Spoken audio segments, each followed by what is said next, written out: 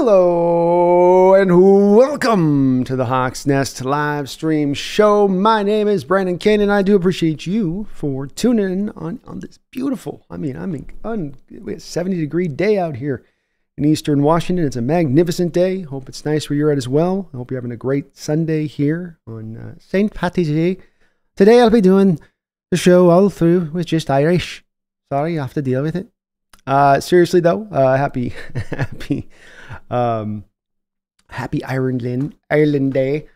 But we're going to do a little bit of talking about a tough subject today. One that is no doubt going to cause perhaps maybe just a little bit of back and forth, and one that I know that definitely strikes certain fans in a certain way with it. And that being what the Seahawks are going to do about the upcoming quarterback situation. And there have been many Seahawks fans who I feel like for a couple years now, they've been sitting there saying, okay, this year's the time now. Oh, okay, this year's the time now. And the Hawks haven't pulled the trigger, have they? They haven't gone for the quarterback of the future. And it would seem now they're going to be faced with another year here with the trade of Sam Howell, with the converting based a bonus thing they did with Geno Smith's contract, to where now you've got your two guys kind of locked into place for this upcoming season. Does this mean that there's no way possible that they could go take a quarterback? Certainly there is a possibility they could go take a quarterback. But if we're going to talk about playing the odds or looking at John Schneider's track record, historically speaking, or just try to view what's going on with the draft out away from the Seattle Seahawks, because I think that that's a part of what factors into this too, what other teams are going to do.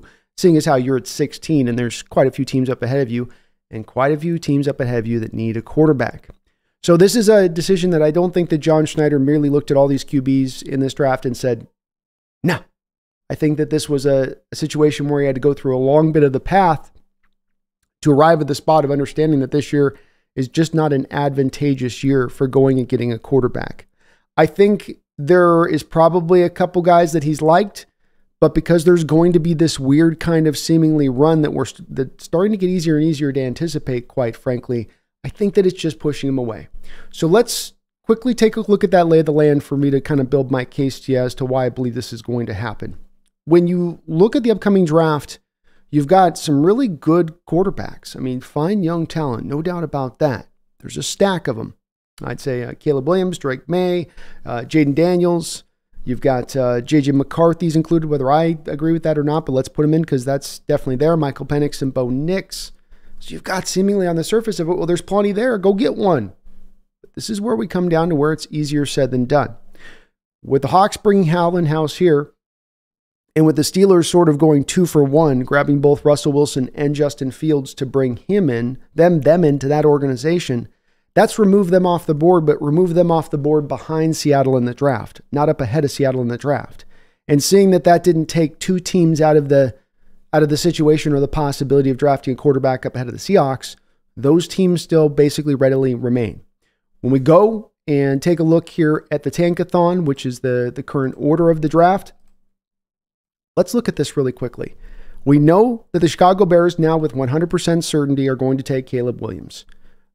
However you want to flip the sequence and how it goes between Washington and New England, there seems like an ever-growing chance here that you're just going to see Drake May and Jaden Daniels go 1-2. Maybe that order flips, but they go. So, if I'm John Schneider out the gate, we're 3 picks into this draft and we've got 3 quarterbacks gone off the board. And I mentioned 6 names. There are 3 left. That's a little bit troubling. Are they going to have a quarterback that lasts to them? If I'm in Johnny Snake, that's 3 gone out. We come back to it again. Arizona, let's try to be pessimistic in places we can be here. They're probably going with Marvin Harrison Jr. or just at least a different asset, being that it seemed like Kyler came back last year and gave him some functional play. The Chargers, likewise, with Herbert, are not very likely to take one, so let's keep passing by them. But then we get to the Giants, who are openly flirting right now with J.J. McCarthy. We're hearing reports that they might just post-June designate Daniel Jones because essentially the Broncos have broached this ground that that's never been broached before in cutting Russell before he's even started his contract. Maybe it will make the Giants feel like that'll take so much more of the heat off of us choosing to do much of the same here if they've decided that they want to pivot off of Jones. And I'll tell you what, you watch Brian DeBoer on the sidelines talking to Jones last year with his red face, screaming, veiny eyes, and you go, boy, I don't know if this is a great match. I don't know if this is a historic pairing here as I'm looking at it right now. So they're looking very, very closely. We're hearing reports of with J.J. McCarthy. You also have the Minnesota Vikings at 11 that are looking potentially at J.J. McCarthy as now they've lost Kirk Cousins and certainly have a very wide open door to a quarterback coming in there and stepping in, a young guy coming in there, if anything. So they're standing there as well, ready perhaps to maybe even trade up with a team like Atlanta. Maybe they would trade up with a team like Chicago. But I think in the case of both Minnesota and the Giants, at least one of those two teams ends up taking a quarterback. At least one of those two teams. So there goes essentially number 5 at that point, or 4, sorry. We've got the first 3 at the top. Now we've got the Giants or the Vikings taking one. I end up thinking both of those have a decent likelihood of both grabbing a QB, but then we're at 4. So now the question starts coming into play. Do those final 2 quarterbacks have true first-round grades by John Schneider's assessment of things? Does he really like those guys? Or is he being force-fit to them a little bit? The other issue comes in that when we look at the other teams beneath Seattle, beneath us inside of 16, there are still some more teams that might jump on both of those 2 quarterbacks. Denver and Vegas are very, very much in play at that point. Again, if these teams don't already look to potentially maybe move up in the draft. The Jets have Aaron Rodgers coming back next year. They're done with the Wilson experience. Is there a chance that they potentially try to draft their quarterback of the future there, just in case Aaron goes down again? As you look at that team this last year, and they had a really pretty good team, but their quarterback position in many ways kind of sunk them last season. Yeah, they had pass protection issues too. It wasn't the only thing, but there's certainly a given thought here that you could see the Jets organization looking at it going, let's get an insurance policy at the least. And then also on the upside of it down the road, we've got our QB of the future. And I could see them definitely aligning into that spot. And so Schneider probably has at least one of 2 things happen here. 1, 5 quarterbacks go up ahead of them at 16, if not a 6th. Or the 6th one that's left for them that's considered top of the crew there is not necessarily one that John Schneider likes, which I think is very feasible. And there are a lot of people pushing for the Seahawks to go take a quarterback right now, but I don't think that they would advocate for John Schneider pressing for a guy that he's not really all that interested in, or if there's a 6 guys off the board, then that's that. Should he trade up for the 4th best quarterback that he's kind of lukewarm, give up future first-round picks, or look at the lay of the land, see a guy like Sam Howell out there for 23 years old, go, okay, we don't have to give up much to get him to kind of get us that year through on this to better further figure it out as well.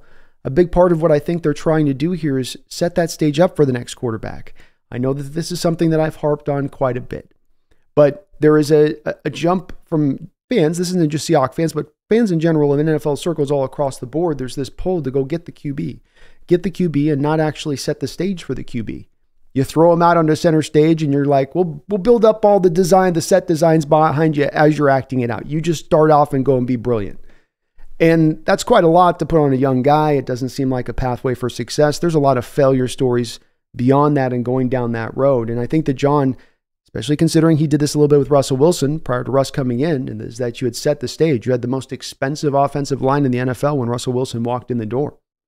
And there definitely is still some work to be done. As good as that offense is, when you look at the offensive line, that's the place that's in much of a dire need at this point as much as anything before you get the QB. You put that quarterback behind that same line from last season, 28th in pass protection, probably not going to be a particularly good outcome, probably not going to help his development too well if you put him under that much duress that often. So get the line refortified, take a look at the lay of the land and understanding that maybe perhaps there's just not that quarterback in this particular draft for us to be able to jump on, and that's okay.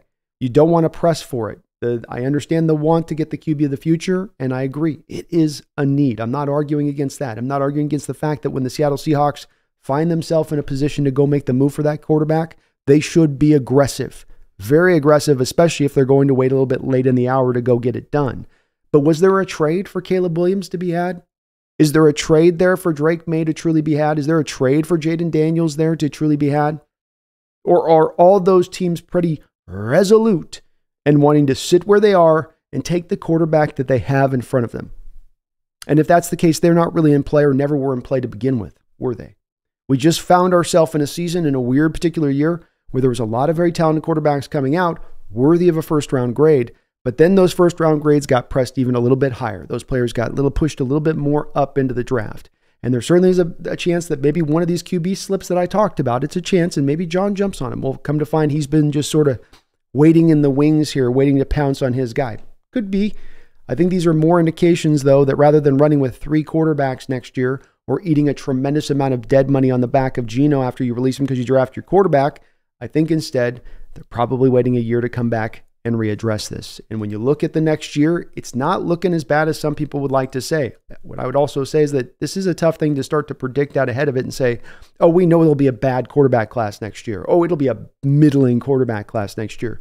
We'll see. The next college season will determine a lot about the value of these players, much in the way the prior college year determined so much in these guys' view of their value and where they got pushed. Michael Penix looked at as maybe a second-round guy, becomes a first-round guy in the back of that season. Bo Nix, much of the same way. Nobody was looking at Jaden Daniels as a top 5 quarterback last year. Not really. They elevated themselves with that final season, and that's what a great prospect should do and will do. And when you do look at next year's quarterbacks, Shadur Sanders, you've got Carson Beck out there with Georgia, Quinn Ewers, who reportedly John Schneider likes quite a bit, Tyler Van Dyke, who's been in college forever, much like KJ Jefferson out of Arkansas, 2 guys that you would get that would be very seasoned and ready to go, theoretically speaking. Dylan Gabriel, undersized guy, one of the higher-rated quarterbacks by PFF last year out of Oklahoma, could be an interesting cat to look at as well. Jaden Daniels out of Kansas. Jalen Milrose, kind of just a mobile guy more than anything else. I don't think he provides a lot of arm talent there. But some interesting guys there. It gets even deeper when you go into here the second page on this. Will Rogers, I believe, over at University of Washington, which should be even though Washington lost a lot of playmakers, still potentially a dynamic group nonetheless. Cameron Ward, now with the Miami, definitely has got a chance to elevate his stock into first-round territory. I don't think DJ Ugalele, he's much like that KJ Jefferson, and then I don't think either of those 2 guys really pushes their stock much higher than it's been, but you never know when the light bulb clicks on. Jackson Dart out there with Ole Miss. So some just interesting quarterbacks along this line. Riley Leonard, the Duke quarterback, who I think might have been a guy that would have caught potentially the apple of John Schneider's eye last year. Could be another interesting guy to pop into place here.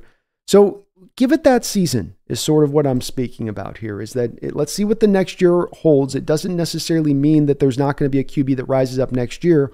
And if they do take care of the offensive line this year, and you look at what they've done across the board here and what they will do with the oncoming draft, being it's not going to be dependent on grabbing a quarterback, meaning they can address all these other real positions that they want to address or whatever comes to them because they've really set the stage well for this draft, then they're going to be able to be in that position to feel okay about giving up those draft assets because the team is truly taken care of. It's truly in a place to contend with that young quarterback. It's not in a, well, we got to do about 4 or 5 other things along with the young kid coming in and, we'll get it all figured out. It'll be like, no, everything's in place. He slides in as that final item. And I promise you, if the Seahawks take this kind of tactic, they're going to find good success with this quarterback on a rookie deal, as long as they, of course, don't completely whiff on the pick and, get a bad prospect. But John Schneider's track record with QBs is pretty good. And I would not expect him at this point in time to do that, especially if it's a guy that he's targeting up in the first round, willing to package the multiple picks to go up there and get next year, which I think will be the next move that you can start to maybe anticipate a little bit of this as we get down into next season. But right now, maybe just not quite the right time to kind of jump in there and strike. And for those, again, that might want to press for that 6th quarterback in the first round that you're jumping on at 16, let's look last time real quick, just a reminder on this, what happened when the Hawks went down that road before.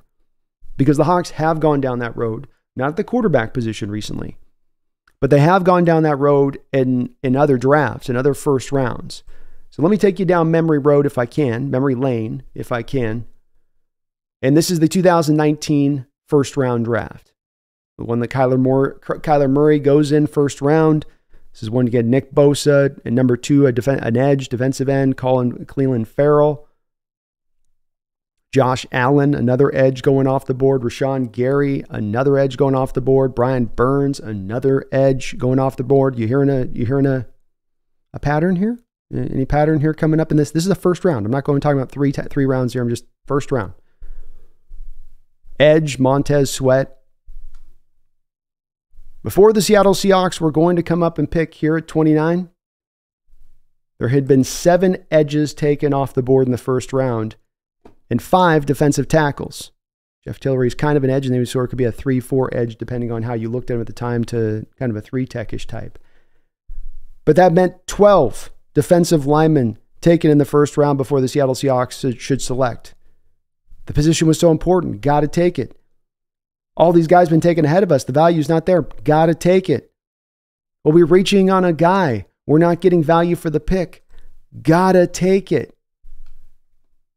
And what road did that lead us down? Taking LJ Collier out of need. Didn't work out, did it? I mean, he seems to have somewhat found a little bit of a home out there with the Cardinals, but didn't work for us. And they gave him plenty of chances to make it run with it. It just didn't. And a lot of that was because they were pressed to the need of the edge, which they hadn't addressed in free agency. We'll get it done in the draft. And then you find yourself in a first round with a run at a given position, and you make not only a bad choice, you reach for it as well. Those kind of decisions that help you fail in a draft. And that's what I think that they're trying to set the stage for here, is success in the draft. They've done it with free agency. As we talked about last time I was doing the live stream show, a lot of what the moves are in this free agent period are to set the stage for next off season, to be able to truly, really go for it at that time. That's why you've seen the basically one-year deals all across the board, the lack of much future money commitment at play. Because he knows, John Schneider, it's not likely right now the time to go and get this done. It's probably going to take a little bit of time to get this figured out. But next year, you're going to be in a good situation. A lot of cap money to spend, perhaps a willingness to trade up in the draft. Still probably, I would say, when it all gets broken down, a good strong 4 to 5 guys willing or worthy of being taken in the first round. And whoever you go get doesn't have to be a Superman at the quarterback position.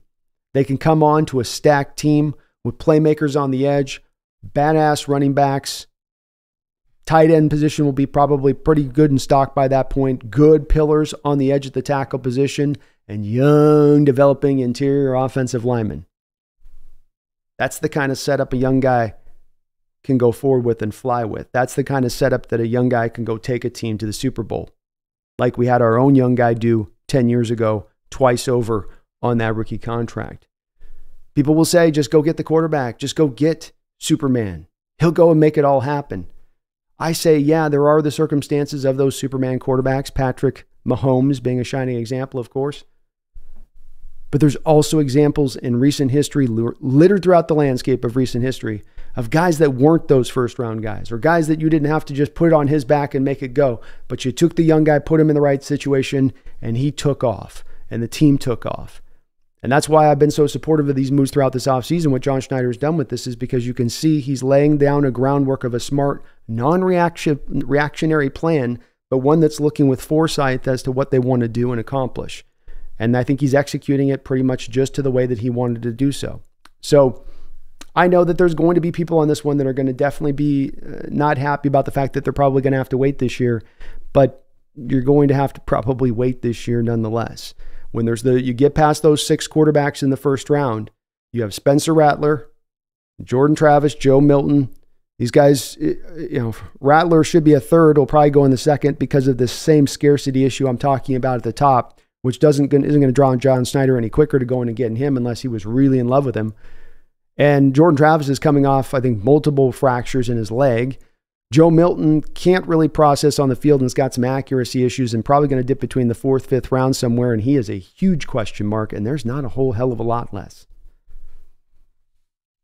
It just kind of pared down. There were guys seemingly about 2 months ago where this was looking like you were going to have 4 or 5 guys into this role from the 2nd to the 3rd round to maybe look through that were really good quality, that had some upside, that could give you a pathway of accomplishing what you did with Russell Wilson in the 3rd round.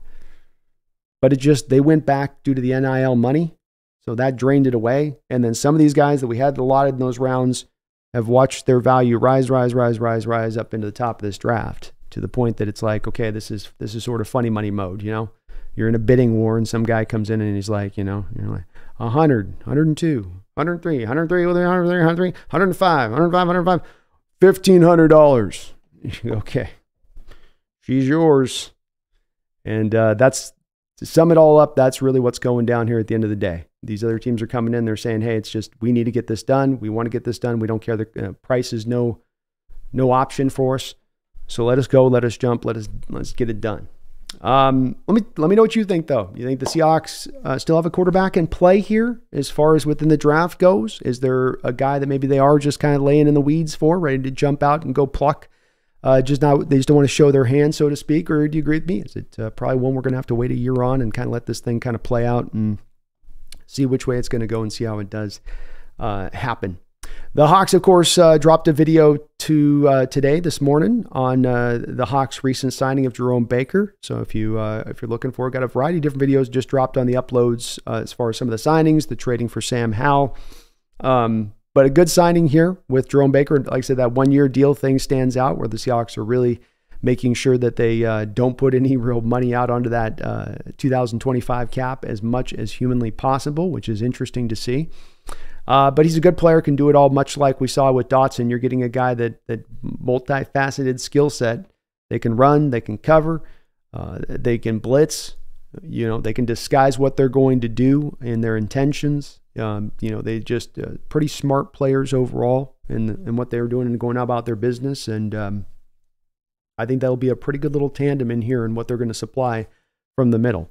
So solid additions. I know some would be going, why wouldn't we just get Bobby at 8.5 if he was at 8.5 and this one cost 7? But I think that the team just sort of like we've talked about before was ready to just turn the page and say, let's call it a day on the past experience here and just move this thing fully forward into a new era. And that's what we're going to get now as we go forward. So he's a good player. I probably like Dotson a little bit more than Baker. I do like Baker though a lot too. And you are getting all these guys in on this sort of prove it contract. So nobody's going to be settled in here in the first year feeling like they can take it easy and not be coming into camp in tip-top shape, needing to give their all. I mean, you've got a lot of guys on those hungry, it's kind of echoes of when Schneider and Carroll first came in here with all the roster churn and just, kind of keeping guys on edge. No spots guaranteed. Competition's king. Maybe we're drifting, if I can speak today, we're drifting back into that a little bit now with some of these moves. But I'd be interested to see where people stand now as we've got ourselves a good week into free agency, a good feel of where things are going for them. I don't know how much more money they really got to spend at this point. I'm still waiting for all the numbers to kind of trickle out and give us the final, this is where they sit cap-wise. I'm sure they're squeezed pretty tight at this point.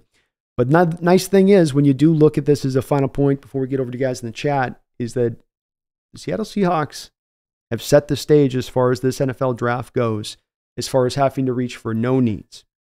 You look at recent history, like a guy like LJ Collier I just talked about, who you totally outright reached for because that was a position where you desperately needed something from the draft to provide you productivity, and in year one at that. Seahawks have done a good job in this draft of learning from their lessons as they enter into it. And what I mean by that is go look at the roster and the landscape of it. How many dire needs are really sitting there now on the books as you look at it? How many they've got to get this done in the draft. They got to wrap that in the draft. Not too many. Receiver, taken care of. Running back, maybe you need a fourth guy. You can get that as an undrafted rookie free agent, really, if you wanted to. Quarterback, 2 set. You're good to go. Tackles, 2 and 2. 2 and 2. You're good to go. You have 1 center, 1 right guard. You obviously got, or 2 centers and 1 right guard. So you obviously that's where the main place is as you look at this roster that needs to be dealt with. But then that's it on the offense. You flip over to the defense. You're three techs deep at defensive tackle. You've got 2 nose tackles. You've now flipped out Bobby and Jordan for Dotson and Jerome Brown. You've tendered a guy like Radigan. Certainly could stand to potentially draft another guy of the future here, no doubt about that. But you've at least got your starters in place. You're not drafting for a starter is what I'm trying to say at this point, or having to draft for a starter. If you walked in this draft with no Jerome Baker on the books, and you're just like, okay, let's just wait it out until we can get ourselves a Junior Colson. Cornerback-wise, much of the same way. Woolen, Witherspoon, they still come back. You got them in the mix here. Trey Brown, Michael Jackson, still in the mix. Brought back here. Artie Burns, here to help out as he can down there, especially down the slot. You signed 2 safety. You got your 2 safeties in place now with Rashawn Jenkins and Julian Love, and you got some younger guys that you could bring back behind them if you wanted to. You don't have, obviously we'd love to see that maybe upgrade a little bit, but you're not pressed to do it. And that's it. look across the board, you go, okay, so defensively, I mean, you've filled the bodies up there. And what I'm meaning by all this, in my roundabout way of kind of presenting it, is that you're going to now have the opportunity through the draft on every single pick to take truly the player that you have at the top of your board. Think about these big boards and how they appear. You got them by position, right? Whether you have guys in the first round, second round, third round, fourth round. But then you're also going to have a board as a team of just true value. That thing that you've already done beforehand to predetermine if it's between these two guys on the board at the same time and they're both second round guys or they're both third round guys. Who's the guy we have over the other? We don't want to be thinking about that in the moment. You don't want to be processing that in the moment. You want to have thought that type of stuff out ahead of time. And so the Seahawks get themselves over to that point. They get over the board, and who's the highest at the point of the board? Not what position do we need? What do we got to stretch for? Who's the highest guy we got graded on the board right now available? That guy. Take him. And when you do that, you create successful drafts. And this is not a guessing game on this part. This is not a part that I have to sort of try to invent for you guys. Go listen to any John Schneider interview over the past 2 years. He has been asked every time on, well, it's starting to pair out a little bit now, but for just about that first year and a half, especially after last year's draft, he was asked time and again, what did you guys do differently? How did you pull this off? You guys had these 2 drafts that were just amazing. What did you do? And he's told you what he's done. We've leaned into value. We've determined that ultimately that's the best and smartest way to go. And it's brought them this kind of success over the past 2 years. And just one reason why I think you should have a lot of confidence for this upcoming draft, that it's probably going to be more of the same. You're not picking in the top 5. You're not picking in the top 10. But John Schneider has committed from where he was in 15, 16, 17, 18, 19. He's changed from his position there where they got pulled into need. Why did it happen? Because you had a stacked roster and you started doing that thing where you're like, well, we're pressed by the salaries of the stacked roster. And so let's try to use that draft to squeeze in here and squeeze in there when we lose some of these guys. And it had him leave value for a time being. But he has returned. It's the right way. It's the proper way. And it's going to bring your Seahawks success in this upcoming draft, I do believe. But let's see where you guys are at today. Happy St. Patty's Day. I hope everyone's having a good one out there and imbibing responsibly. But we're doing a little fun here today, too. I'm going to do with the chat. Just have kind of the subscribers only on the chat. Trying that out today a little bit. Give our mods a little bit of break from some of the trolls. ALG Investment, how you doing? Chad Hart, what's up? Trip, go, drip. Do you think we should trade for A.J. Brown if he's not extended next season? Wait till free agency?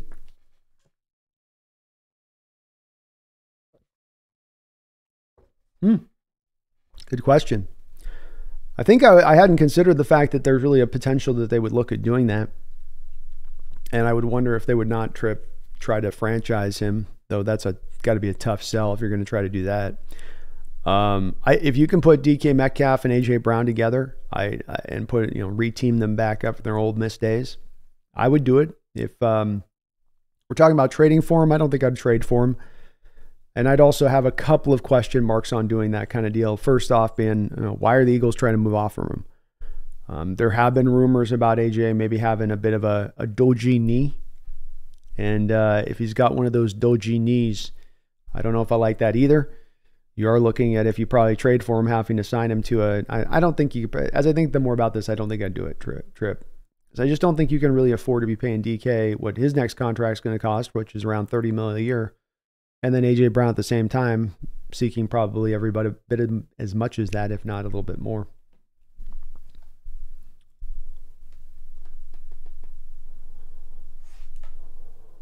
Yeah, good morning, football breakdowns. You solved that one quicker than I did.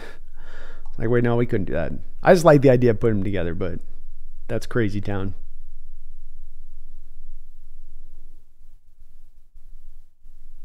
Thomas says, yeah, no, it's sorry. Oh, you guys are talking there. Let me get down here to the...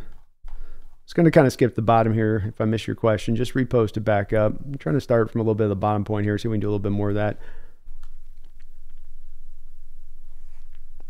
Metal Dragon says these guard contracts remind me of the receiver spike we saw a few years ago. Well, it's definitely tuned up a little bit with that. John mentioned it the other day in his press conference that they've gotten a little bit perhaps out of control. And that's certainly when you're talking about $20 million per year. Hunt's a very good guard, but whoa, Nelly. Good morning, football breakdowns. I agree. I think we're going to trade back in the second round too. That's still, I think, the number one intention here. Number one intention.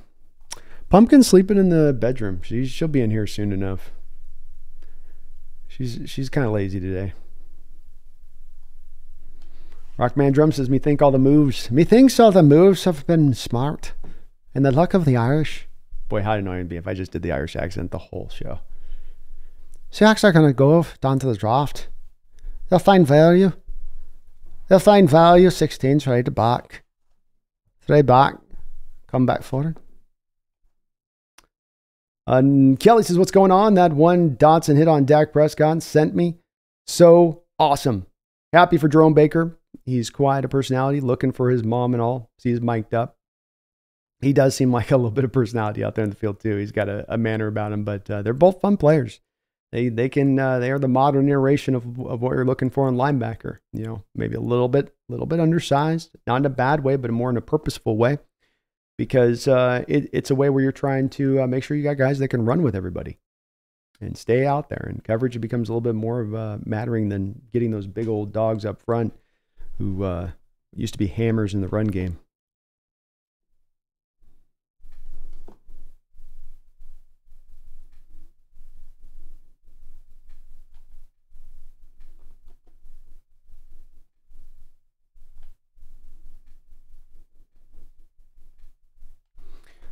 Haley, I do think Sam Howell's got some real potential too. I know there's a lot of Hawk fans that are just getting kind of stymied by that 21 interception number, and it's getting them just stuck, and they can't kind of get off of it. It's just sort of surprising to me, because you have a guy like Peyton Manning, for instance, his first year in the league, he threw 29 interceptions. And, so you go, it's kind of what happens when you're trying to go through that learning period as a young quarterback. Especially when you're being asked to throw as often as he was being asked to throw in that Washington offense in his first starting season. But to kind of just, think that he's done at 23 in his development, that the story sort of said, again, I've got a different understanding of guys' development. There's certain things you're not going to be able to push any further from him. He's not going to get any more mobile or develop any more arm strength, but he's got good amounts of both of those.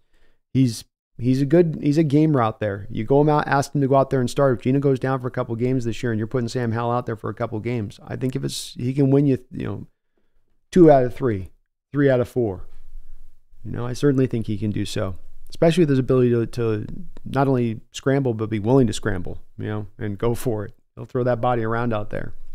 He's the kind of quarterback fans will root for, because when he goes out there and just kind of throwing his body around in a way that you can just tell he's giving it all he's kind of got. But, I agree. I like his upside. I think it's very hard pressed to take any 23-year-old kid and say that this kid's done.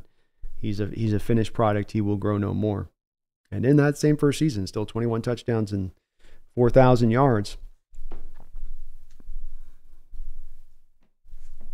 Isaac says, preach. Rebuild the trenches first. You build the foundation before you build the house. That's it. That's exactly it. Beautifully put, Isaac. It's something I believe in so very much, and it's grown even more through the years, the longer just watching the sport and watching teams who do this the opposite direction. Because much like finding success stories of those quarterbacks who are good because they've landed in environments that are very suitable to them and helpful to them, there's a lot of supporting cast around them. So too do we have, the flip side of it, of those teams that have made that determination, like some fans advocate for, where they say, just go get the quarterback. We'll figure out the rest downwind. How'd that work out for Chicago?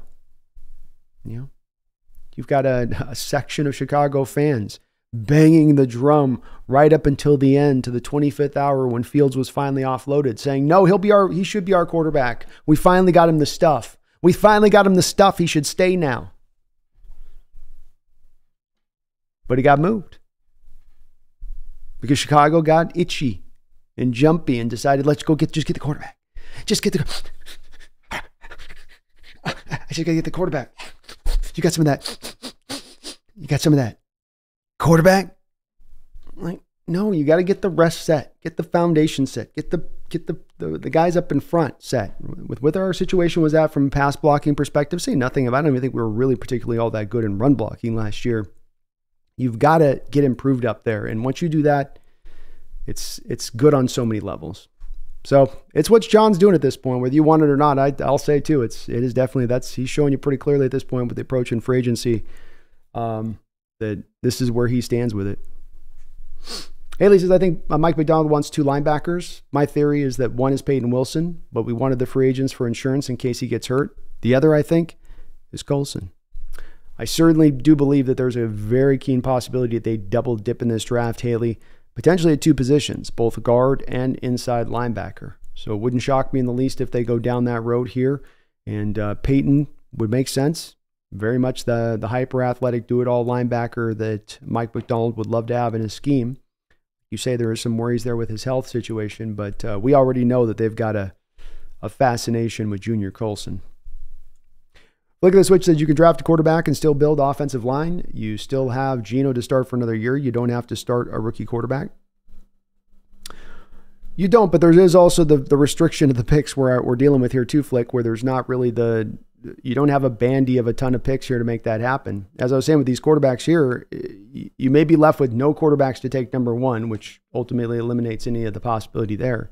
If you're going to have to trade up in the draft, the cost is going to be probably pretty high. So if we're talking about moving up to 8 or 7 and you're giving up a future first-round pick and probably one of your third-round picks, then you're at a point at that point where you have no selections between the time you've taken your quarterback at that point all the way through the 3rd round, because you've already just traded the 3rd-round quarterback for Howell. Or I guess if you hadn't traded the 3rd-round quarterback for Howell and you wanted to select, then you're probably at least giving a 3rd round in addition at that point. So you have just 1 3rd round, and it's at the depth of the 3rd round at that point to try to start then building that interior of the offensive line. As we saw, Flick, with the prices for the quality guards that were out there here in free agency, the cost would have been tremendous to try to make that happen out there. So it's one of the things where I think you have to kind of, where I feel like John Schneider is kind of in a position to have to more pick a lane on that, where you can't get it all done in one off season with that, where he's got to sort of, do I want the quarterback or do I want to be able to take care of the offensive line here? Appreciate where you're coming from, though. Flick of Switches, if you have a chance at Penix and you pass him up and he goes on to be a star, it's going to be a very bad look. Yes, it would definitely be one that there would be a lot of people that would get a little bit upset about that and look at that and be upset. I would offer again that not every situation is exactly the same. And a Penix going to one situation with one type of offense, with one type of offensive line in a particular state versus where ours is at, it's a bit of a different flipping of the switch there. If he goes to Denver, who was 6th last year in pass protection and seems to have that offense in a place where they can somewhat protect their quarterback in that way, they're just looking for a guy that can kind of process and go through and make his reads and hit it and back foot, let it rip, which is exactly, of course, what Penix does. Well, that's maybe a different situation than what you were going to put him into here with some of the development that you still need to undertake with the offensive line. It's more of it's already in place situation more than it is we need to build a situation. So is it apples for apples if he goes there versus going here? Different offense, different supporting cast around him? I don't think it necessarily is. And what's good timing for one team doesn't make it good timing necessarily for another. Johnny says, do you think the current moves have helped to narrow down what they plan to focus on for the draft? In a way, as I was saying at the top, I think, guard you're going to probably hit twice. Linebacker you're going to probably hit twice. Safeties have got a good chance. Everything else is kind of in a pretty taken care of state. So in general terms, yes to that. But I think it's as much to the overall picture of things here, of course, Johnny, big picture, being that they're going to drive towards that value base of their draft. So if they are in the 1st round and, there happens to be, I'm trying to think like, well, let's go 1st round. Dallas Turner slips and falls to them at 16. As I said, in that presumptive scenario, you've got 5 or 6 quarterbacks off the board there by the time they pick. He's the best edge they've got in the draft. Now, technically, they've got a need to guard that's bigger. Technically, maybe they've got a bigger need to middle linebacker. But you go to that value board and you go, yep, that's the top edge we have in the class here. He should not be there for us by our perspective at 16. Swoop him up. So I think that's also what is a bit of an overarching part of this as well, because you wouldn't walk into this draft necessarily saying edges at the top of the list. Having drafted 2 edges in the 2nd round in recent years, having given Uchenna Nwosu the big contract extension, and still having Darrell Taylor magically on the books. But I don't think it prevents them nonetheless, Johnny. I don't. I still think that that value-based thing can push you into that way of doing it sometimes, where now you're picking the positions that aren't of even sub-need. But it also is what builds out the biggest, best roster when it's all said and done, in my opinion. Chad Hart, where did Sam Howell go to college? He went to college at UNC, North Carolina, and had a hell of a college career at that. Thomas says, I feel that it would be crazy if they wait another year on quarterback when more than likely Seattle will be mid or very good depending on who they draft. These quarterbacks aren't as talented as this year's group. It's possible with that. I will say, Thomas, it's a very tough thing to predict that type of stuff year to year. I feel like every year we're sitting here at this time of year or, into like July and everybody's saying, Spencer Rattler is going to be a top 5 pick. Sam Howell is going to be a top 5 pick. And then we get through the season and we come to the other side of it and it's a much different scenario than that altogether. And those guys are dipping or falling down. And sometimes it's like Caleb, they'll solidify and come back. I'll give you that we're not going to see 6 first-round quarterbacks probably next year's draft, to your point. I do think, though, Seattle will be better attuned at that point to package picks up and move up. Maybe we've got a little bit of a lesser possibility of there being so many darn teams up ahead of us that want quarterbacks desperately. And then remember, there is always that alternative door number 3, where if we absolutely positively cannot get the quarterback in the draft and that's just not working, that you do have the option at that point of going down the road that's also found some success in recent years, which is looking for that veteran, maybe quarterback that starts to find themselves available off a team because it's just not worked out. If next year you come to find that Herbert and Harbaugh are not a fit, not saying that that's going to happen. I'm just giving you that, right now we think of it as this quarterback situation set and everything's all good, but something happens in a year from now to make it not all good like that. That's another pathway that possibly could present itself. I know it's unlikely and, everything's, we're going to probably have to get this done in the draft. Not saying that, Thomas, but I do think that there's a good chance you still find 4 to 5 first-round quarterbacks next year. And with you having the rest of your team put together like that, I think you just feel a lot more solid if you're John to package those picks and then get that guy at that point because the rest of the team is kind of locked, stocked, and ready to go. Thomas says, but I will understand if they wait till next year. It's how we do know Seattle in the position to get the quarterback next year. I do think, Thomas, it'll be an aggressive position they take next year if they do wait. It will be not one that we have to kind of guess about what they're trying to, get. They will be like, okay, we waited until the evening on this one. What's up, Michael Crowhorse? Good to see you in the house.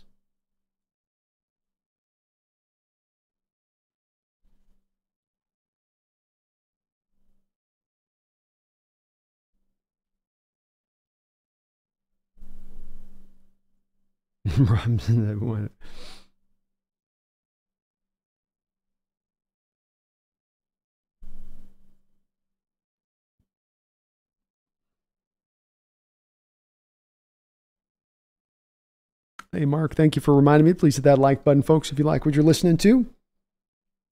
I would really appreciate it. What's up, Alan? Thomas says BPA is fine, but constantly waiting because fear that these quarterbacks aren't good. Constantly waiting because fear that these quarterbacks aren't good. Plus, who says next year's crop will be better? It could be like 3 years ago when the quarterbacks aren't good at all. It could be. I think that it's very rare in an offseason where there's not going to be some options presented to a team if they don't present themselves in the draft, I would say, Thomas. And it's certainly something that you could be facing here a little bit. I think that when you look at Sam Howell, I think there's some reasonable upside to consider there. I'm not saying, again, he's the quarterback of the future, but again, I don't think the story's set on that kid at 23 years old myself, Thomas. As far as, yes, it's one where you got to eventually go and find that QB, but you don't want to do so out of desperation. And that's a little bit of what I think is pulling on this right now from some people, not your perspective necessarily, but from some people's perspective is we just got to go get it. And that doesn't necessarily lead you to the right door of quarterback. Simply allocating multiple first round picks to move up in a draft that there's a consensus, everybody else thinks this guy's a first round guy, doesn't necessarily make that guy worthy of being that guy to go take. And it comes back again to the evaluation of John and him especially having a good eye with this, Thomas. If it's his perspective on this, that the quarterbacks aren't good enough in this draft, then should he make that pick? If his perspective on this is that he have to overpay in draft compensation to get guys that aren't good enough, Is that worthy of making that pick? And I wouldn't want him to do that. And while I like a lot of these quarterbacks, again, I past 3 on my opinion on this, Thomas. Past 3, it gets very murky. You're talking about J.J. McCarthy, Michael Penix, Bo Nix. It gets murky. These guys are going to go in the first round and probably in the top 15, but it's the scarcity of the position, the supply and demand of their selection that's driving that, not necessarily just their silver bullet prospects. But I get where you're coming from. And I know a lot of people share your opinion on this one. Card crazed. Seattle won't draft a quarterback this year. It'll most likely be a reach. I'd rather trade down and get more picks, as offensive line is really deep this year, as is defensive line. That's the approach I would take as well. Card crazed. I would move down, get the line built up, and get this thing truly set up. Truly set up. Zen Lunatic, I thought they would draft a backup with Howell signing. No way. They aren't carrying 3. That's very true. Not carrying 3 for sure on that. Can't see it. Wouldn't be prudent at this juncture. Thomas says, we can't keep saying let's wait until next year on the quarterback position. While I think Hal is okay, is he better than MPJ, Nix, etc.? He is closer to McCarthy based on my research. Is he better than MPJ?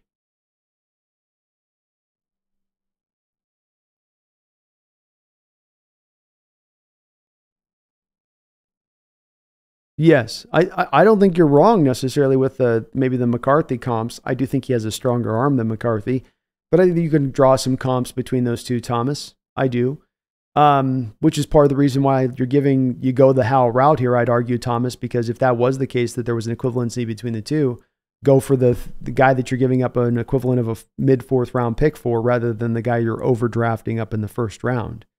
So, yeah, I do. I agree with you on that. But that's why they went this other direction with it. It comes back to that point of John just wasn't that into this quarterback class, you know? All the quarterbacks in this class are reading that, you know, he's just not that into you books. All of them. John Schneider's just not into you. With John's face on the cover. Oh. But I get it, Thomas. I think that what it is, you just don't want to stretch. You don't want to stretch for a prospect that you're not sold on. You don't want to stretch for a prospect you're not sold on with a foundation that's not really firmly in place. I think when you go those 3 of the factors coming into place, you'd like to avoid all 3 before taking the quarterback. At least 2 of the 3 if you can, in getting your next quarterback, I'd say. Haley says, ready to turn the page, but the angry mod told me it's because JS can't walk and chew gum and should be fired.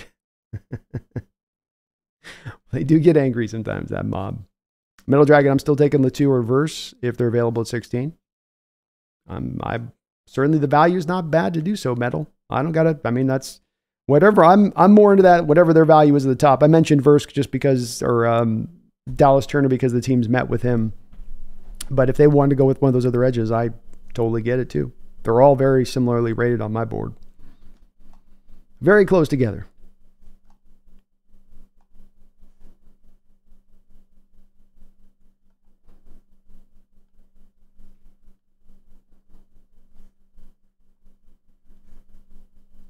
In Jam B, bottom line, got to strengthen the O-line for anybody playing quarterback position. That's where our focus needs to be. It is, and I agree. I look at it like almost a cardinal sin in football to take a young quarterback and put him behind a bad line. I think it's wrong on so many levels because it's wasted assets. It depresses his value because he's not able to be at his best. It builds bad habits in the quarterback. You potentially also get him broken. And then even worse, we've seen a new thing here with the Bears situation with Fields almost, where you potentially then end up offloading a guy that you never really truly had a chance to fully figure out what he was and who he was. And Fields very well may be bad. It very is possible here. I just argue that we don't really know if you don't provide him that supporting cast to make a true, honest assessment of the kid. Not that everything had to be perfect, but just not everything bad, kind of across the board. Oh, I got a couple donations here. I'm sorry, a little bit slow on that. So let me catch up on these. My bad.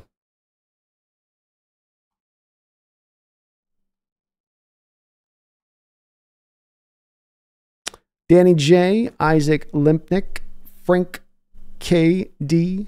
I think that's the 5th. And Thanos Smith, thank you for subscribing to the channel and becoming a member as well. In addition to that, I appreciate you for doing that. Welcome aboard, y'all. So thanks for joining up. I don't know if somebody had gifted there or if it just pushed it all through, but it kind of all came in at once, which was odd, but awesome. Welcome aboard. Garth Knight, thank you for the $5 donation. Good to see you in the house, brother. He says, in honor of today, give me your top 5 Irish last names. McNabb has to be up there. McNabb would definitely be up there. McDonald's got to be up there too, right? I mean, that's got to be the Darbys, right? We got the Darbys have got to be included, Randall.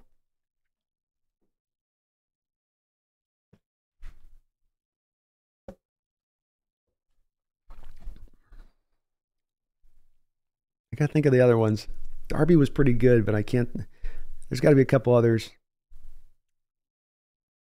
Murphy. Murphy's that's a pretty Irish name right there. It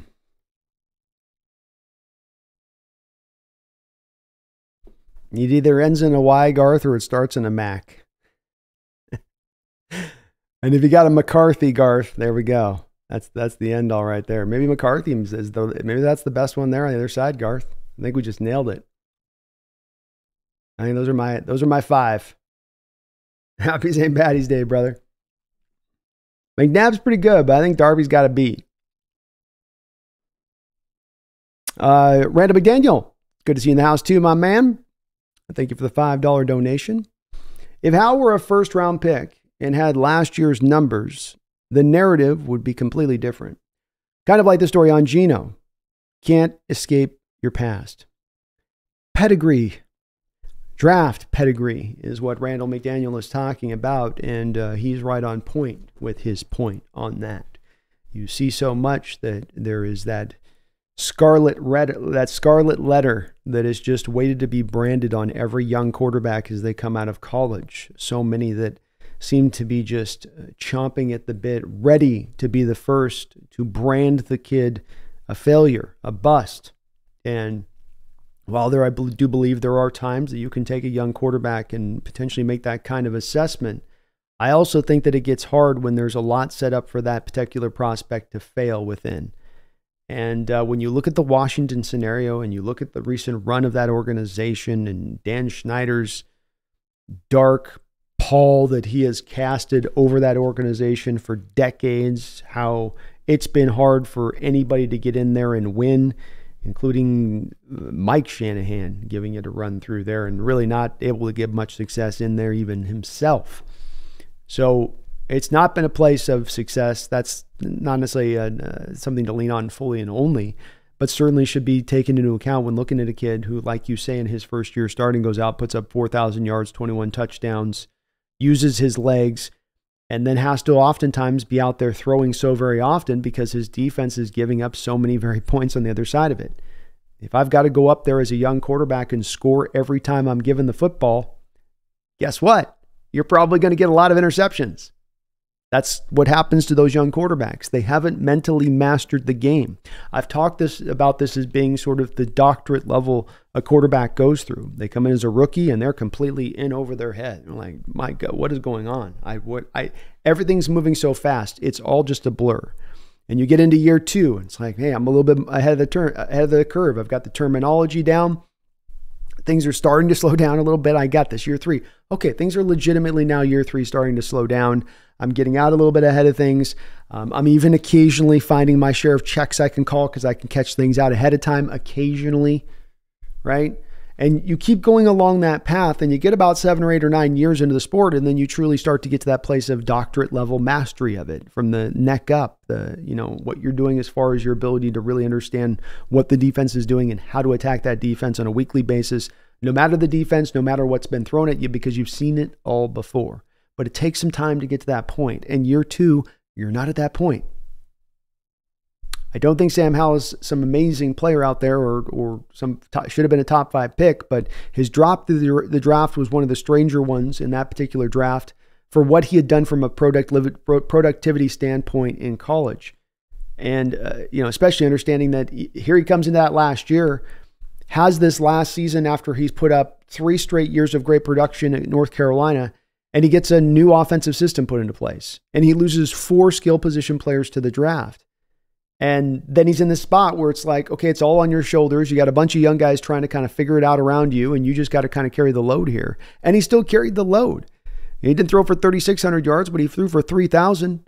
And unlike running for only 200 yards the year before that, or kind of 200 yards on a yearly basis there at North Carolina through his first 3 years, he added almost nearly 1,000 yards on the books in that final season.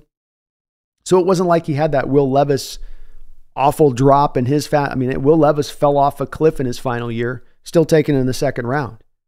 And you didn't get that in Sam Howell. I felt like he got a little bit untreated in the draft and how he dipped and fell for the skill set he was bringing and his ability. He's got true ability. And the story's not set, Randall. I agree with you. I think you're right about the whole, draft pedigree thing carries over, and it does both ways. If you're a former top 5 pick, people will hold you in that high esteem for a lot of years, even past maybe what you've done as far as performance on the field. And if you're a later round pick, they're just looking for a reason at times to just sort of like, he's trash. He got to the 5th round. Teams never get that stuff wrong. They're always 100% right on that type of stuff. I'm like, well, yeah, they're right a lot of times, but they miss too. Thank you, Randall. Appreciate the donation. Megan, thank you for the $2 donation. Megan Gock-Roger, a lady from Dan Enda. Says, McDonald is Scottish, not Irish, B. Is that true? Oh. I've been wrong about something for many years. Probably not the first time. But, wow, okay. You learn something new every day, Megan. Thank you for that. McDonald's not Irish. There has to be a few McDonald's that are Irish out there. I think there was some cross-pollination going on, I think there was a few rowboats crossing the waters through the night, if you know what I'm saying. Haley, thank you for becoming a member of the channel. It's good to see you in the house too tonight. Hope you're doing well. Appreciate you. I know you're also membered up for me over on the Twitch side. Saijan, thank you for the $5 donation. It says, in the draft, what would Christopher Watkins say to address our needs? Say, Seattle fans, you got no needs. You're high in the hog. You're up on your throne, sitting there, happy, drinking from your goblet. Why? Because you're in the pole position, Seahawks fans. I'm telling you now, you just got to look at it the right way through my particular mirror. Because if you look close and deep, I'm telling you, look deep, look it down, right on the barrel. You'll see clear how close we are, so close. And this draft, it's not sexy. It's not going to blow up anybody's skirt. Just got to look at it right. And what I mean is now that we're looking at this in the right way, because you need a line. You need guards. I need road graders. I need people that can move other men off the line of scrimmage all the time, moving space, blockers. We don't have it. A quarterback now dead, killed if you left him here behind this line. Don't do that. No, I say, let's do it a different way. Let's be smart. And then we'll get there. Promised land. Eventually, patience. Seahawks fans. Super Bowl. It's coming soon. Just need some more offensive line. Thank you, Zajan. Appreciate the donation. Hopefully the walking is not too bad today. Watkins psyched. Watkins hyped. Watkins loves John Schneider's moves. It means Super Bowl future. I'm telling you now.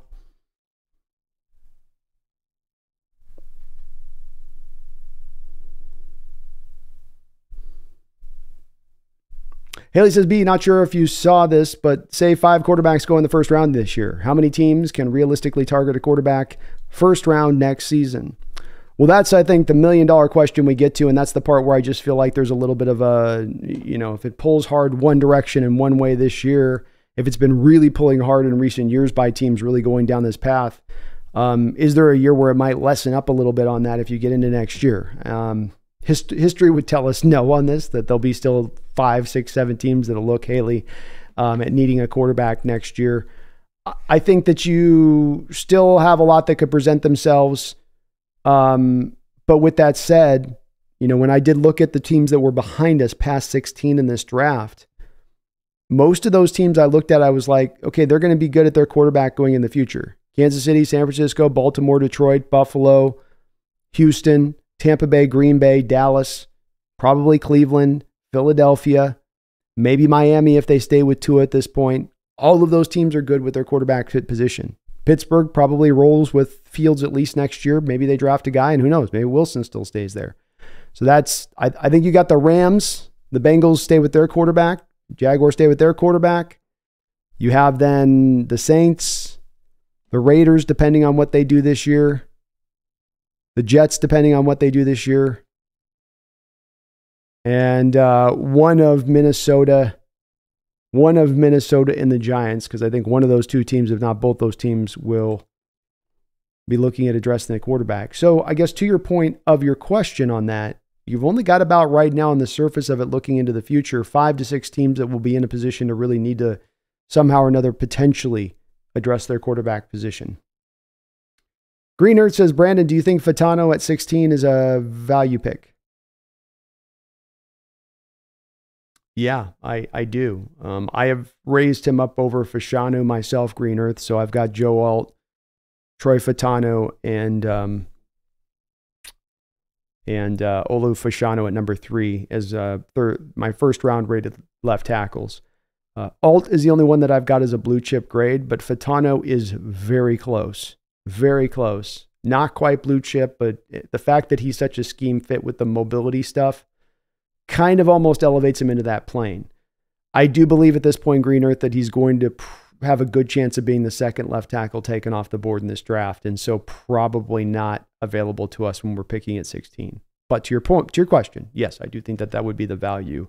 That would be a value selection to take there. He gives you a 2-for-1 with his left tackle, left guard ability moving forward, and the mobility side of what he brings to play is exactly what you need for this new scheme. Especially understanding that he's worked with Grubb and knows just what he's going to need to do from day one in this offense. You're going to get his impact running full speed day one, the kind of transition that you don't typically get from players. John says, Brandon, excited about the linebacker duo we brought up. Think we finally have some guys that can cover at the second level. Just hoping McDonald can fix up our run D. Both of these guys in the tape that I've watched on the All-22 have at many different times over flashed out there in coverage. I wouldn't call either of them, Fred Warner type shutdown linebacker coverage types, but good. Like that's a plus side of their game, and it can be relied upon. And you're right. Yeah, they bring that level to this defense. They're both very much able to do different things too, John, where it's not just coverage. They can come up and fill the hole as a linebacker. They can read off of misdirection. They can hide their intentions pre-snap as to what they're doing. It's part of why you have a guy like Jerome Baker that's got almost 23 sacks in his career through 6 seasons because he's so good about disguising when he's coming on the blitz. I tried to show one cut up in the Jerome Baker video that I did where you see him sitting there pre-snap and the quarterback snapping it, and he's got the timing just perfect to where he's got that nice subtle forward momentum going as the snap's happening, but the pass protection has picked up to just the defensive line, meaning he's going to get that clean path because he didn't show his intentions too early and have them recognize it in their pass protections and how they set it up. So he gets that lane to get through, and you see him doing that a lot on his tape. He's got a knack for being able to just time it just right, and he's so very quick with that burst that he goes from here to where the quarterback is really quickly before the QB can get through his reads and get the ball out of his hands. And that's going to, both these guys bring that to the table here. So very, very interesting skill sets that fit in here. They can both play Will. They can both play the Mike. I mean, we talk about the safety position being one where you're going to ask for the free safety to play strong safety and the strong safety to play free safety. Well, this is going to ask you at times to where they're going to sometimes confuse offenses, I feel like, to where in watching the tape at times with what these guys did even on their other teams, you could see times where you're like, I think he's set up as the Mike here. It's like, oh, I think he's here as the will here on this one. He's more on the weak, he's running weak side on this. Oh, okay. So it also makes it hard to predict what they're going to do pre to post snap as well. Because we all know that that's what offenses do, right? We've all heard the mic'd up. You can hear it on when it's a quiet audience or crowd out there. We got the quarterback going up there and he's like, 55's the mic, 55's the mic. Well, if they're fluctuating that sucker, makes it harder to identify. And the identification is a big part of what then runs that play.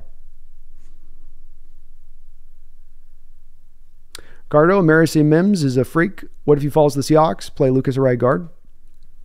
I would more look at moving Amarius Mims to right guard myself, Ricardo. I don't know if Lucas can bend enough to get down there. And much like the question above about Fatano, I do have Mims as one of my true blue Ricardo blue chip prospects in this draft. So if he does fall to you at 16, I don't got any problem taking him. And then you just figure all that other stuff down the stream a little bit, But I would probably lean to try and move him. He's 6'4". You could probably put him into guard a little easier than the 6'6.5" Lucas, who's got a little bit of knee problems. I don't know if we're going to ask him to want a knee bend like that, but he's a good player. Good player. Snail says, B, are we sure Howell doesn't have starter upside? You don't need the best quarterback in the league to win a Super Bowl. And if we do, then we're going to be waiting for some retirements. Yeah, that's a good point there, Snail. And no, that's exactly the case that I'm making is yes, I think he has starter upside in this league. I do believe that. Can Sam Howell become a Matt Hasselbeck type back in the day, with a little bit better mobility? I think he could. I think there's upside here. I do.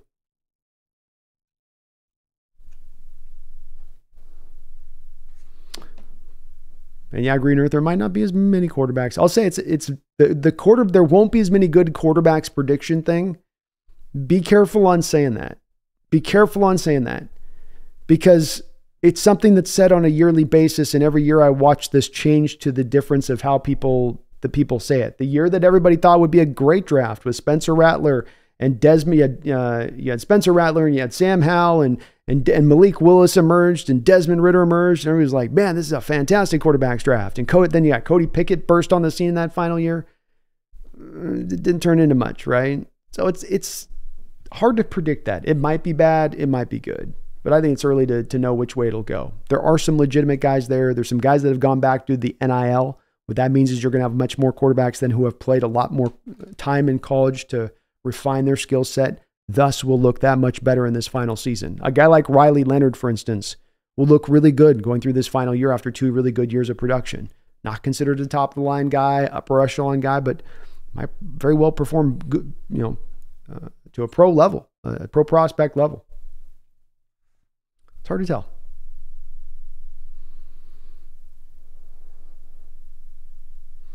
Sam Dog says, I'm honestly still shaking my head on the Howell trade. Personally, was hoping to draft our next quarterback.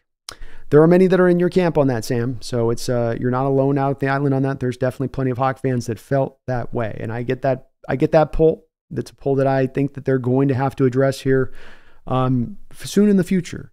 But I think you got to know the time to strike on this, and the time to strike just wasn't quite the right time, unfortunately, because of a lot of things that are outside of the control of the Seahawks in this given case, unfortunately.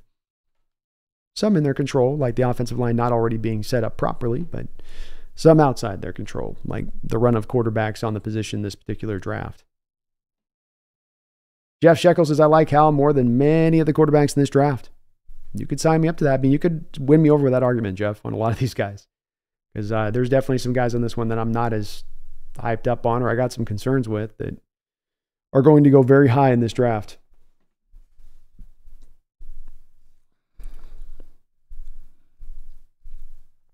Michael includes multiple sacks in each game. My worry is the Jets, Rams, and Dolphins games where he didn't complete more than 12 passes, but he's compared to all these quarterbacks and coming in the draft. Yeah, Thomas. Sorry, you're speaking of Michael. My bad, Tom.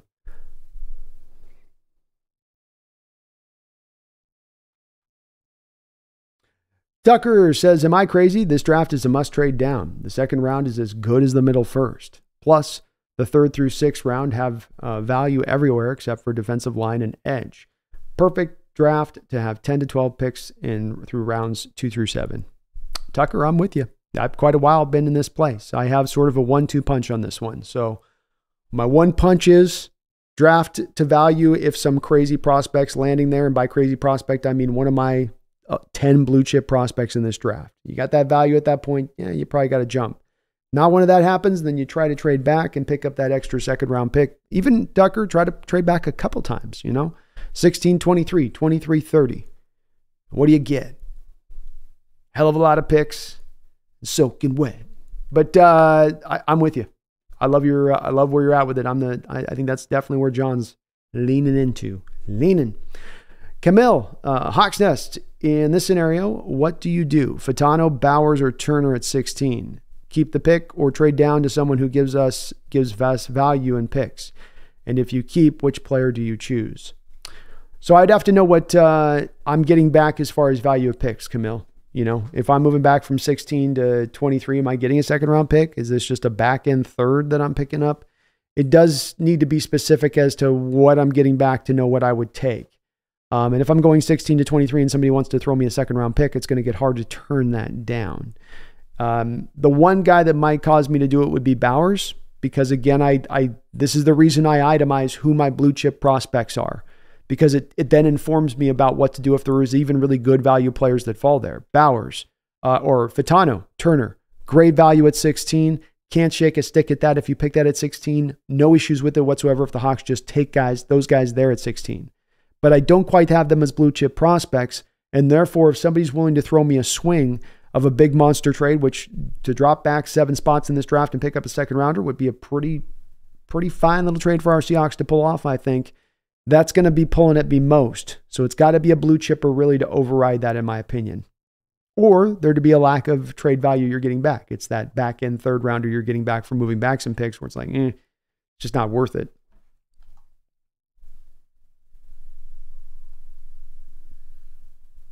What's up, Jag Sports Talk with Jose Rodriguez? How is it going, man? It's good to see you in the house.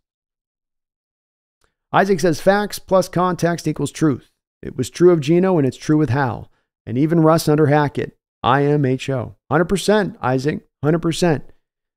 We get driven at times to try to find the simplistic answer in things. What's the easy answer for me to look at this quickly and come away with the determination? It's harder at times to get a little bit deeper into the layers beneath the surface that might tell really the whole and the true story. And you're right when it comes to Geno or Sam Howell, that sort of scarlet letter they have to wear was so undeserved. We've learned that about Geno, and I think we would absolutely learn that about Sam Howell if he got an opportunity to start with a good supporting cast around him. You get an offensive line cooking and ready, and you put Sam Howell in this offense versus the offense he had out there in Washington. In the spread concept, this is the other part. This was really the finisher for me with Sam Howell, is that great sophomore year he had where he threw for 3,600 yards. And he helped to put 4 of those guys out in the NFL to be drafted. That was a year where he was playing in a spread system.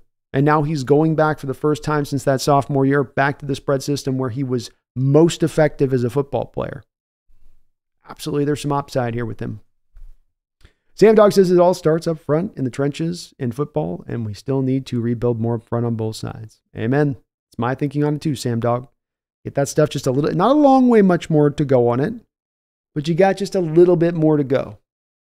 Get one more year through of going, and then next year, let's hammer that quarterback position. Let's aggressively, tactically address it at the time when everything's right and ready for us to do so.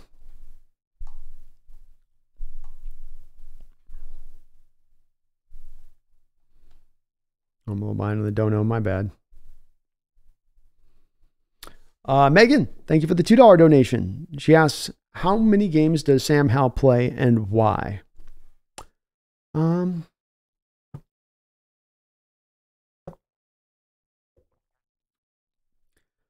Sam Howell ends up playing 4 games for you next year.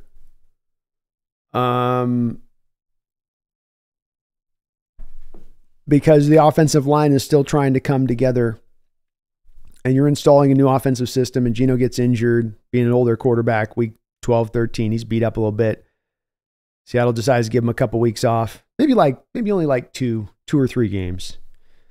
But it'll be because of a Geno injury. I don't think if there's a Geno injury, I don't think that Sam Howell beats out Geno quite where he's at in his process. So I don't think Geno is going to play bad enough to get himself pushed off the field.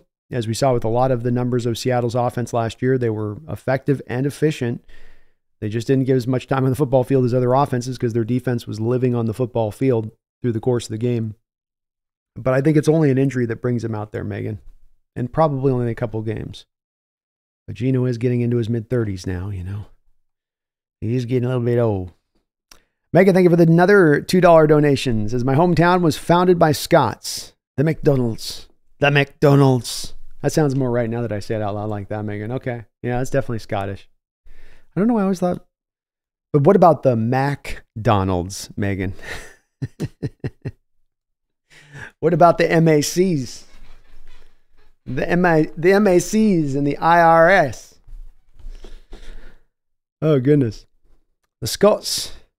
Bloody hell.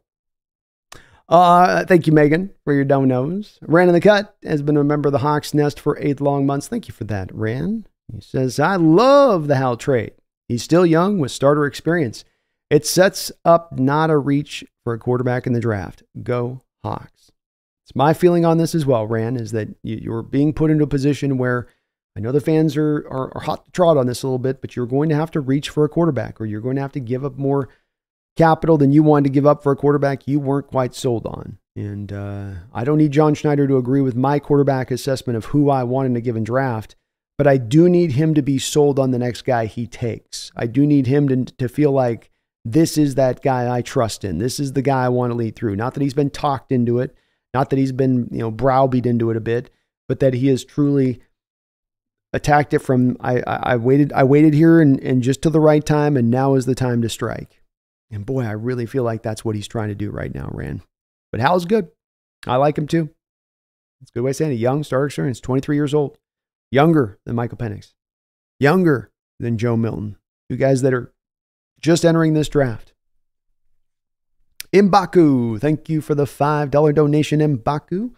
And it's great to see you in the chat tonight as well. It says, kind of tired of the Sam Howell hate. He's a Seahawk now. Let's root for him and wish for the best. Thanks for all you do, B. Yeah, I definitely am one who's going to push back on it heavily in Baku because I trust my assessment of the kid and was actually more impressed than other people are by what he did last year. Put into a bad situation where there were 21 interceptions. Yeah, there was 4,000 yards, 21 touchdowns. There was one of the league leaders, I believe, in big time throws he made across the sport. A guy goes out there and is put in a position where he's not got things set up well for him, but still finds a way to keep his head up above the water. I'm going to come away from that impressed, not dismayed. And it's such a you see so many commonalities in doing this channel through the years and interactions and outlooks on players, and quarterback position is one that's it's an odd one. It's so, I think, hard to kind of quite assess what is what. But you would think a little bit in Baku that the way the hates come out is it's a little bit almost equivalent to what you hear from like a Wilson with the Jets. And to me, Sam Howell went out there and gave you way more productivity, way more ability, was way more functional as a quarterback than Wilson. But the way Hawk fans are talking about him is almost to the equivalency of a guy like a Wilson for the Jets, who is truly flamed out as a top 5 pick. And I'm with it. You're going to hear me keep having his back, just like I will continue to have Geno's back. And I will continue to say, take a quarterback in a bad spot. And boy, does Sam Howell got any comparisons to Geno? Let's see. First stop, not necessarily in an organization in a good shape, good space. Check. Defensive-minded head coach. Check. Not the most talented of offenses that you're having to work with what you're working with. Check. A defense that's not exactly holding its end of the bargain. Check. I see that confluence of those different parameters all come together, and I go, that's not a quarterback that you should necessarily paint as done. There may be something a little bit more there in him. It doesn't guarantee there will be, but it doesn't mean that the assessment should be there, that they're ready to be thrown into the pit, locked, close the gate, don't let them back in. There's no chance with it. And I'll tell you what, if Sam gets on the field, some of these Hawk fans that are like, I don't know if I like it, you're going to love the way he plays. Because he's gutsy as hell, and he's going to lay it on the line. You know, you're not going to have to question this kid's heart when he gets out there. But maybe he'll sell these folks yet, M'Baku.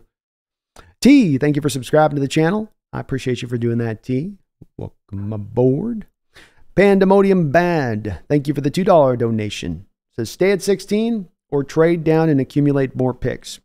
It's that 1-2 punch for me, Pandemonium Bad. So it's punch one, you come at it and you go, okay, is there one of my blue chip guys? So let me, as always, I like to show this. It's a good time to show my horizontal board. You guys want to see my horizontal board? You want to see my cool, super cool horizontal board? It's kind of a big deal. It's kind of huge. So, what's going on with my horizontal board right now? This ain't good. My horizontal board's jacked up right now, folks. Okay. So, we've got my horizontal board here. Way too big right now. I don't know why this is so big. It's too big. Sometimes it can be too big. You know what I mean? So, here's my horizontal board. I've got, to answer your question, that Pandemonium Bad, if I'm at 16, I'm looking at, is one of the blue chip prospects I have in this draft, Caleb Williams, Drake May, Jaden Daniels, Marvin Harrison Jr., Malik Neighbors, Romo Odunzie, Brock Bowers, Joe Alt, Talise Fuanga, Amarius Mims, or my one defensive player that I have with a blue chip grade, that would be Quinyon Mitchell. Is one of these guys available on my board when I'm picking? If it's not the case, and that's not occurring, then I will be looking at the forefront at that point, Pandemonium, to trade back. I'm still even open to trading back if I happen to be picking there and a blue chip guy's there. I need to have my socks blown off. Not partially blown off, okay? Not off the edges of the toes. I'm talking, I want that thing blown off, flying across the room, and it hits the wall with the offer that John Schneider just got handed on the phone. It's got to be that deep. Anything short of that is not enough. But that would be my given strategy going into this draft if I was John. And it's really that line between the blue chippers to that line, because as someone else said in the chat, I'm sorry I don't remember, so I can't give you credit, but as somebody else said in the chat, it's very much, once you go from 11 to 60, 65, 70 in this draft, the talent level is all very similar between all of those players. The guy at 52 is not that much different from the guy at 18 as far as his upside goes. Different pluses, minuses to their games, but the upside is very, very similar at that point. So why not get more of those picks in that range rather than pick less of those potential guys if you have the opportunity to do so? Great question, though, Pandemonium. Randall McDaniel, thank you for the $5 donation. It says Mitch Trubisky and Drake May both going top 3. Same program as Howell. Measurables, similar. Think Sam slipped because Mitchell flopped. Hear any official stuff? Think Sam slipped because of the Mitchell flop. I don't know too much, Randall, on the Mitchell flop.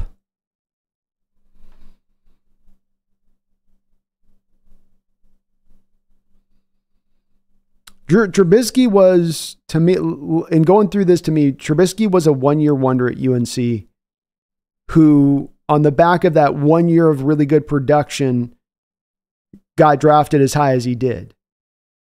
With Drake May, he's got a little bit more of the little bit bigger, little bit more arm strength, right? But that's why he is truly deserving of going in the top 3. And then with Howell, you had Randall, a guy that had the truly 3 years of production in college versus a guy even like Trubisky. But why a guy like Trubisky goes top 5 in a draft versus a guy like Sam Howell, that goes all the way into the 5th round, it didn't make sense to me. It's why I do say, Randall, I don't think that Howell got the fair shake of the hand by the NFL as far as his valuation coming out of college, especially considering this. It's not Sam Howell's fault that in his junior year, his final year in college, he had his whole offense changed in his final year, or that he lost all of his skill position players from the previous season. You know, it's a factor that should have been brought into bear on what was going on with his situation there. And I don't think he had any injury concerns coming out. I don't know why he dipped, Randall. I don't. It just seems like the NFL wasn't willing to give him much of a pass in that final year, rather than it being, well, you were learning a new offense that was completely different from the spread-based offense that you were running prior. You had less talent to work with around you, and you looked a little worse because of that. But even in that little bit of a worse, it's like, this is where I come back to the thing that I don't get on Sam Howell. His little bit of worse was going from 3,600 yards to 3,000 yards. And then he upticked his rushing from 200 yards to 800 yards. But you have a guy like even a Will Levis last year, who in his sophomore year, pretty good. Looking like an NFL prospect, 24 touchdowns, 13 interceptions. Comes back last year, the year before he was drafted, did Levis. Did not look good at all. Now, you put a lot of the same reasoning on Levis that you could on Sam Howell, where you say, yeah, but he didn't have any, he lost a receiver or two to the draft. He lost a lineman in the draft. He didn't have much to work with. SEC he was playing within, and he got battered around because of that. But still, he didn't put up the type of season that was close to what Howell put up in his final year. And he just dipped to the top of the second round. Doesn't make a lot of sense to me on the Sam one. That draft, it made sense to me that Pickett dropped. 1 year of production at Pitt. He had been kind of mid through most of his college career up until that point. Malik Willis had a Liberty, that small school, and the tape was not particularly good. And Desmond Ridder riding kind of on the back of a real magical Cincinnati season. I liked him a little bit, but there was definitely some obvious questions with him. Even if you liked him at the most, you liked him kind of second roundish. But with Howell, I was kind of like, I could see him going almost in any round of that draft. I did not think he's going to 5, though, Randall. Thanos says, do you see Seattle as a Super Bowl contender in 2025 or 2026? I know 2024 will be around 8, 9, 10, and 7 season. It might even be a little bit less wins than that this upcoming year, Thanos. As they've really, I think, more been willing to take a bit of the hit for 2024, more to open the door for 2025. I think because they've taken a bit of that hit right now, for instance, Thanos taking the full hit of Jamal Adams' dead money hit this year. Moves like that, keeping everything on a 1-year contract this year to keep the money off the books for next year. This all to me signals that the team is going to be in more of an aggressive state next off season, and they're going to try to go forward in 2025. And I do believe that they should have the talent to get that done. All of it will be mostly really dependent upon whether or not both schemes are able to be onboarded. Does Grubb's college spread system work here in the NFL? Can Mike McDonald translate his defensive scheme for a third time in about 4 years to another new destination? That stuff happens. You absolutely could get there from a resource standpoint, and the money that you have to spend and the draft capital that you need to steer if it's to go pinpoint on certain players at certain positions. Brian E says it's really playing with fire, but I'd hold 16 to get Bowers. And then if he's off the board before then pull the trigger and trade back. We think very much alike, my people. Very much alike, Brian. We're on the same page. Blake says you don't have to start a rookie quarterback this year. You have picks to solidify the trenches both this year and next before you start a rookie. Before you start a rookie. Yes, agreed.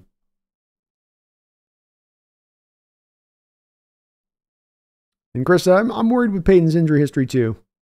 He is good though. And those testing numbers are backed up by what you see on tape. He's not just a workout warrior. He is legitimately twitchy. Camille Thomas says, HawksNest, who are your biggest sleepers in the draft? I would say at running back, I think at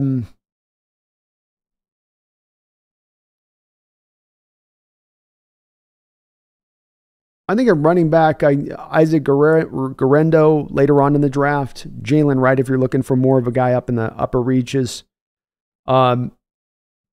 Receiver, there's so many guys. I like Luke McCaffrey, late 3rd, even if he can dip into potentially the 4th.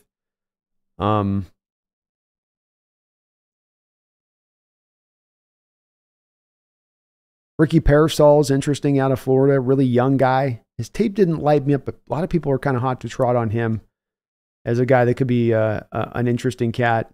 I'll tell you, watching some of Jermaine Burton's film out of Alabama, another kind of middle round guy that he's got some flashes of Doug Baldwin in his game. Might be the guy in this draft that reminds me most of Doug as far as any of the receivers, if you're talking about that one. Tip Ryman for the tight end position, or A.J. Barner, Michigan tight end, could be interesting cats, I think, to target as far as that goes. As far as offensive linemen, it gets a little bit tougher. I'm still kind of getting through the full depths of the 4th, 5th, 6th round linemen. It's always kind of a slog getting through lineman prospects, unfortunately speaking. But I think I look to more of those guys that you potentially are looking at who could be transition guys, guys that get kicked inside that are playing tackle but would fit to guard and be athletic guards for us. Jordan Morgan, Dominic Pooney, Matt Goncalves. I can't say his name, but certainly those would be guys that stand out. Tanner Bortolini had himself a great combine, but his star wasn't, his prospect status wasn't necessarily the brightest coming into that. I think that he definitely emerges on the Hawks' radar because of how athletic he was, and his tape is really good on top of it. Defensively,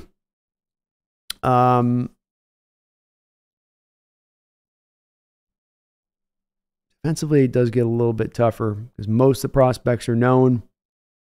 I think Cedric Gray, Jalen Ford, and Edifon Olofosio could get drafted a lot higher than people are thinking in this draft because I do think that they have really elevated. I think a guy like Mike Sanistrill, he's the best slot in the draft out of Michigan and a very unique player, could end up being a guy taken a lot higher than people would think given his, he's a little smaller, not the biggest guy size-wise out there to make it happen. Katan Oladipo out of Oregon State, I like him as a safety prospect. And a guy that you can get probably 3rd, 4th round in this draft who's got kind of an interesting skill set back there. James Williams to me is a guy I talked about a lot, but I still consider him a sleeper because nobody exactly knows where he fits as a linebacker or safety in this upcoming future. But he's an NFL football player. He's going to find a home, and I think he's a really, really good one at that. As far as maybe just a pass rusher, it is a lean pass rush. I don't think that John Schneider, unless there's one they take early, I don't think we come back into getting a pass rusher later on in this draft. I did like the tape of a couple sleeper guys I'll mention are Muhammad Kamara and Javon Solomon.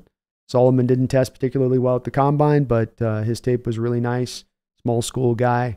Same thing with the other guy. I don't know where they'll go exactly, but they could be two sleepers who could be interesting.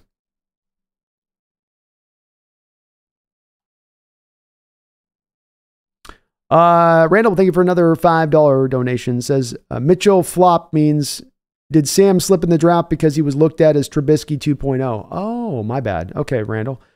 Did you hear anything about Sam off the field in college? I definitely think if you're a school that doesn't produce a lot of college quarterbacks and then you produce one that's taken in the top 5, that... And then you flame out, Randall, and you're in the midst of flaming out, right? Like the flames are still licking you as now another one of those kids coming from your same school comes out as a prospect. Yeah, I think that there's probably inevitably going to be some of that. We saw this for years at times with, for instance, and maybe CJ Stroud's going to change this a little bit now, Randall, but of course this has been said for a while with the Ohio State quarterbacks, whereas I like to bang on the Baylor defensive linemen. So, you never get out of any good on any of those, but that could have come into play on that, Randall. The interesting part about this, though, is that it doesn't then come into play on Drake May. Drake is not going to make it past 3 picks into this draft. So that would be my only question in that, Randall, is, how much of a big impact was it, being that seemingly Drake May is able to avoid the Trubisky curse? Or is it just the fact that it was happening in the time and Trubisky was going through that flame out period just as now Sam Howell's entering the draft? And maybe that's why it more uniquely impacted him more than it would impact a guy like Drake May. Where, hey, maybe even Sam Howell's recent last year's performance with 4,000 yards tells the NFL like, oh, no, you can find a quarterback in the NFL out of UNC who can play. Trubisky was just crappy. I don't know. That one's kind of hard to say on that one, Randall. I'm not too sure. Would feel like maybe it would affect it a little bit, but I truly honestly don't have a good reason as to why I think Sam dropped. I did not hear anything off the field about him. We didn't hear about any cocaine problem, no big drinker issue that I heard of. So nothing was really ever said about that I heard, Randall. Nothing. It was one of those just kind of strange drops. I can't even remember it being really highly picked apart off the film study and stuff like that too. It was just more of, you'd hear people going, well, he's just doing too much, Superman kind of stuff in his final season. Rather than like throwing the ball away or just, letting a play, just not, he was trying to make something happen, which is understandable given that environment. We talked about being new offense, young guys all around you, trying to make something happen, especially as you're trying to elevate your stock in the final year to get yourself picked at a high enough state, Randall. Would have been interesting too, Randall, if he had been able to come out in his sophomore year, where he would have gone in the draft. Another kind of little interesting twist on that. Jay Frost is hating on the Howell trade, tells me zero faith in John Schneider. I disagree. Dude's a genius. I love it, Jay. Let's go. John says Howell's a better, cheaper alternative to Locke. I think he has as much, if not more, potential than Locke. I agree with that. I agree with that completely. Yeah. Great thoughts today, folks. I love where we're at. Miller says, I think we draft linebackers and guards and maybe a corner and some safeties. I think that's about the spot we'll be in as well. Yes, sir. Green Earth says Brock Bowers is a blue chip talent. He was obviously the best player for the best team multiple years in a row. That's how I see it as well. That's part of why I would say if he's at that spot, I'm going to have to jump.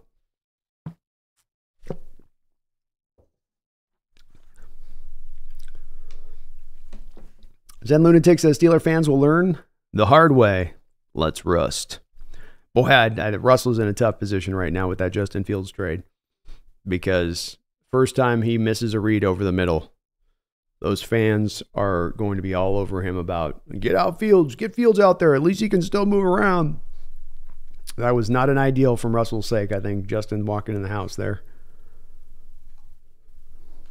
Kind of be interested to know if he knew that Justin was coming in there prior to going to Pittsburgh. And if he didn't, whether or not that would affect his decision to go. Tucker says, after Bebe, Graham, JPJ, and Fatano, tell me your 3 favorite guards for later on in the draft.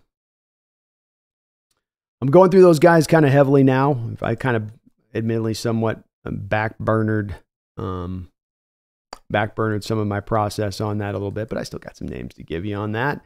So Bebe, Graham, JPJ off the board. I think my next set of guys that I would look at would be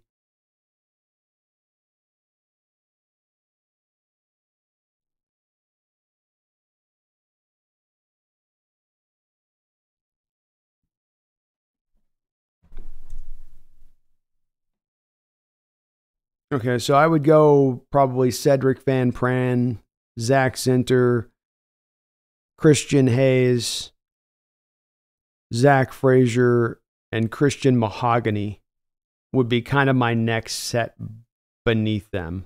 Brandon Coleman potentially also in that mix. I got to go back and watch Coleman's tape. Frazier, I'm a little worried he doesn't move well enough. But Christian Haynes and Mahogany, I think, would be fine. Zinter's got the injury, but he's just too good on the tape not to have him up pretty high as well on that. Yeah, Haley, Olu can't play guard. You're right. Olu can't play guard. He's strictly a center. No, Ricardo, he's too small. You got to be like 315, 320 now, right? Like 20 years ago, you get away with being sub 300 pounds, but you got to be 320 at the guard position now. If not, even up as high as 330, 335. You got to be a big boy now to handle those defensive tackles. And Jeff, I think someone will make John Schneider a great offer. A value player drops, and this, to me, it's just as much as a potential blue chip guy dropping. It could be that there's no blue chip guys, but there's a player that another team has, Jeff, with a blue chip grade. And this happens because you end up with the 6 quarterbacks taken, 5 to 6 quarterbacks taken in the top of the first round, 4 tackles taken, 3 receivers taken, and some guy gets pushed down. It could be that top edge on the board, and some team loves a guy like Dallas Turner, and they've got a top 5 grade on him. And they're willing to throw you the lock, stock, and smoke and barrel to make it happen. And John gets that offer and he jumps. I think that's what he's definitely hoping for. Justin H., it's very tough to draft a future franchise quarterback. Do you like the way JS is traded for Howell? Low risk backup quarterback floor with possible upside to start the 2025 season. Yes, but I will say, Justin, I've got to own my own biases on this, right? I want to always try to make sure as I'm throwing biases out and sometimes painting a bit of the adversary I have on the other side of this and their outlook of it, I've got to own my own aspect on this. And that is that I'm heavily driven by less of the thought process of the modern mentality that quarterbacks are ultimately superheroes. And you've got to go get your superhero in order to have any hope. I think that you do have to target a quarterback. I think that it's something that needs to be made a priority. I think it's definitely still the most important position in the NFL, but there is still a team behind that guy. And I think that I like the way John Schneider's gone here, Justin, because I don't think that there was necessarily a clearly convenient, easy way for them to go get the QB of the future in this year's draft. I also think the timing wasn't exactly right. And what I really like about this Howell trade is you get a guy in now at cheap on the next 2 years of a contract. And this allows you to be able to sustain the Geno deal if you need to for not just this year, but moving into the future. Or you can move this guy to be a starter for cheap into the future and go draft the backup QB of the future, and then they duke it out. Now you've got some more flexibility past this year moving forward at a very low cost, like you talked about. So I have no issues with this move whatsoever. I applaud it all the way around because I just don't think getting a quarterback in this draft was really, at the end of the day, feasible unless Seattle really wanted to stretch and do things that weren't probably healthy for the organization in the long term. Thomas says, you and Brandon Nelson have said that Schneider never trades up in the first round. Like I said, I'm fine with whatever, but we can't ignore BPA if quarterback is available. We can't ignore BPA if quarterback's available. No, Thomas, I agree. I mean, let's take a proverbial scenario here. I'm anticipating Michael Penix is taken in the first 16 picks. You know, you move back once, you move back twice, right? Let's say then you're picking right at the start of the second round. You've picked up an extra second round pick, maybe a couple third round picks by moving all that back and forth and all that, what's not. And then you take a Michael Penix at that point. You know, that's to me not then at that point being driven by the value or the how many guys are being ripped off the board at that point. You're really picking to the, like you say, the best that would be at a BPA spot. I don't know if you're at that BPA spot if you're at 16 versus some of the other positions that I think, you know, rather than you taking the sixth quarterback off the board then at number 16, how about we take that first edge or that first tight end? You know, which one's more valuable on the value chart? And it's hard for me to see the QB as the fifth or sixth guy taken off the board more and better valuable than what's likely to be the highest rated at one given position in a couple of different areas.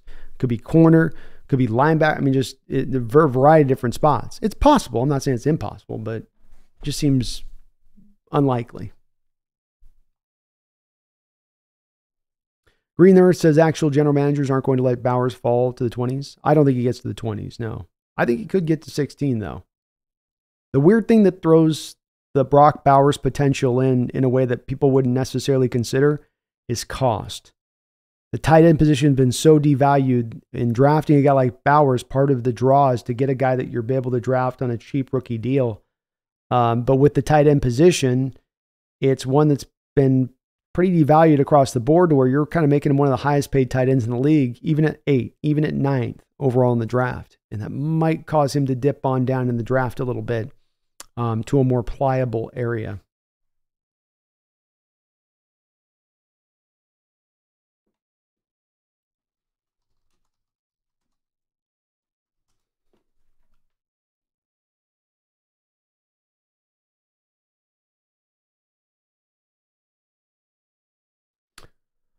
Fields is better than Howell and played better than he did last year. Hell, the rest of the NFL doesn't feel that way based on what Chicago was able to get for Fields. Seems like if that was the consensus, Huey, that's the way they felt, that Fields would have gone for more value than Howell went, but Howell went for more value than Fields did. So I've always said I don't know where Fields really is. He might be better than Howell. He might be tremendously worse. I think part of Huey and part of our old time honored conversation on this we've had for multiple years. You know, you get a quarterback at the first stop that doesn't have a supporting cast around him. It's hard to necessarily evaluate that guy. And I've said that about Fields for a very long time. But I also say you don't know these on the other side of that either. He might be good. He might be bad. It's kind of hard to say on that one. Part of the Howell trade that factors into this that would have factored in with the Fields thing is that it's a one-year experience as well with Fields. Meaning you have to bring him in, give up the draft capital, get him for one season, and then you're pretty much at a point of deciding on giving him a new contract or giving him $20 million a year, whereas we have Howell on a cheap contract for the next 2 years. And that's a part of the puzzle that can't be ignored either on this. Chris, I feel like we should at least get a vet at guard like Zeitler. I'd like to see it, Chris. I don't know how much he fits on the scheme, but I'd like to see it nonetheless, just to get a little bit of, certainty there at that position, because we are definitely lean at the guard. Cozina, Jimmy says, first time comment. Well, thank you for that, Jimmy. I think the Hawks have set themselves up perfectly. Pick 16 leaves them open for the best available or trade down for a later first and a second round pick. I'm excited to see what they do. Me too, Jimmy. I'm very, very encouraged by what I've seen this offseason by our moves and our direction and our strategy. And I do believe you are right, that is the intention at this point. That's the way that John Schneider would like to lean with this is if there is that real great guy that blows him away at 16, fine. But I think he does have a bit of a preference for getting that second round pick back. Come hell or high water.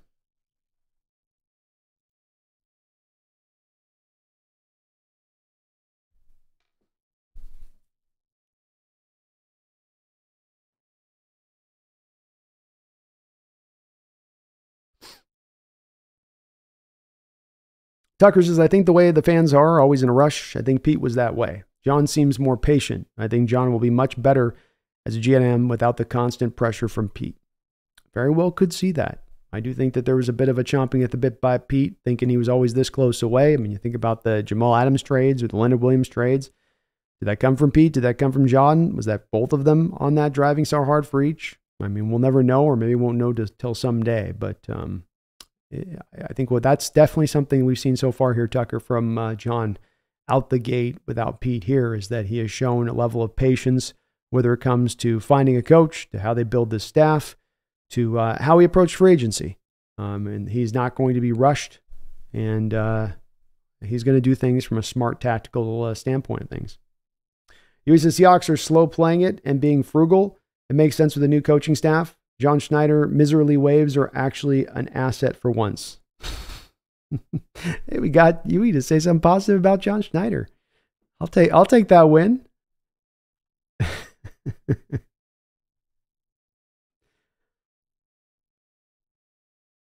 Justin H. And what's John Schneider, Mike McDonald's Seahawks identity? And how do you want this Seahawks identity to look like?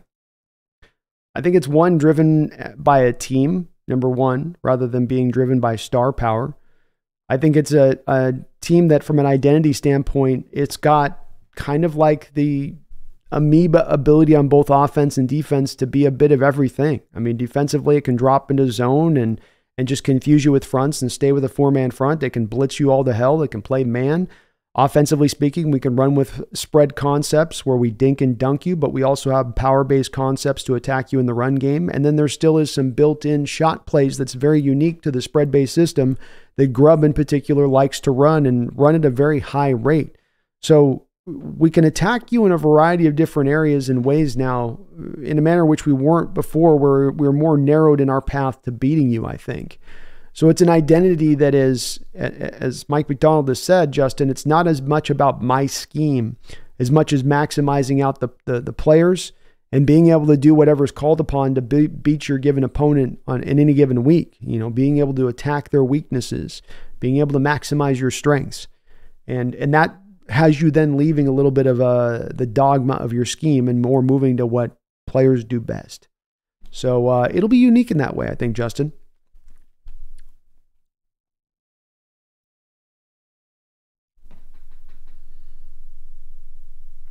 Michael Arrington, what's your all's confidence in your new coach, 1 to 10? I've got a solid 9 right now, Michael. Pretty good. Pretty good. Thomas says, I agree. I feel Schneider has hidden intelligence on most of these quarterbacks. It's one place where and it's a really good point to bring up there, Thomas, because it's one point that is definitely at the forefront of where I look at this too. And it's not been a perfect track record, but this was a guy that was in on the drafting of Aaron Rodgers when they had Brett Favre out there in Green Bay, and understand, not just in that he drove the selection of that, but he was a part of the process that led you to taking that quarterback. And they identified that QB as they did with a really good one still in house and still made that decision to do so. He found Russell Wilson in the 3rd round, right? Where other GMs were like, no, we were going to totally take, no, he took him.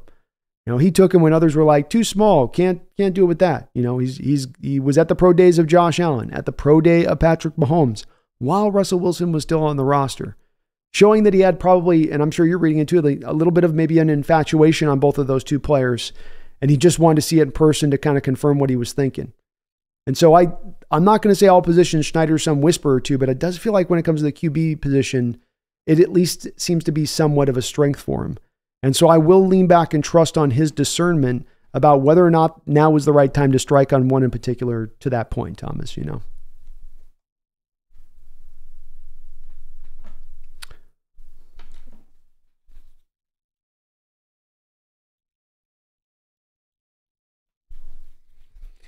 Girian says, I just came in to say I was right. I knew there was no chance we draft a quarterback.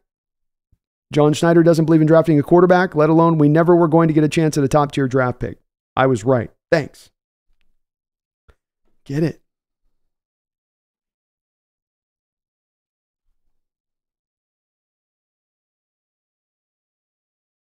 Get it.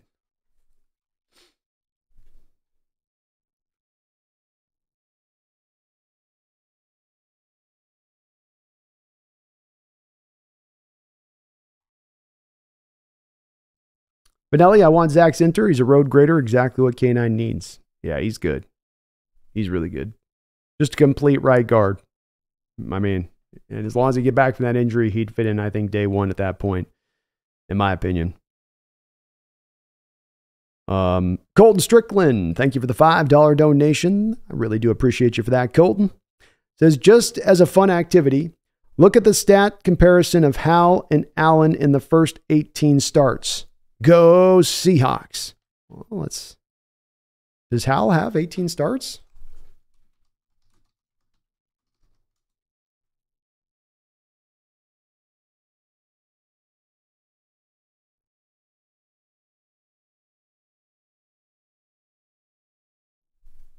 Oh, yeah, because he got the 1 year prior on that. Okay.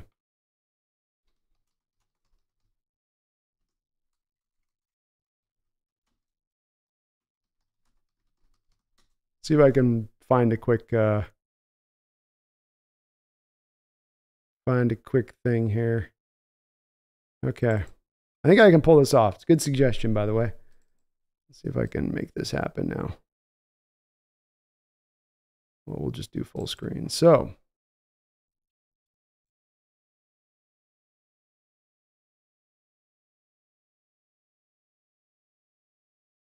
don't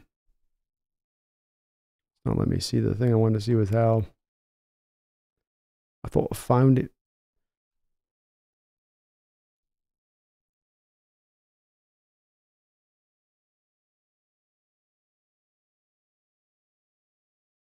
Well, we can run a quick little.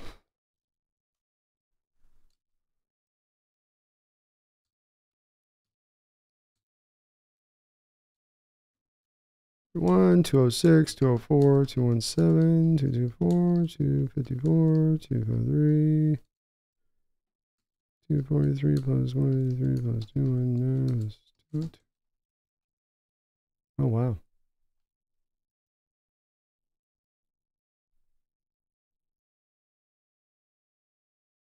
Josh Allen had. I'll try to show it here. All right, I know this is super not exciting. Let me get this rolling now. Show you guys Josh Allen versus. This thing sometimes just doesn't want to find what I want it to find. There we go. Okay. So we got Josh Allen here through the first 18 games of his career. Sam Howell has also started 18 games, by the way. So a passer rating of 72.5, 3,398 yards, 17 touchdowns and 19 interceptions in 18 games for Mr. Josh Allen. Let's go over and take a look at Sam Howell, shall we? Sam Howell is sitting at 4,115 yards, 22 touchdowns, 22 interceptions. He's got 79 rating. So he has Josh beat across the board. I would estimate that he probably has more attempts than Josh might have had that, maybe, but that was not a good Bills team at that time, so they're still playing from behind. And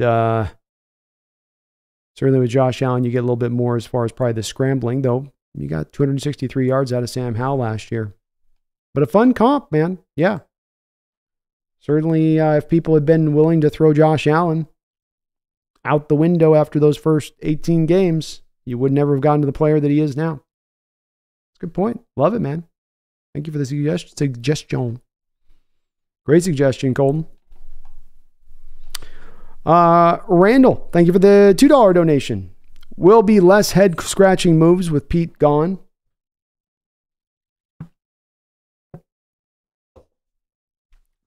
I would think so, but I'm not trying to blame everything on Pete either. You know, this is the part of we're going to learn what John Schneider is about, and truly he gets nobody else that could be a patsy here to potentially take on the blame for things. It's on his back to sink or swim at this point, Randall. You know, I will say that throughout this offseason so far, there's been no head-scratching moves to me.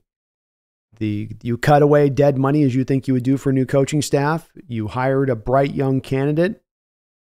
You've made no desperate type of moves or moves that don't make sense or holding on to guys that are like mascots for the team just because to hold them on to them in that respect. So, you know, so far that's fit the form, Randall, and we'll see if it continues to do so. But I do think that there's going to be more of a patient approach by Schneider now and less of a reactionary, you know, making wild ass trades kind of out of left field thing. I think that will be tamped down just a little bit, Randall. Yeah. Colby Jack, thank you for the $10 donation. He says, Christopher Walken giving John Schneider a serious talking to, warning about what to do in the draft.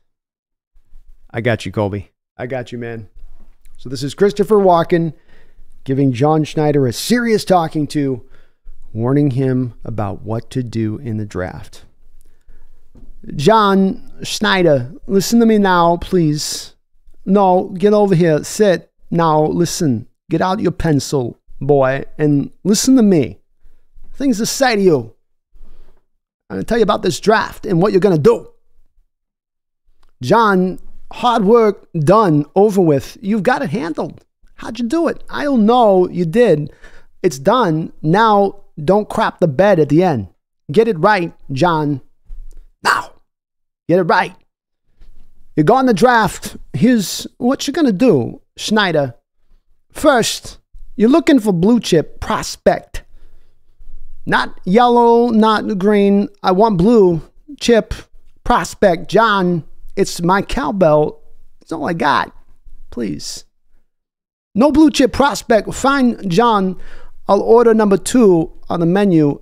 That's try down in case you didn't know. Write this down, John. I didn't have you get the pencil for my own amusement. Blue chip prospect, John 1. Trade down 2. 3. There is no 3. That's 1. That's 2. That's what you do. And once you get that good player, John, it's going to be time to build the trenches, to build to strength. What I'm saying, John, give me a guard. Give me a center. I'll take backup. It don't matter. I'm not picky.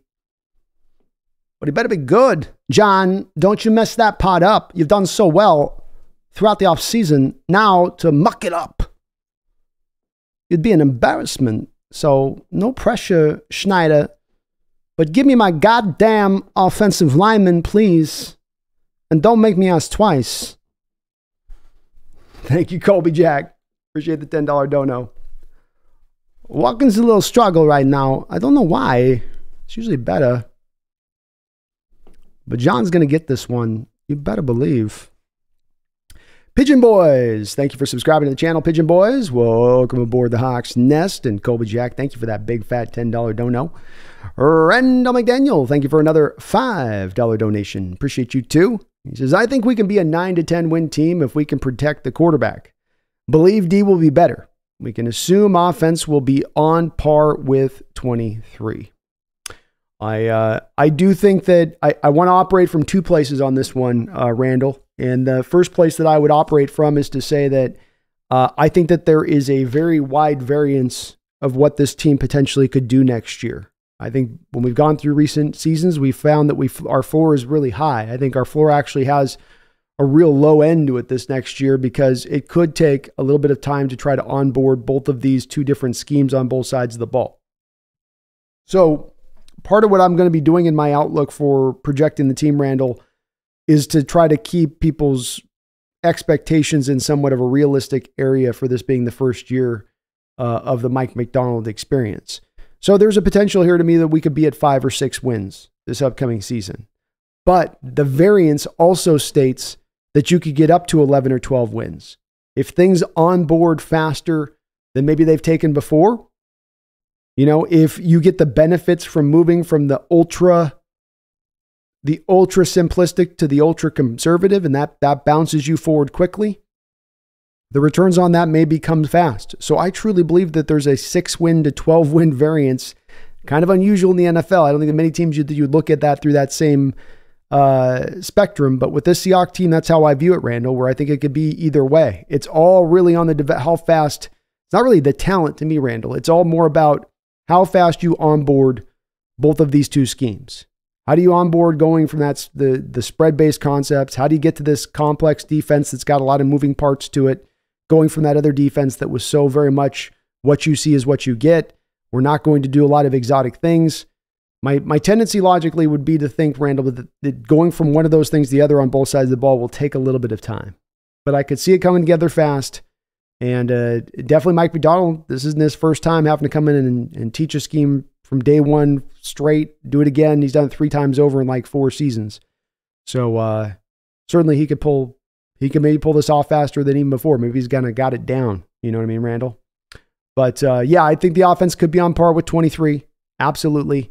And hey, they were very efficient, right? They just didn't get as much time on the field in total play counts and all that. If they can find that same kind of level of efficiency and the defense gets much more efficient, then they will be just more productive with that, right? Vis-a-vis, they will be more productive because they're getting more snaps on the field to get it done.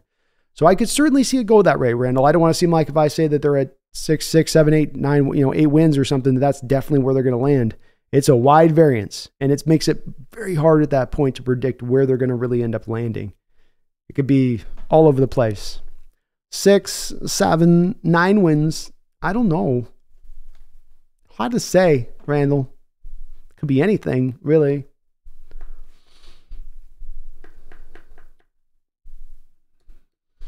Tom Eaton says, Rob Stanton was talking about moving Lucas to left guard. Maybe if we take a tackle, that is something Huff did at Washington. It's possible. The only thing I've wondered with this Tommy Eden is just people are really drawn to moving Lucas from tackle to guard. And that's the part where I just kind of don't understand exactly why wouldn't it be we draft a tackle that we move to guard. You know, if it's a Marius Mims, you move him into guard. If it's Talise Fuanga, you move him into right guard or left guard. I don't know where we would go with doing that with Lucas necessarily for my sake on this, Tommy, because when you look across the league, there's not a lot of 6.5 guards in the league. They have a natural issue with getting bent down low enough. So you're down as a guard, especially when you're a tackle. You see a lot of the tackles up like this, right? Let me show you.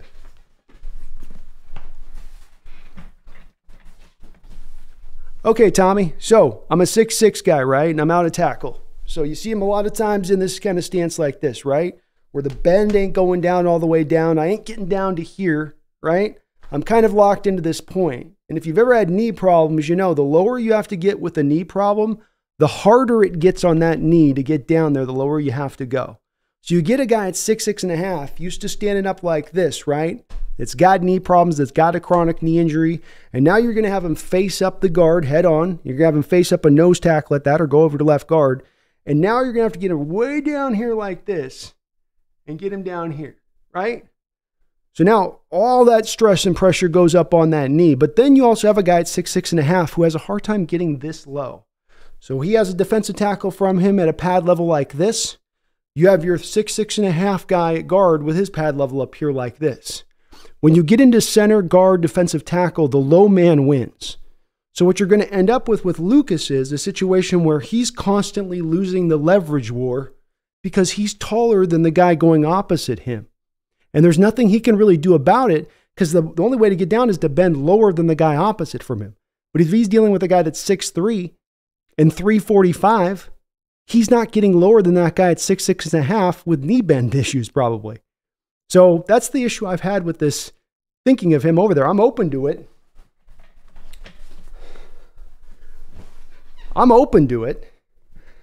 But why not move an Amarius Mims at 6'4" over there? You know, a guy that doesn't have the knee injury, that's a little bit, smaller size, who's got just enough power to get it done over there and be a good player. That to me always seemed like more of the likely move here than, moving Lucas.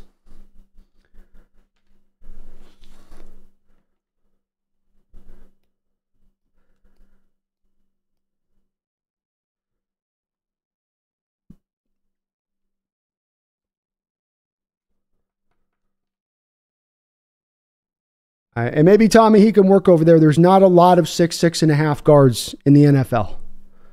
And just kind of walking through, I was just trying to show you that's the reason why.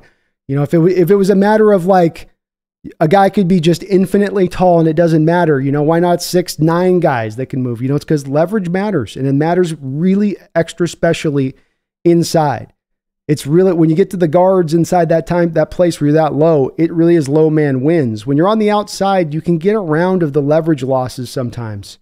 Your length can get you there. The fact that you've got a little more space to work with.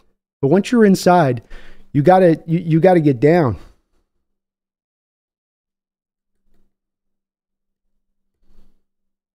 Mims is 6'7". Yikes, dude, he's huge. Well, maybe not moving him then either.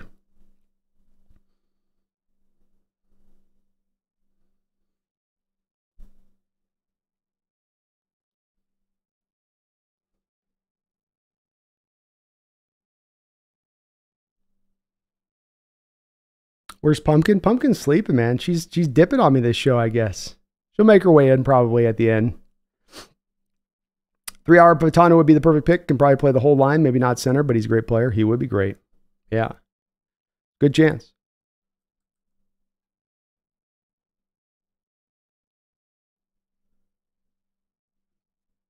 Brian says tackle is worse on the knees than guard.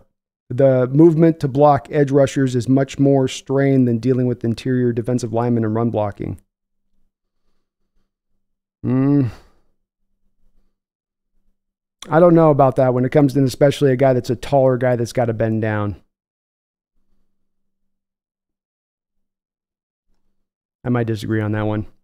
Green, any of the guys we're talking about would be a huge upgrade in the ground game. I'm looking forward to K9 in the Grub system. Me too. Daniel, with Odunzie being one of the late blue chip prospects, what would you want us to do if he is on the only blue chip prospect left at 16? With Lockett most likely leaving in 2025, you would pick Odunzie? Yes, I would probably be driven to do so at that point, Daniel, because he is that blue chip prospect, and that's the mode I would be in. I would certainly be looking again to see if there is some insane trade where somebody's like, Odunzie is there at 16. We can get him for just a bup and try to see if you can make that happen. But blue chip's blue chip, man. And value-based drafts, value-based draft. It ain't easy to pull it off that way, but you gotta stay in that flow. BK voiceover says, I have a feeling that Fatano is the guy. He seems like definitely a guy that if we're putting percentage points on who's picked, I would put a high percentage point upon him. That is for sure.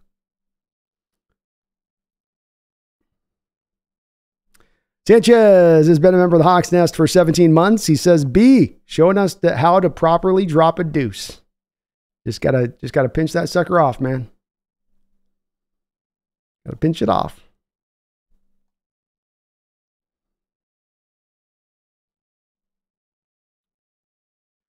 Matthew Jovanovic says, do you expect GSN to take over as wide receiver 2 this year? I think you'll get some snaps in there at times, Matthew. I'm still not as convinced as some others are that he is a guy that's going to be able to play on the outside at a normal basis. I do think he still is kind of just a slot guy at the end of the day. And that's not a bad thing. Slot's basically a starter in this day and age. But I'm not as convinced he's got enough juice on the outside to really win at a consistent level out there. Could be wrong on this one, but I think that draft evaluation of him still does kind of hold true. He won sometimes at times. You can do a little bit of featuring of him out there, but I don't know if he's going to run out there full time at any point. I'm a little reticent to believe.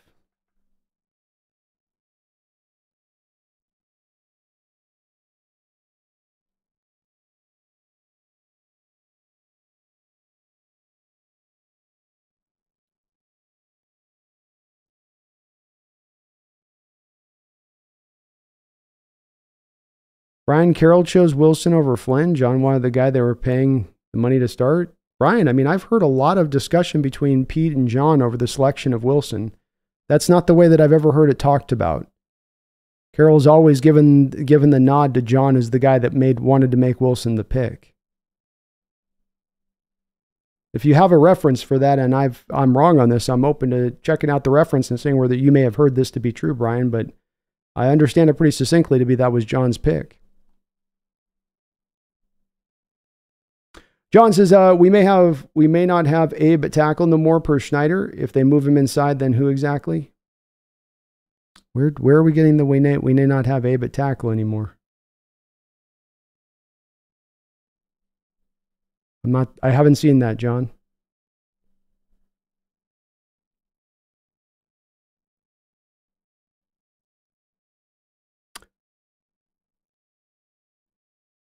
Nick says, I'm not so sure John Schneider's a quarterback whisperer, laughing out loud. His draft record isn't the best, and saying he wanted to move up to get Allen isn't him doing so. Okay. I mean, yeah, I'm not saying he was a quarterback whisperer. It's a position that he's strong with, and his evaluation of it was what I was trying to say with it. And I tried to provide some examples as to his history that shows that that's been pretty good on that. And that he's been pretty smart in his approach. When many people, even in my very chat here, Nick, were pounding the drum incessantly for Malik Willis to be taken in the top 10 of the draft by the Hawks a couple of years ago, John Schneider also avoided making that pick at that time. It's not just about who he's taken, it's also about who he has avoided. And while he didn't go get Josh Allen and he didn't go get Patrick Mahomes, he was at their pro day, and he's not always been at every quarterback's pro day through the years. So the fact that he showed the interest there, that there was something a little bit different or special about those particular two players, does show that, again, maybe there's a little bit of something here in his ability to do so. But I think the track record's been pretty solid. You got a borderline Hall of Fame quarterback in the third round. He was part of the group that went out there and got Aaron Rodgers, who's going to be looked at by many as a top 5 quarterback all time, depending on who you ask. You got Geno Smith in here that he rode with for a couple of years, and Geno has proved to be a productive player. There's some good decisions there with John Schneider throughout here, and it at least from my perspective, Nick, it definitely affords me a little bit of confidence in him.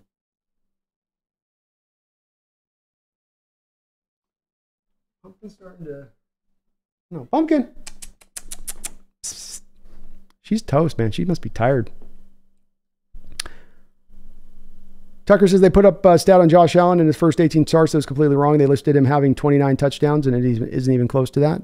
29 interceptions, and it isn't even close to that. No, it's 19. 17 and 9.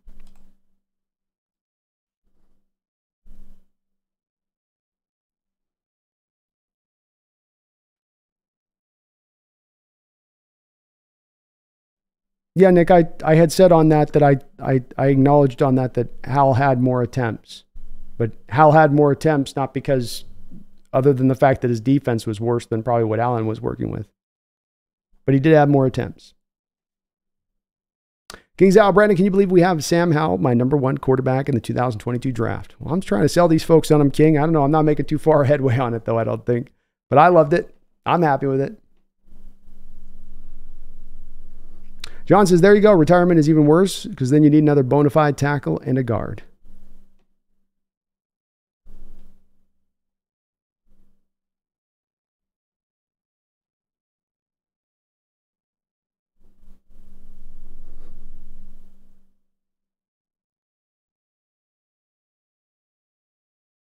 Oh my God, Huey. Whew. Yeah. If a guy's got a good feel for quarterbacks, Huey, and he's got a good understanding of what he's looking for, does that mean he's got to tab every single good quarterback that comes out? And if he happens to miss on one, okay. I still don't think the people that are like yourself on this, Huey, that are banging the CJ Stroud was a guy they could have gone up and get. I'm still not all that certain that that's something that the Texans were looking to do myself at this point. But man, I know you got your axe to grind with Schneider, so you do you on that, man. Benelli, I'm optimistic about our linebackers. They'll do a good D-line. Will make them look better as well. You better believe it will.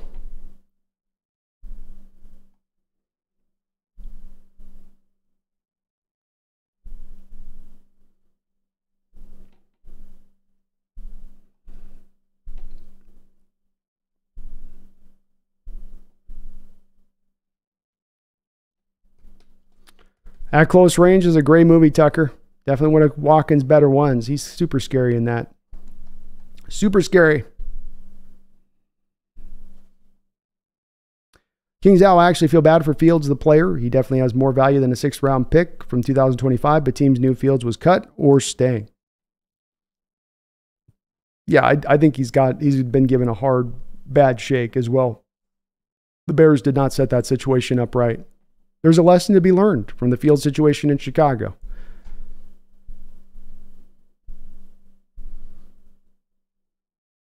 Philip Gassel, think he is an upgraded Baker Mayfield, just my opinion. I like it, Philip. I like that comp too. Benelli says Mike Mack and the Assistants, great cover band name. That is a great cover band name. Very phonetic. Mike and the Mechanics.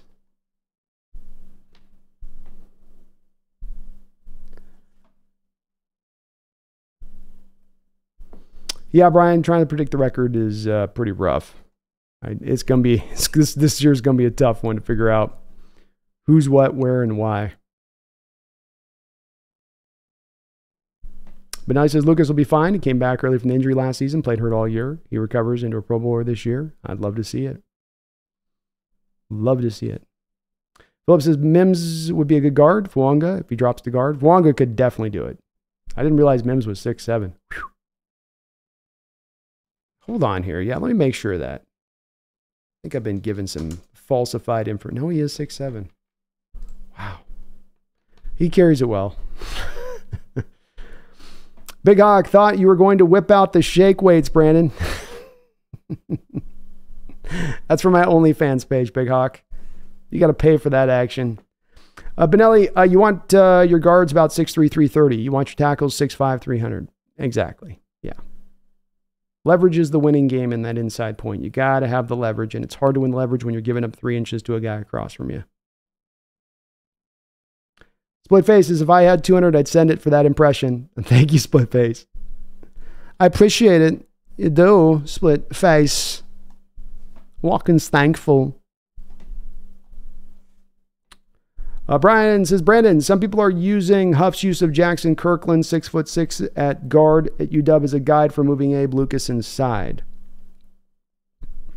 Certainly, I guess, is possible if he's done it before. I just don't see the fit there myself from Lucas's side of it. I'd also wonder if a little bit of Huff being driven to do that at that time was more about where the Huskies' talent was their offensive line and trying to get simply, the 6th best offensive lineman out there onto the football field. I don't know much about his decision for moving Jackson there or the reasoning behind that. But I would say that on average, it's not a good idea to move guys out at that size, Brian. Again, just from my standpoint on this, when you see something that's a general rule of thumb in the NFL, there's probably a good reason that it's a general rule of thumb. If you're not seeing guys at 6'7" aligned out there at guard in the NFL, there's probably a reason that it doesn't work particularly well to do that most of the time. It doesn't mean that it's out of, I'm not saying there's no chance it can't happen or that it's that there's not a way that he decides he'll do that same thing here. It works so well with Jackson Kirkland over there at UW. But it's just something that I always say with this type of stuff, Brian, where I lean more into the rule of thumb than I lean into the outlier. And if we're talking about taking a guy in Abraham Lucas, who's played his entire career going back to college at right tackle, who is so tall as he is, who does have the knee injuries that he has. And I've had knee injuries. When I'm standing up in that half stance and I'm moving laterally and I don't have to get low, it doesn't hurt the knee as much. When you've got to lean down, it puts stress on the knee and it hurts the knee. It's just kind of the reality. If you've ever had a jumper's knee or something like that, it's just the way it usually typically goes. I don't know. Some of the stuff is like, don't know this, don't know this, don't know this. It's a little bit of like, not sure with Grubb. But what I do know, Brian, is that people have been basically predicting Abraham Lucas move from tackle to guard for about 2 years now, and it's not yet happened. And so I'm going to still sustain on that to say, well, I don't see NFL players out there at almost 6'7" playing guard. So I don't think that we're going to be one of the outliers to do that at the NFL level. Doing it at college, I think, is different at the NFL level. But then beyond that as well, I just don't think with the knee thing that's also something that's real workable for Lucas to do now and in the long term. If it happens, I'll own it at that point, Brian, and own my being wrong on this one. But boy, I feel pretty certain that he's not going to get moved into tackle from guard. It feels pretty, I feel on pretty solid ground on this one.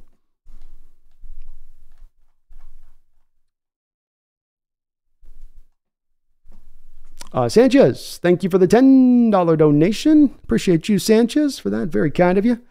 I'm low-key hoping Aaron Donald somehow goes to Cleveland or the Ravens and sacks Russ 10 times this year. Just Russ can never get away from him, Sanchez? Something like that? Yeah. You never know. I will say to your point on this, he has announced his retirement, but if the Rams go out there and make some noise and they're cooking it up through the first 5 or 6 weeks of the year next year, is it out of contention then at that point that Donald potentially decides to come off the bench and say, hey, I'll come out for a half season? You know, I could see something like that happening. And if they suck, he'll just be like, oh, I'll stay retired. Hey, look who decided to join the show. Where you been? Everybody's been asking about you. Everybody. Golly, sleeping the night away. But yeah, that would be pretty brutal. Boy, Donald on the Ravens. Look out. No, he's staying in LA for sure, even if he came back. I don't think they would try to move him or anything like that unless some team went garbanzo beans. But who's going to do that for a guy that's been retired for half the year at that point? I'll tell you what, though, and going back and doing the prep work for the Donald video I dropped a couple of days ago on the channel, he harassed the hell out of Russ. It wasn't just the sacks. It was the harassing, the hits, the hurries. He was just on top of Russ constantly. For a few years span there, we could not block him. And not even partially block him, just not block him at all. It was like instant wins for him off the snap. Philip says, yeah, checked. He is 6'7". A couple other guards in the draft get lower, short throw around at guard. Draft and get lower, short.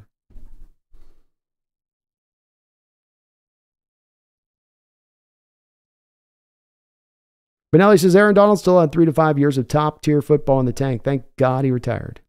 He didn't slow down, that's for sure. He was still going pretty strong. And I don't know if it was prime level Donald, but it was pretty darn close. Benelli says Russ was 100% all on JS. That's what my understanding was of it as well. That was kind of his sort of his baby, so to speak. King says John was raving about Russ when he saw him at North Carolina State, but didn't make it apparent to Pete until he went to Wisconsin. Oh, okay. So there we go. I'm remembering it right. Sometimes my old brain can definitely misremember stuff. Brian says, Brandon, when I said Pete chose Wilson, I meant in the field, not in the draft. Okay, yeah. Where we argue, I don't know what we were talking about then, because the whole discussion point, I think, was just that I sometimes think I say things and I try to say it in a way and I don't think it comes out really clearly. So in the hopes of right now me speaking clearly to this exact subject and being very specific and pertinent and exact on my words, let me say it like this, Brian, because I guess things get taken to the extreme degree without just like, let's stay in the nuanced place. John Schneider may not be the quarterback whisperer. So since that seems to have triggered certain people in the chat and made them, in certain folks, I'm seeing certain comments, it's like, makes you lose your mind to hear that. He's got a solid track record as far as looking at quarterback prospects.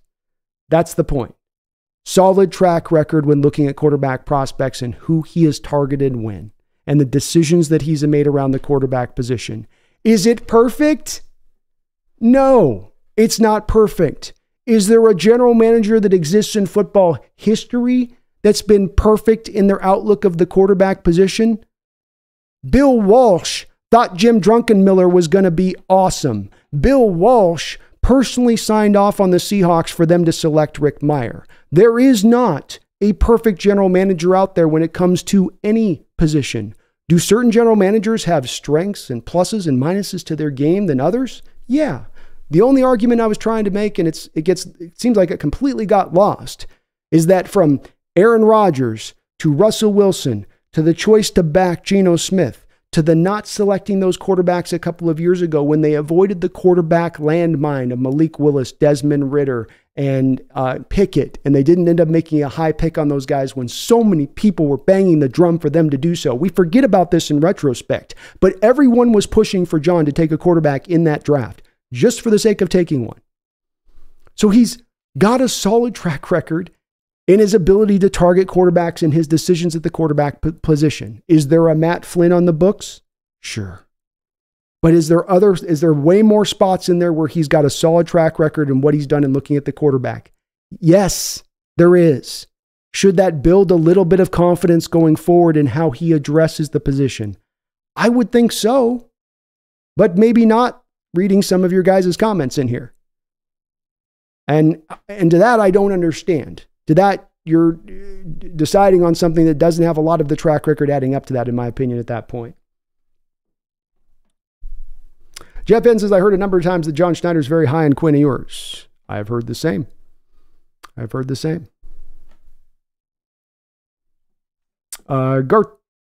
Knight, thank you for the $5 donation. I appreciate you on that.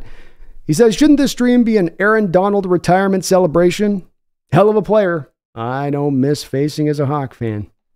It is a little bit of that, I guess. I know the quarterback thing was one more that was kind of pressing right now as a situation, as that's going to be where the discussion is going to be at, I know, at the main forefront of this. But yes, Aaron Donald retiring was a huge piece of news for our Seattle Seahawks. In fact, we're just kind of covering it right now. A guy that absolutely wrecked shop, 18 and a half sacks, 43 tackles in just the 18 games he played against the Hawks during the regular season. Of course, he also took us apart in a particular playoff game as well at home that can't be forgotten about as well. I think he's the most dominant defensive player we've ever had to face in Seattle. And him being gone certainly is going to make playing the Rams a whole hell of a lot more manageable. As he showed even last year where they didn't have a lot of defensive talent out there, Garth, he can still single-handedly at times wreck shop all on his own. And so, yeah, definitely portends very nicely for our future, Garth, that we can make it go that way.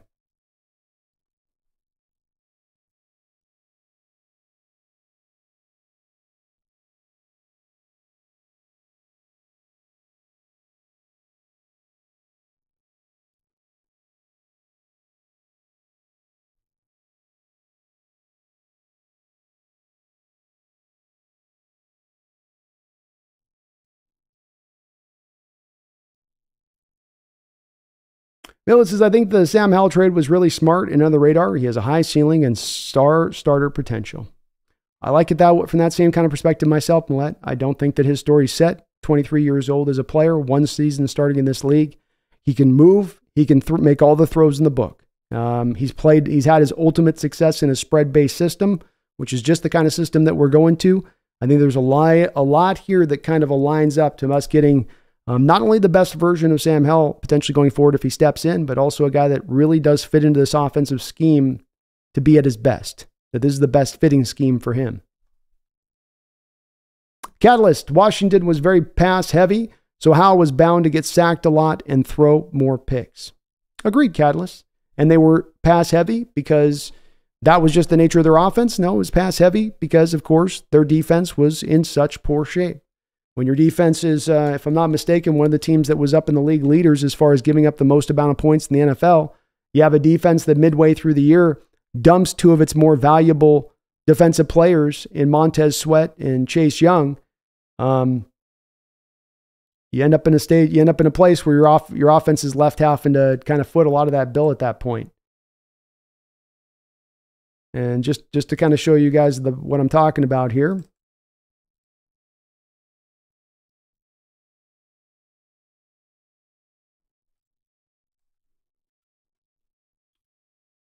Let's see. Which team was it that gave up the most points in NFL last year? Oh, it was the Washington Commanders at 30.5 points. So it's always that situation. I say, if you make the determination of Howell, I say, who goes into that environment there in Washington? Which quarterback is it that would go into that environment with what anybody would be dealing with what they had to deal with last year with that team? A team in flux, new ownership, a coach that knows he's basically there as a lame duck, and would go in there and find success. Would find a season where they go out and throw for 4,500 yards and 35 touchdowns and 15 interceptions or 10 interceptions, just lighting the world on fire in their second season. I don't think that there would have been a lot of QBs on the books who would have pulled that off. But that's that, other factors at play thing that I think comes in and factors into the QB situation in a major way. Brian, thank you for the $10 donation. I really do appreciate you for that, Brian. And I do like this Discord. I know we got some disagreement on this, but I do appreciate it nonetheless. It says, you read my comment on Pete Carroll incorrectly. I was telling someone else that Pete chose Wilson on the field during camp after JS chose in the draft. Nevertheless, implied, let it was an ant. Nevertheless, it was sorry, let me read this. Nevertheless, implied, it was a JS draft pick. That's fair enough. I mean, I understand if Schneider's pushing at that time a little bit more to go to the Flynn guy if he was in the background. Again, I hadn't heard that on that, Brian, but I'll take your word for it, that that's what was going on with the situation with it. Again, it's just that there's positions you got maybe a little bit more faith in with a given general manager than there are others. There's positions with General Manager John Schneider that I've got some worry and concern on. I'm not always really sure that he's got a good target on defensive tackles, for instance. I don't know if he's always got the best of feel for those positions. I don't know if he's always got the best of feel for the center position and offensive line in general outside of the tackle position, But then there's other positions where I do feel like John's got a pretty decent feel. I think he does a good job with wide receivers. I think he's done a really good job overall for the most part, it seems like, with cornerbacks. Some of that could have been Carroll's influence, of course, but I do think as well quarterback has proven Brian there to be that. And I'm sorry if I misunderstood your comment to what you're going with that. Part of what I was referencing to was other people getting caught up a little bit on the quarterback whisper thing, which I think just kind of set not yourself but others off on that a little bit, which is it's just a strength of his to be able to target the right quarterback. And it's part of why I do have a little bit of Brian, that confidence in taking the patient approach with this in the QB position, as far as not feeling like we've got to jump the gun on this and get it done now, but let's let it be done at the guy's leisure who seems to have a pretty good understanding of the right kind of quarterbacks to target. And I probably wasn't very clear in how I was trying to say that. So it's as much probably on me that I wasn't getting that out clearly. But sorry I got muddled up a little bit there, Brian. I appreciate your donation, my man, and appreciate where you're coming from on that as well. Poby Malabranche, do you think Junior Colson is a borderline lock for the Hawks to draft? Been seeing a lot of rumors. I think that if you're looking at Fitano, Junior Colson, you're talking about two guys that you would probably put the highest percentage upon them of likelihood that the Seahawks do draft him, Poby. The problem that comes into play with Colson is it's a little bit too early to take him at 16 there. That's a bit of a reach. And that would mean the Hawks are going to have to kind of trade back to get him because he's not going to be there in the third round when you're taking him. So you've got to find a way to get back into the second round in order to draft him, which is going to make that harder to get him versus Troy Fitano, who might just fall due at 16. So I think that he's definitely a guy they would hold in high priority here, but can they get back into the second round to be able to target him?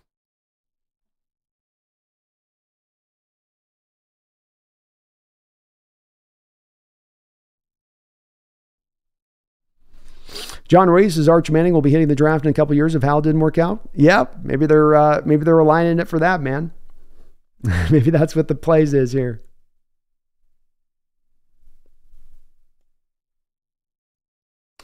Split Face is what's your take on Romo?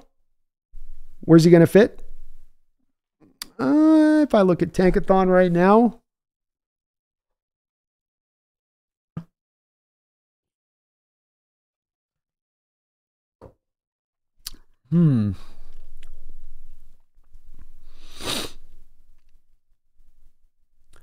Well, definitely, I think Harrison go off the board probably in the Cardinals.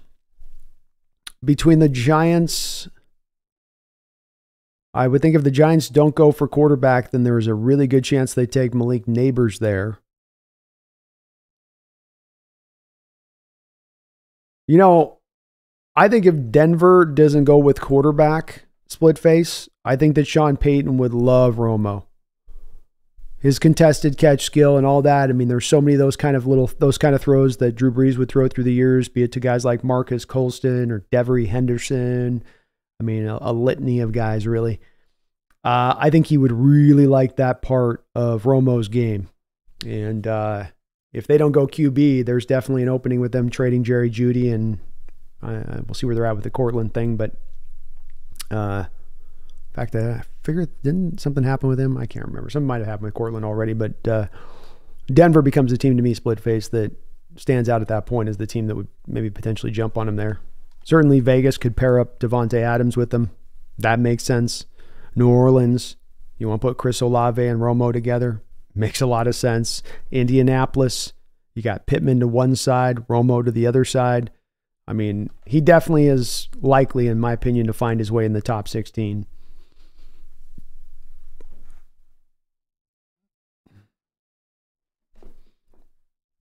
Eric says, HawksNest, I'm actually very excited to see how these players we've gotten work out. I've been watching tape on all of them, and this could be a great year. However, I acknowledge that some of these players are projects, but the arm on Sam Howell is impressive, along with his running ability. He's a fun player to me to watch on tape, to your point, Eric. I mean, a full fold-out skill set from the quarterback position. Like you say, he can move. He's tough. He's got the big arm. He can make all the throws. He's not shy about putting it in there, maybe a little bit too brazen in his willingness to try to fit it into tight spots. But I think you can coach that and correct that and fix that. I like his skill set quite a bit here, Eric. I love the move. I think it's a low-cost move with a lot of upside. And those are always the type of moves that I'm going to absolutely sign off on.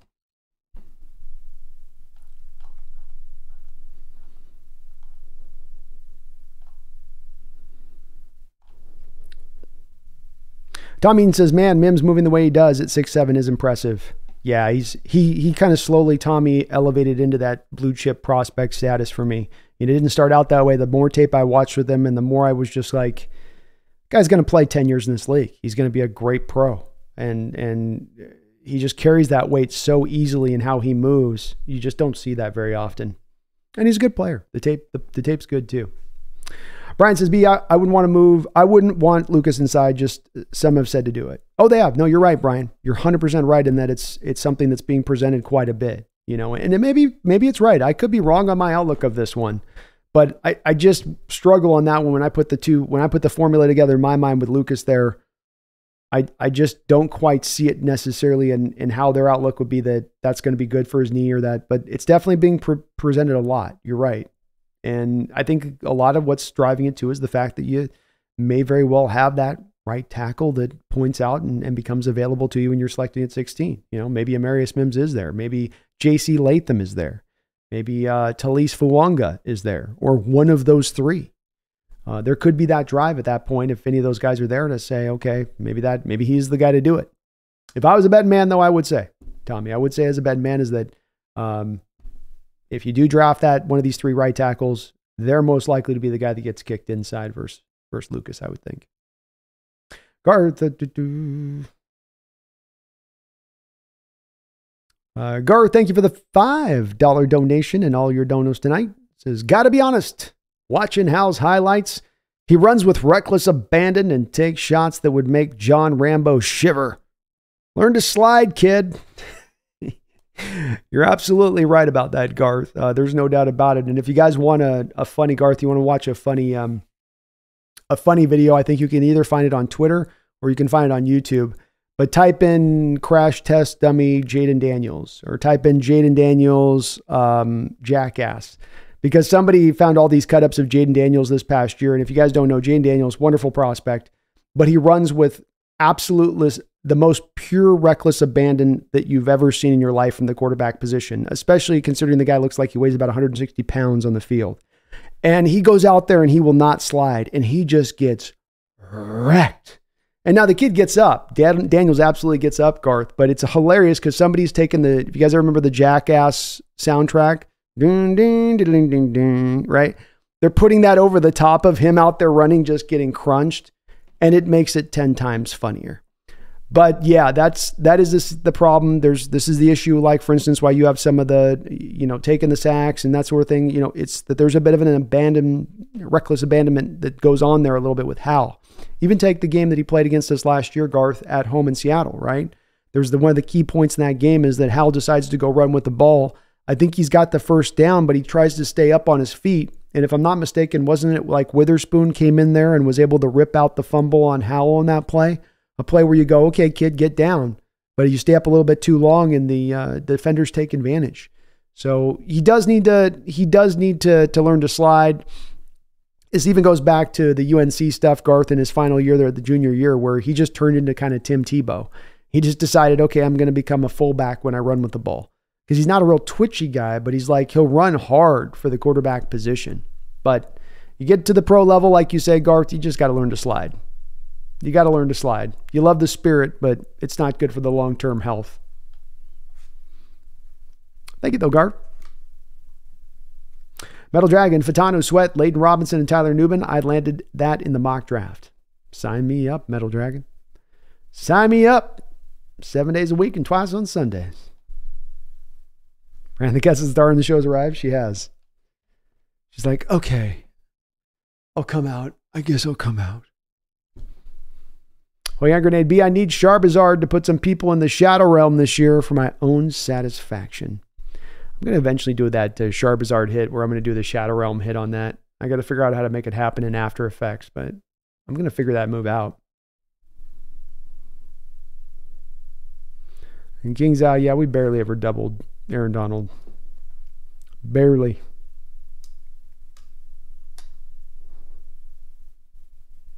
Benelli says Lucas just needs to take a trip to Tijuana and get some stem cell therapy. There you go. It's take a stop there at Tijuana, get the stem cell, go out there back to Switzerland before you come home, get a little Regenikine, grow a new knee. Who's the max? Funny they have to eat $80 million in NFL history. Sean Payne's going to get retired soon. He's got an uphill battle there to make it work. I'll tell you that. I don't envy him.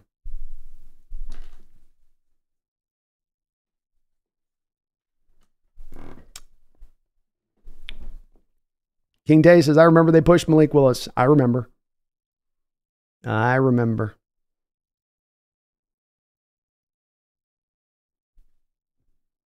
John doesn't think Pete wanted Malik. Metal Dragon, I take Howell over Knicks all day. You can make the argument to me for it, that's for sure.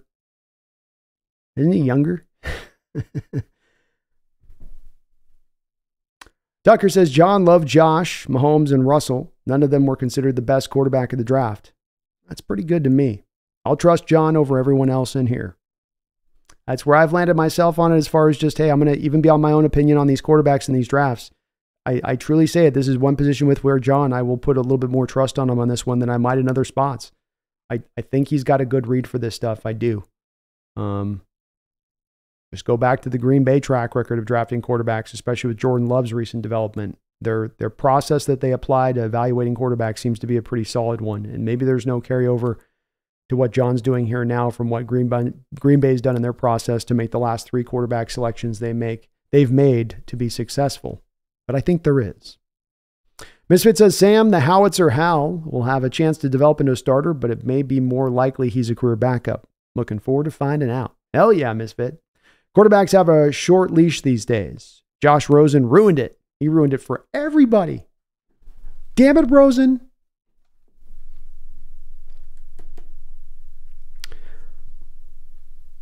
Garth Knight, thank you for becoming a member of the channel, brother. Welcome back aboard. Brian E. says, John Schneider's track record with Green Bay under Ron Wolf tells me all I need to know about John Schneider's approach and his decision-making. And on balance, it has been a great hire. Well said, guys. Very well said. He says, John is about 50% on quarterbacks. We can leave it at that. I don't know about that. I don't know about that. I'll leave it at that, though. In the name of peace and prosperity. Don, how you doing, man? Happy Patrick's Day, brother. Misfit says, what I like about Sam Howell is he's somewhat experienced and has really good traits. Me too. There's upside there, low cost. Hard to shake a stick at that. Sorry, Brian, on the autocorrect. I think I know what you meant, though. I know what you were trying to say, man.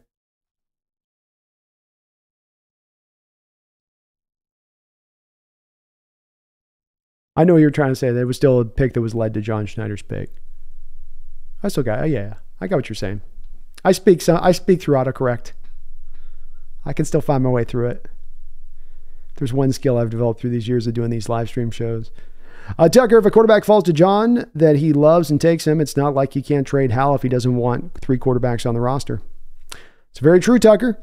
It's very true. It's a great point. I mean, it's part of the thing with Hal even moving into next year, where if he's not even the guy to potentially take over or not to be the backup, or some team at that point determines maybe he has a good couple of games this next year in a different environment, and it starts to bring people around to the fact that there is some upside still there with the kid. It becomes a bit of an investment, and it could become one of those kind of positions that you're able to kind of cash in down the road, very, very much outside of even just he's our quarterback of the future. You know, it's another way that this could go too, Tucker. Yeah, for sure.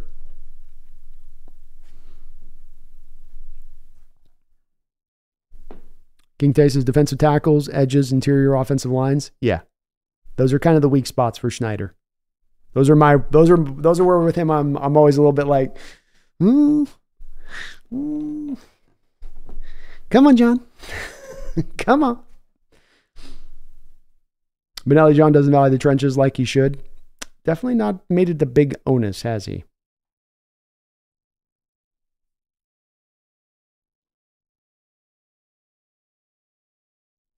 Isaac says, Sam Howell threw 612 times last season. Only other quarterback to do this in his first year as a starter in the NFL history was Andrew Luck. When the offensive coordinator calls 48 straight passing plays, then the D is not holding up. Amen. And if I have a failing D that is not only failing, but failing at the league worst rate, what is any quarterback going to be able to do on the other side of that football? What is any quarterback going to be able to do on the other side of the football from a successful standpoint? What is any quarterback going to be able to do on the other side of the ball, dealing with that defense from a successful standpoint, who also is very young? One could say, Isaac, that's a position set up for anybody to fail in. And that's my take on it too.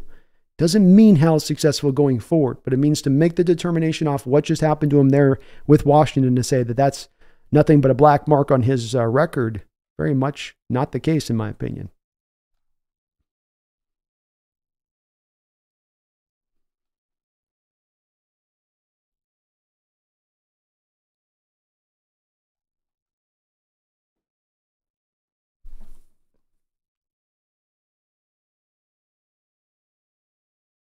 Brian Myers' Chargers will really need to pick Odunze after losing Williams and Allen. That's a possible one that they could go to there too, Brian. Harbaugh had an up-close look of Odunze in the championship game. Neighbors seems to just have gotten over the top of Odunze. I've got to admit, I've got him over the top too. There's just something about Neighbors. It's kind of almost to me a little bit like, and I always hate doing the comp from another prospect recently from the same college, but it's a little bit like the same kind of stuff you were watching Jamar Chase do with LSU with Neighbors. And you go, boy, that's really good. But if somebody took Odunze over Neighbors, I'd understand. I think all three of those guys, all three of them from my perspective, Brian, are blue chip receivers in this draft. And all three of them are very close together. I do have Harrison above and beyond the best, but I think those guys aren't like way in the far distance on him in the rearview mirror. Holy Iron Grenade B, I don't watch college, but what about college offense is different from the NFL offense? The main thing is the hash marks drive a lot of the differences, Holy Hand Grenade, because with the hash marks, they're further apart. So you can be to one side of the field a little bit more extreme, and then you can press the open side of the field that much more at the college level. This opens more of the door up to spread-based concepts. Things get a little bit more shrunken down at the NFL with the hash marks, which removes sometimes some of the spread-based principles as purely as it is at the college level.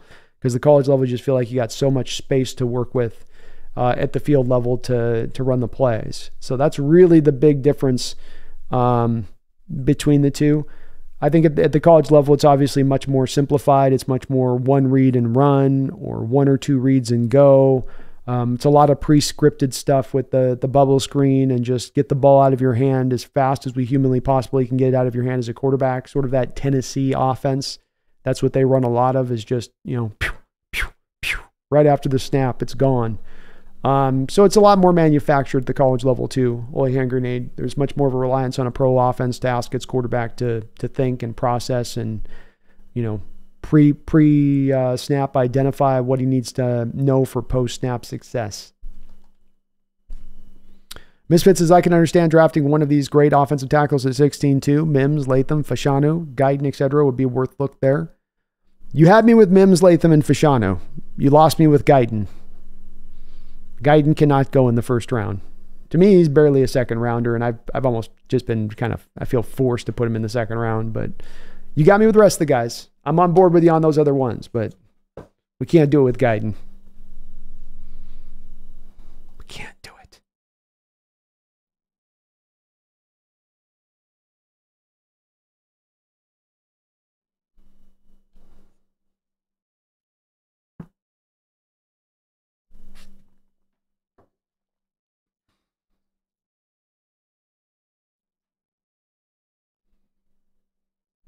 3 hours says, I wouldn't mind Fatano at 16 or Barton later if we trade back. I mean, either 3 hour. Both those guys, solid players. Nick says, Matt Corral was the one I was worried about. JS said, nope. Yeah, I was worried about that one too, Nick. That was a draft that had me very worried, because that was when I was getting a lot of pushback from my stance that, I'll take Desmond Ridder and maybe the third, maybe. But I wasn't driven as much as others were at that time because the quarterbacks just weren't good enough. And the drive to get the quarterback will sometimes override or overrule, Nick, that the level of the talent that's actually truly available in a given draft. And it seems to kind of happen on a yearly basis. I think it's part of what pushed up that draft a couple of years ago with Trevor Lawrence and Jones and Trey Lance and Justin Fields is, we need QBs. We need QBs. Yeah, but are they worthy of going there? They're really deserving, King Tay, is Fatano a blue chip prospect? Not quite for me, King Tay. He's right on the edge of it. Dallas Turner would be a guy that's, right on the edge of it. J.C. Latham is a guy that's on the edge of it. Fashano's a guy that's on the edge of being a blue chip prospect. Jared Verse is on the edge of being a blue chip prospect. But no, not quite into that place of things, King Tay. I think Fatano has an upside of an above average starter in this league. When I look at blue chip prospects, those are guys that have true blue star potential. Not the kind you got to squint to see, but the kind that kind of just jump out at you and it's a bit undeniable when you see it and you know it, kind of so to speak. One-Eyed Willie, I think if JJ would have fell to 16, you might have not have done the Howell trade, but everyone seems to fall in love with, and now he's going to get overdrafted. Bingo. Yeah, I think that John definitely didn't arrive at the Howell trade. That's where he started in this process a month and a half ago when the offseason was beginning. I think that this is where the process is, to your point, taken him to. Don Hawks Nest, I'm amazing. Thank you, Brandon. Hope you have well. You're well. Hope you're well too, Don. Give yourself a good night. And John Ruiz, I do believe that Fatano's not going to be in, as much as I think the Hawks would jump on him if he was there at 16. I don't think he's there at 16 because I think he's going to be the second left tackle taken off the board. And I do believe there is very likely to be at the very least 4 tackles taken before the Seattle Seahawks pick at 16. Misfit says it's hard to accept we won't solve every position in one offseason, isn't it? It's a bit tough for some fans, I think, a bit on this, where people are definitely, I think, chomping at the bit for this team to drive this thing aggressively forward to a contending status. And though I'm pushing back and asking for patience, I've got to be also honest with this one, Misfit. I love that feeling in my fellow 12s, because what that is that's a feeling of competitiveness. That's a feeling of we want to get back to being a contender again. We want to come back to being great again. And just because we might disagree on the pathway to getting there, that's the spirit I want in my fellow Seahawks fan. I don't want them happy with being mediocre. I don't want them content with being a consistent winner. I want them wanting to drive back over the top, get back to the mountaintop again, and you got to do it with an attitude. And so it's to me the right attitude. The aggression is, I love it. It's just not quite the right timing in certain points to make this all go down. But I'll say this: the heart is definitely in the right place for most of the 12s on that. Even if there is a bit of a disagreement of how we get there, the heart's definitely in the right place. Taker 610, thank you for the $5 donation. Seems to me that the O-line and D-line should be switched. Sorry, one sec. Got a quick text here.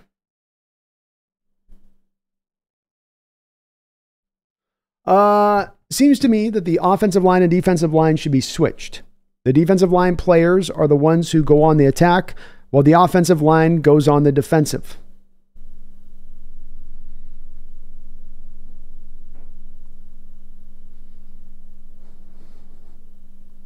Oh, so you have So you're talking about like changing the NFL around a little bit, Taker. You're talking about like you'd have the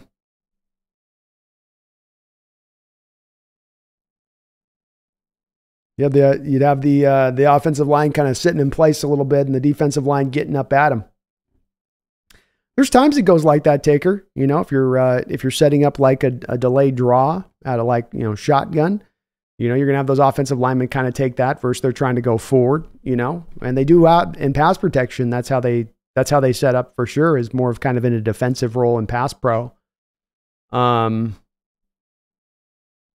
don't know. I kind of don't know what you mean a little bit there, Taker. Seems to me that the offensive line and defensive line should be switched. The defensive line players are the ones who go on the attack, or the offensive line goes on the defensive. Because there is times that it does go that way. I mean, all pass protection moments, delay handoffs. You're in a kind of, your offensive line is definitely in kind of more of a passive mode at that point versus the attack they do if they're coming downhill in the ground game. Maybe I misunderstood though. If you just put in the comments if I misunderstood, but thank you for the $5. I appreciate you for that.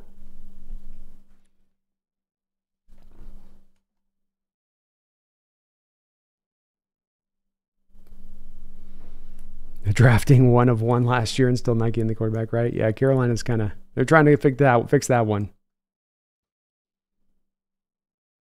John says, I don't think Mike McDonald and John Schneider are going to try to solve all the issues in just this year's draft free agency. They will insert what they got, see how it works, then assess what they need next draft free agency. That's agreed. I believe that's the direction they are going. Well said. Benelli, I take Romo happily over any other receiver. I like this year's draft, including Harrison. Romo is a Mike Evans clone. I like it, Benelli. And as I said, he's a blue chip guy for me. And if we're sitting at 16 with a blue chip player available, doesn't matter if it's a receiver, doesn't matter if we took a receiver at 20 overall last year. I'm going for value. And I trust in Romo. My comp for him is Larry Fitzgerald.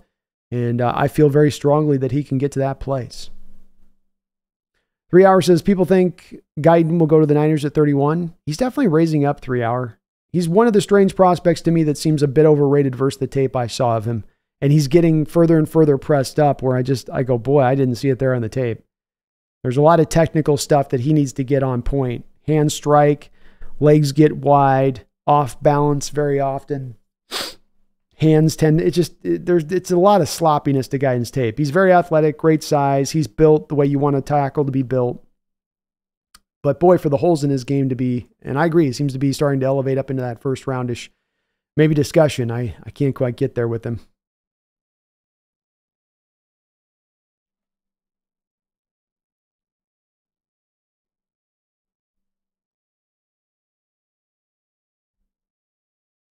John says, guess John wanted to see how Sam would play given a better offensive line and a defense under Mike McDonald. Not a bad strategy. Not at all. 3 Hours says the field situation was bad anyway since he will have to be paid after this year. Can't believe Bears fans thought they would get a second for him. Yeah, the $20 million price tag on Fields next year definitely impacts that deal when you look at it and consider trading for him, because that starts to be a pretty good cost, especially if you're not to a point of yet certainty on exactly the player Fields is at that point. But the Bears messed that one up. Fields definitely did, and that one's on the Bears 100%. Misfit says we have to remember Grubb's input on the quarterback position. Amen. And you got to factor, he's going to definitely have a voice in that room. Isaac, the Seahawks have $33 million in contract commitments for 2026, the fifth lowest amount in the NFL. By comparison, the Niners have $172 million committed in 2026, the fifth highest amount. Rams have $105 million. It's a lot, and that's part of what I think they've done this process here, Isaac, with this free agent period is not only for 2026, but for 2025, tried to make sure that they could set their cap situation up in a way where it was really healthy and in a good state to where if they want to be go for it mode, if they want to try to drive to be a contender and make some big, huge splash signings or make some big trades, they're in a position to do so at that point. They got some money to work with, some money to burn, so to speak. 3 hours as the Packers were pretty good last year. They also spent a bit in free agency. They have 2 seconds and 2 thirds. They may trade up for a player they value if they plan on going for it within the next few years. I could definitely see them do a 2-3 hour. It seems like they've had maybe some offensive line stuff starting to open up in recent history there. David Bakhtiari's retired. No more Brian Bulagas. No more Corey Lindsley's. Those guys are long gone a little bit, and maybe a time to kind of rejuvenate that. And if you have one of those good right tackles, let's say in this draft, say nothing of maybe one of the left tackles like a Fatano, are they willing to offer the Seahawks 2 second rounders to move up at that point? Potentially so.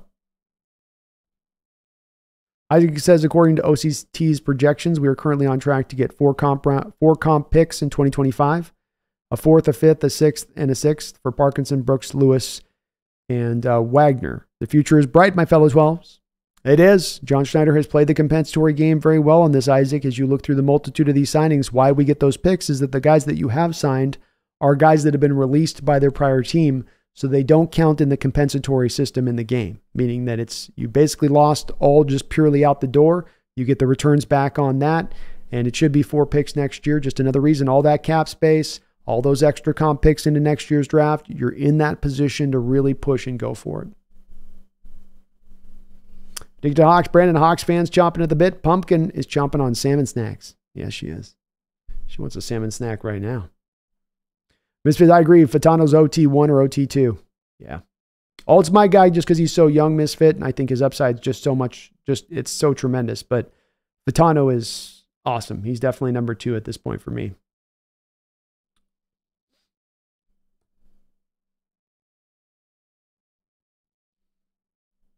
Philip Picasso, one of the great offensive tackles, Brown, said he played the position on the offensive. He said he could hit a man the right way and take the quarter out of him. Ouch. Yeah, that sounds painful. Sounds a little bit painful on that one. It says, go Brandon, lock it up, championship. That's right, baby. Let's get it. We'll get there. HH, the quarterback of the future for them is Sam Howell. They got him for basically nothing. I will think they will take the guard from Oregon. Jackson Powers Johnson, HH, the man with the 3 names. The 3 names. So good, we had to give him an extra name.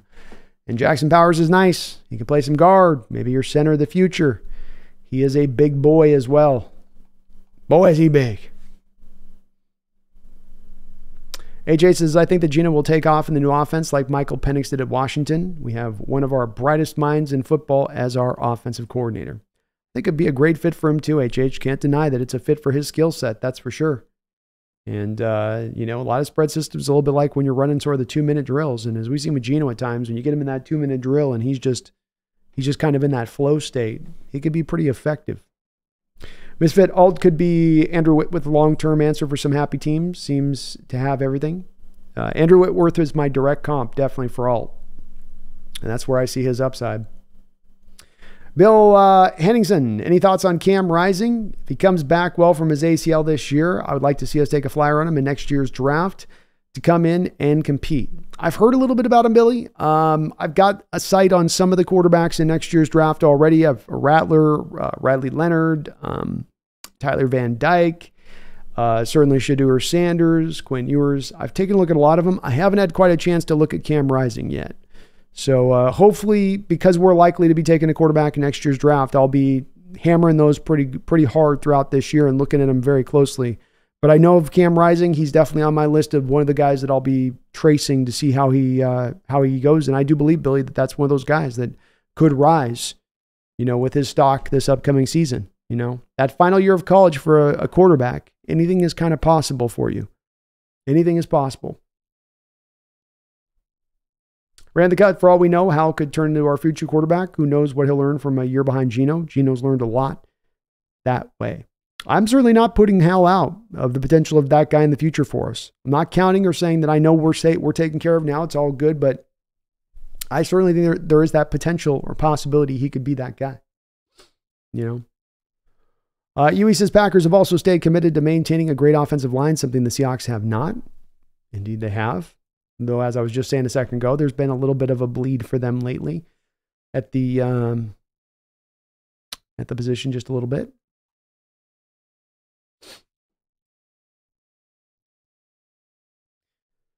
HH says this draft to me says trade to the back of the first round to get a second rounder this year and maybe another late round section 2.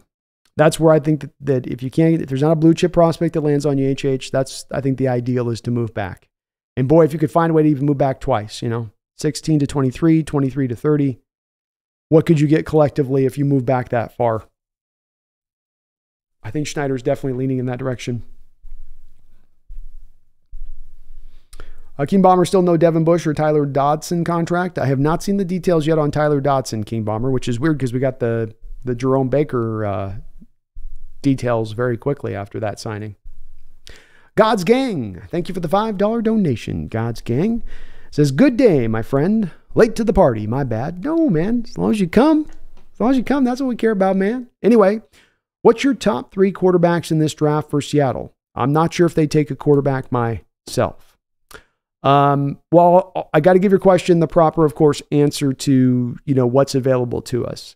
Because certainly, Caleb Williams, Drake May, Jaden Daniels, those are my top 3 quarterbacks in this draft, and it's very easy to designate them as so. I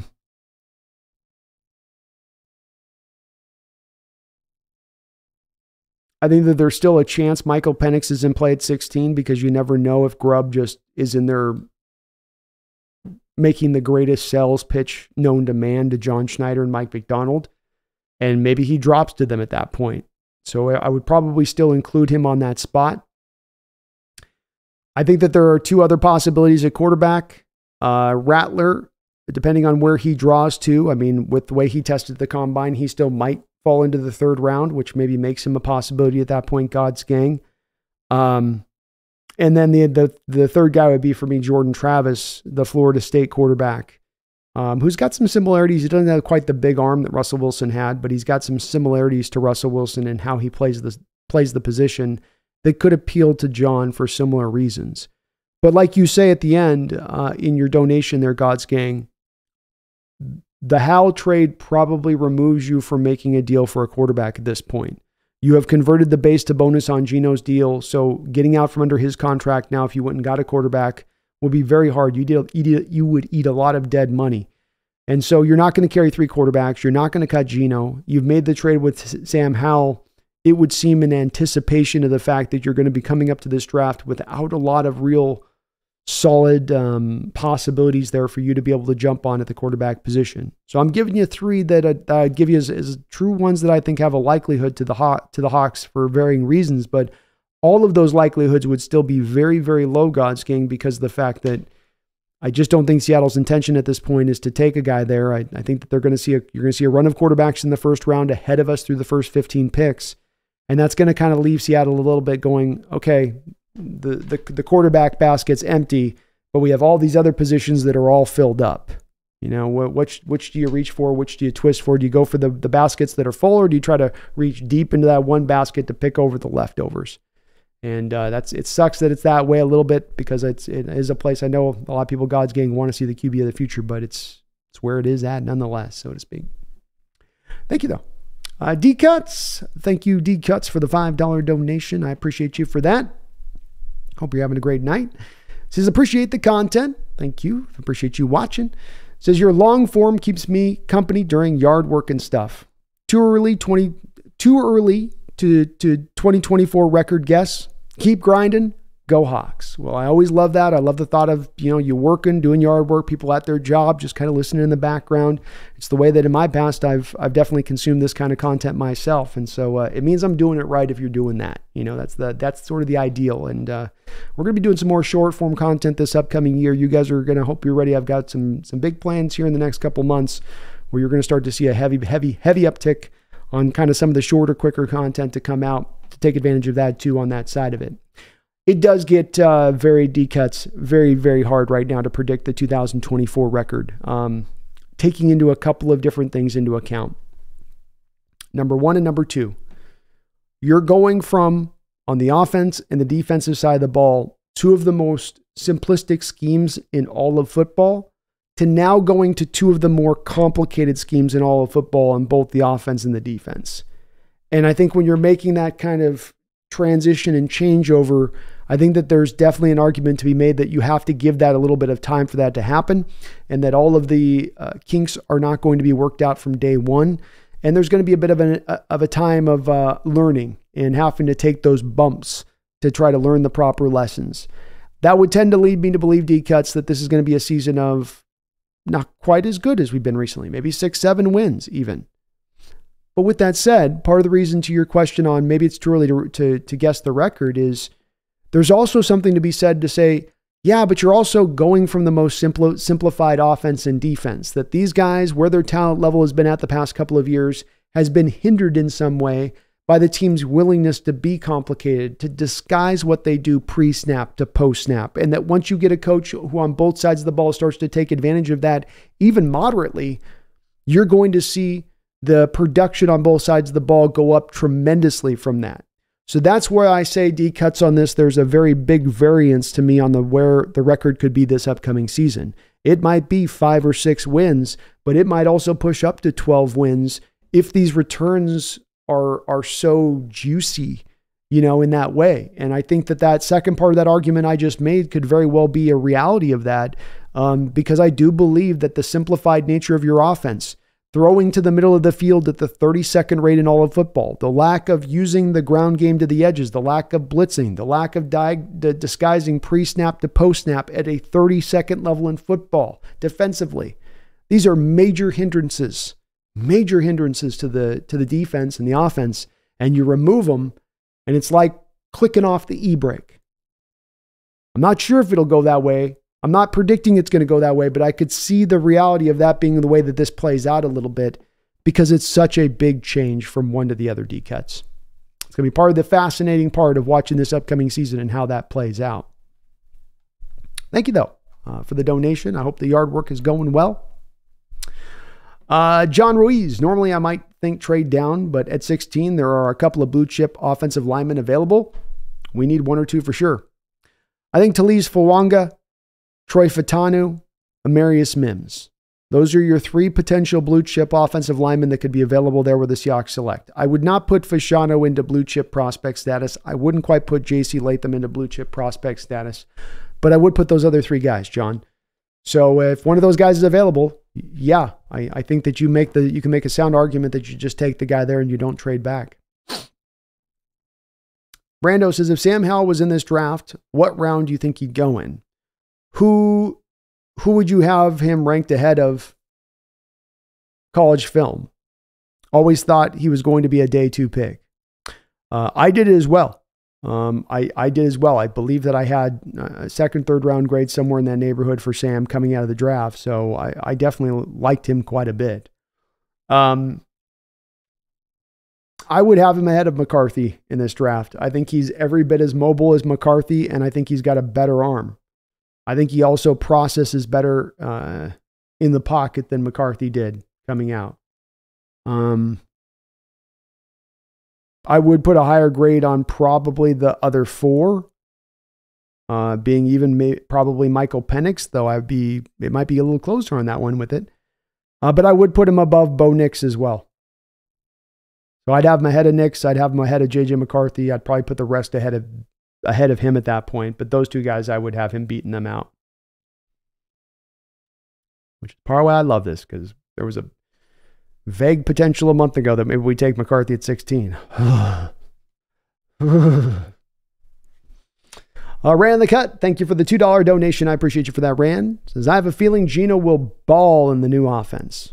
Very well could, man. I think he was back there at West Virginia dealing with a lot of spread-based concepts. That's how he threw for a gazillion yards out there as a mountaineer. So maybe much like I talked about with Howell, going back to his spread kind of background, maybe that's also what you're getting here with Geno a little bit, going back to where he's at his most comfortable.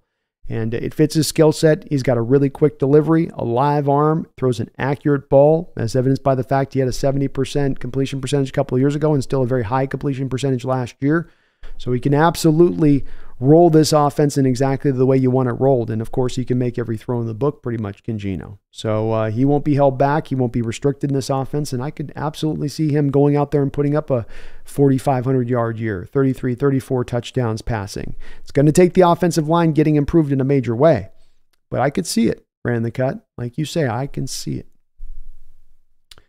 Misfit says, mobile guards or powerful guards? What's more important for Grubb's offense? Mobile guards. Moving in space, creating the numbers game to one side of the football field. So you put a defense in a pickle situation if you can, Misfit. You know, it's like you picture sometimes you have the receiver come down and he lays a pin block on the edge. So now the edge doesn't have to be blocked by an offensive lineman. You pull the left tackle in space, you pull another guard in space. Hell, maybe even pull another tackle behind him in space, creating a wall of guys down to one side. Trying to create that situation where your back has a numbers game where either he has to just simply break the tackle of like a cornerback or he's got a clear alleyway to getting down there and busting off a big run. But you want to get the guys pulled to space. You want to hit reach blocks. You want to get down to the second level.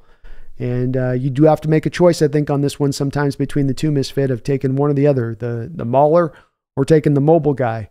And we've taken the mauler too often in the past, especially the last couple of years when we've needed more of the mobile type guys.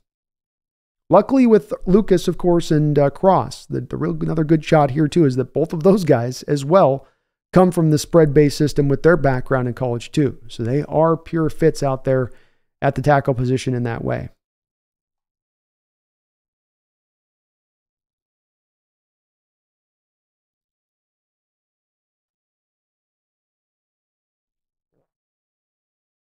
Watched a lot of tape on Scott. Him and Howell resemble each other, I think. Just my opinion.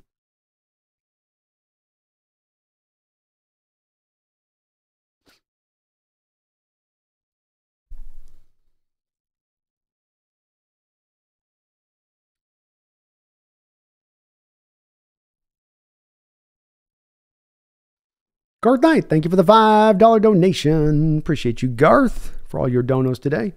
This is Pumpkin. Thoughts on Sam Howell? Will he always be a one-to-one touchdown interception guy, always, or can he progress in the years under Geno? He has to approach folks this feline in a very gentle fashion. Notice the way that she sleeps. Notice how she is so settled at the moment that we must be careful to arouse her. But let us see, Garth. Let us see now what she may do as we ask her the question. Is Sam Howell any good? Pumpkin. I call upon you, Pumpkin. Is Sam Howell any good? Is that a yes? I think she's saying yes. I think we have a yes, Garth. Will he do better than one-to-one? Is he going to be our quarterback of the future?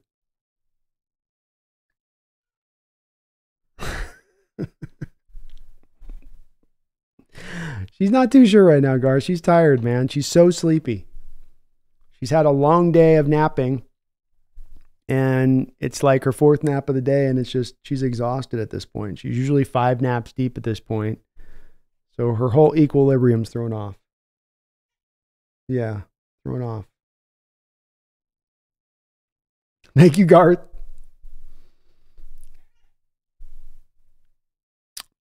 Got my camera messed up now. Messed my camera up. Tucker, are you doing a mock draft tonight since most of what we've done in free agency is done? I might. Maybe we'll slip one in here if I can. Never can be wrong with a little mock. Yui says Penix will be fine. He'll be great for whoever gets him. That just won't be the Seahawks. I think it might be the Raiders. I think the Raiders are a big chance of doing it. I do. Yeah, I could see them easily jumping on Penix, and that'd be maybe interesting fit for him. Broncos also a possibility, and I think Penix has got a good chance to be a really good pro. Definitely needs an offensive line in place.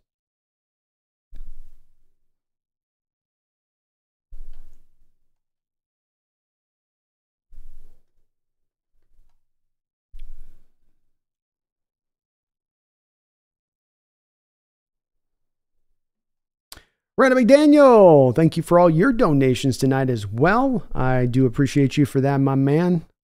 I hope you're having a good one too, brother. He says, hypothetically, if we traded Geno during the year, let's say Sam just balls out, what would the cap ramifications be in 2025? So there would be no cap ramifications in 2025, Randall.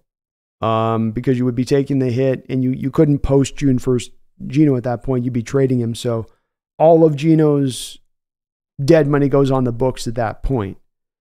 And accelerates. But as I understand it, let me double check on this, Randall, real quick. Let me make sure I'm right on this one.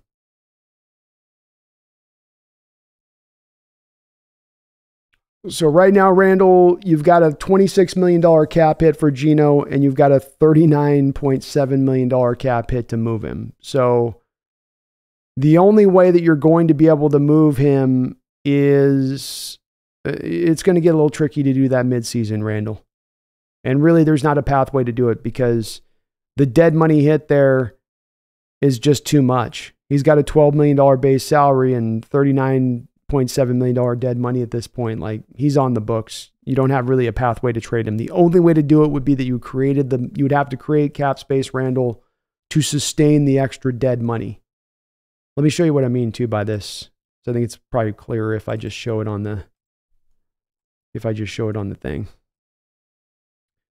So you see the Geno's contracts at the top here at 2024, Randall, and you can see he's got the $26 million dead money hit, but he's got that 39.7 dead money hit. So you get to halfway into the season, half of his base salary's off at that point. So, okay, you've got, $6.5 million, $6 million right there. But you haven't bled out all of the bonus on that side of it. So you still are going to come back to basically dollar for dollar needing to find a way to sustain $13 million of dead money at that point. Which is going to be hard by that point, Randall, of course, because we'll have used up all of our cap space. And there just won't be the pathway to get that done.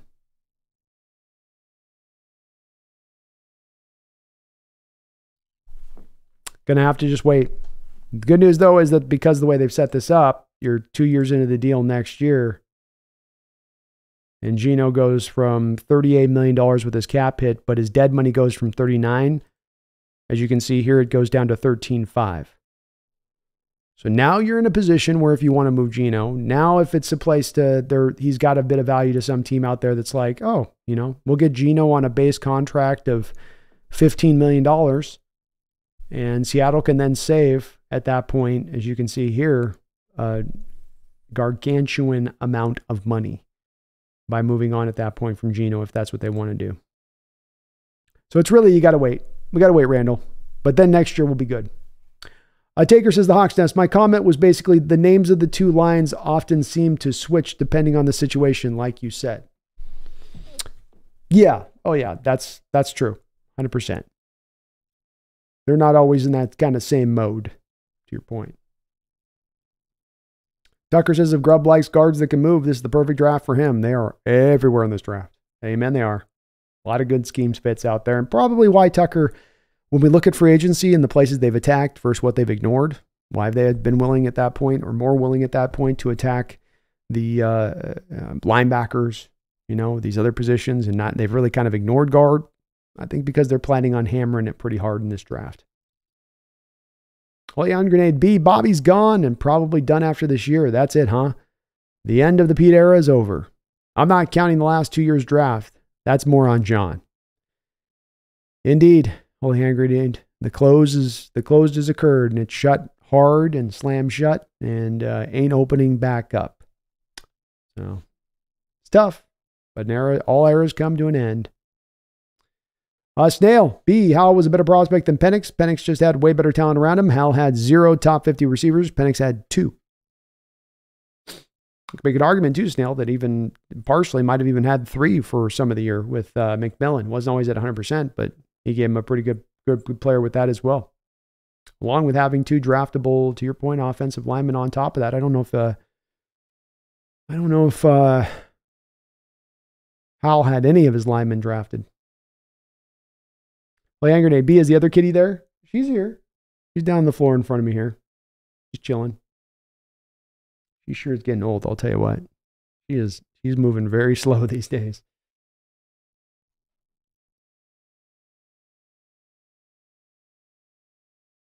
Brian, he says, no, that was a what the F did you wake me up for? Yeah, that's pretty much.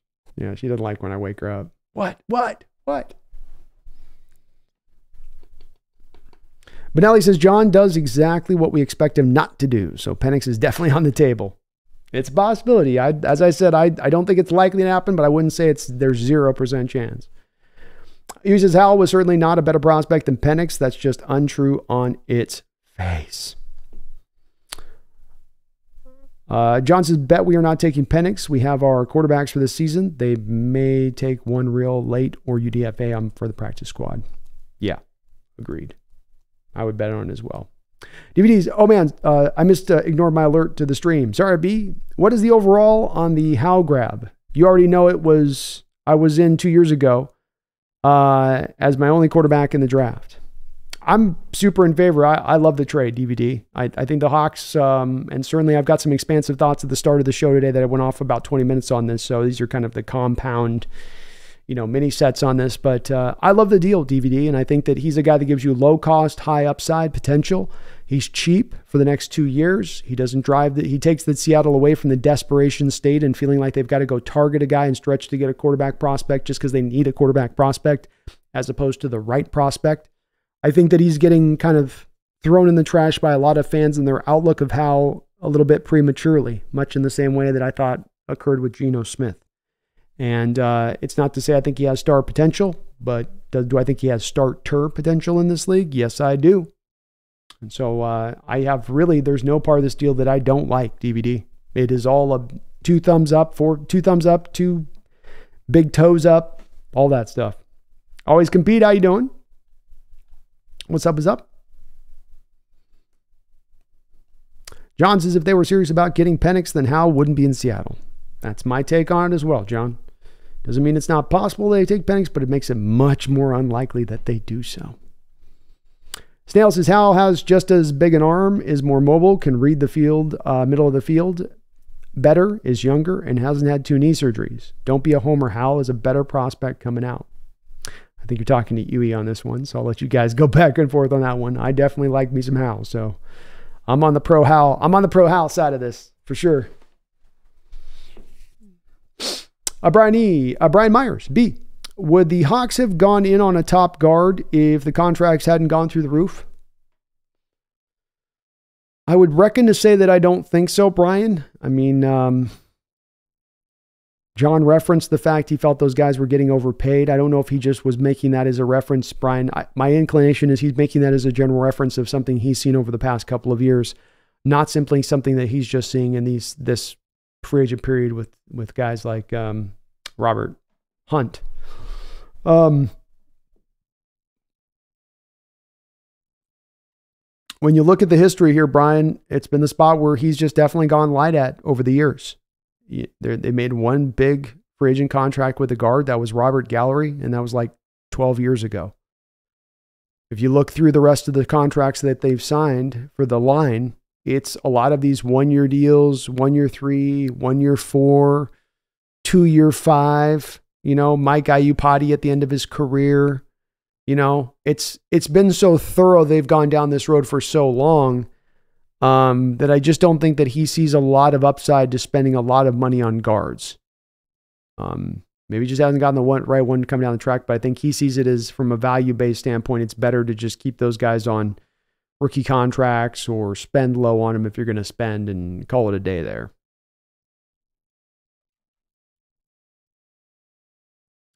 I think that as Penix did drop dimes into the basket for all three of those receivers. Still think he has top four. Still think he is a number 4 quarterback talent-wise, possibly better than Mays playing in ACC.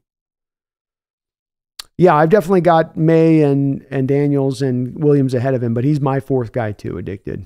I do have him as 4 on my list.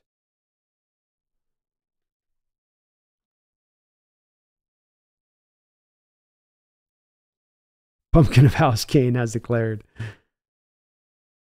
Well, Young Grenade says, oh yeah, B needs to do a salary cap stream works. We're going to definitely do one of those. I want to get some prep up on it, but we're going to do a stream dedicated to the salary cap and the understanding of that one. That is definitely on track, I promise. I want to put it together right, but for sure. For sure.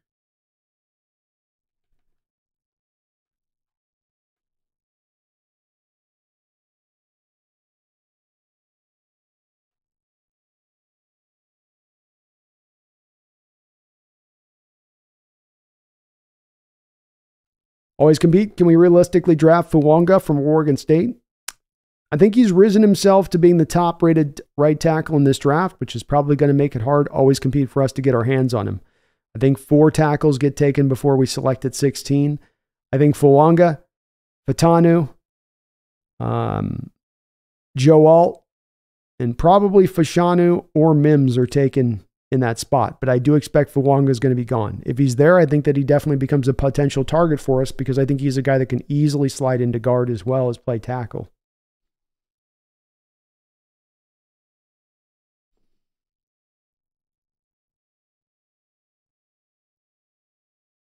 DVD B, I'm glad you and I are seeing the Howell trade the same way. Too much upside and the ability to draft at our needs and could still get an undrafted free agent quarterback to create depth. O-line though first, right? That's right. Set the stage. Put the foundation in place. Don't build the building up on that. Don't build the floors above when you don't have the foundation down first. And when you look at the offensive line, 28th in pass protection last year, right? Not good. And that's the worst thing you can give a young quarterback is bad pass pro.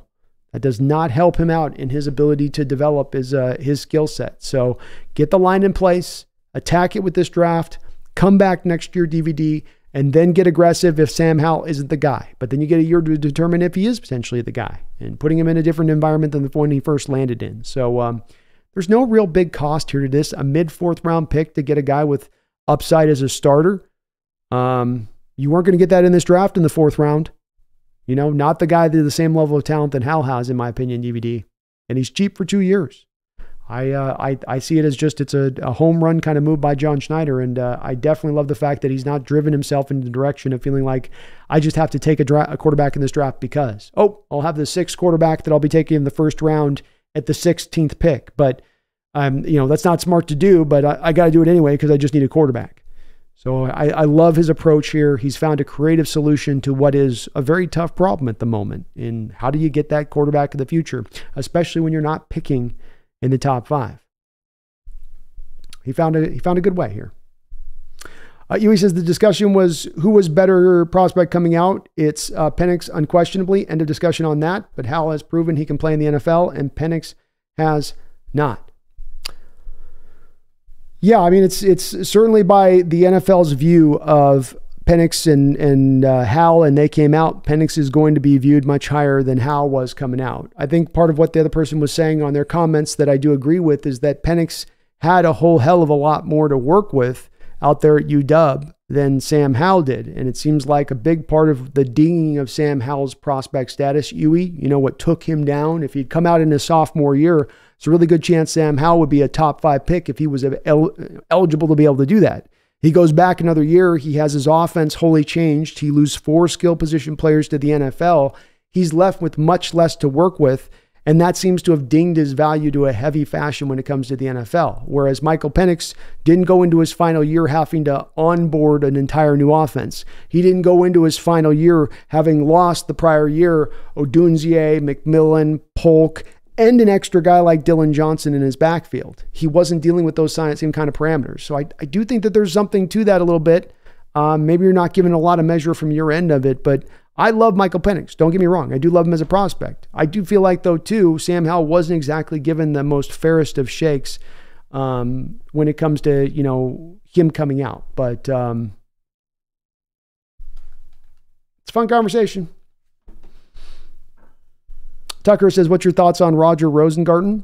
He did great in the combine, but very little talk about him anywhere. I've heard of him being a late round guy, but I've got a very high grade on him. He's definitely one of my sleepers in this draft. I've put a second round grade on him pretty confidently at this point, or third round grade, sorry, at this point, because he just moves so well. He's hyper snappy out of his stance. He will fit to a mobile based scheme. His feet are really light. He stays in front of twitchy defenders really, really nicely. He's got enough power there to make it work. So I love his athleticism for the position. And for a mobile-based system, a mobile-based scheme, if you want Rosengarten, he would be a perfect fit out there. And I think he can even play some left tackle. He just got kicked over to right tackle as much as anything because Fotana was over there on the left side. But, he was basically serving as the blindside protector for Penix because Penix was a lefty.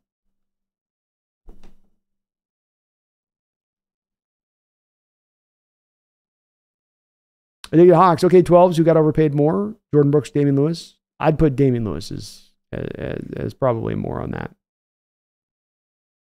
John says the mocks are split between defensive line and offensive line. I'm leaning towards OL. Who knows what JS will do? Stuff. It's a bit of a pickle, man.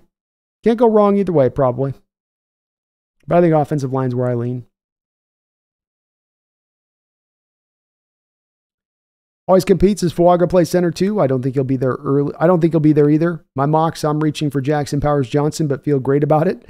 Pittsburgh will get him at number 20 if we don't. A quarterback for our offensive line.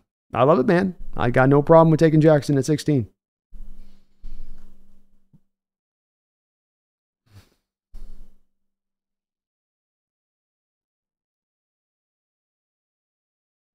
Phillips says, poor old Geno was running for his life. 1 point, though, is going to give a dream ticket for a fan to play offensive line. 1 point, though. 1 point thought.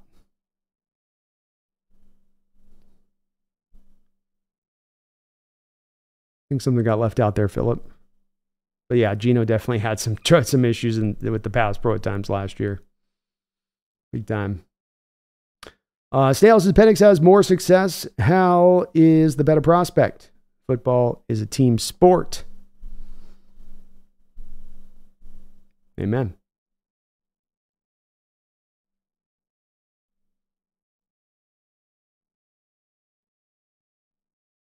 Wasn't he the runner-up for Heisman? Penix? Yes.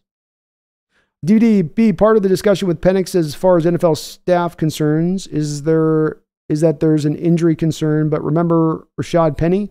Upside was that he was never injured in college. Yes, indeed. And to your point on that, I think what do we got with Michael Penix? He's had 23 straight starts at UW.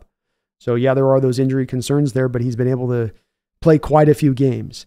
I think that the thing that has people a little bit worried is that rather than these last 2 years, he's taken his share of lumps and punishment, and he's been able to sustain that, thus not only showing that he's gotten over the injuries, but that he can also handle getting smacked up and beat up upon a little bit, that he can sustain a little bit of the NFL punishment, is that this past 2 years, Grubb has done such a good job of making sure he doesn't get hit. And certainly part of his decision-making and quick release and quick decision-making and ability to process pre-snap and post-snap have helped to keep Michael clear. He's also got some pretty good mobility in the pocket as far as some subtle movement goes. Step here to the left, climb the pocket.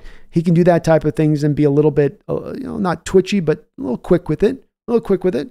But that's where people go, what happens if I put you in an NFL system and I can't keep you as clean as UW kept you the last 2 years? Then you're going to get hit.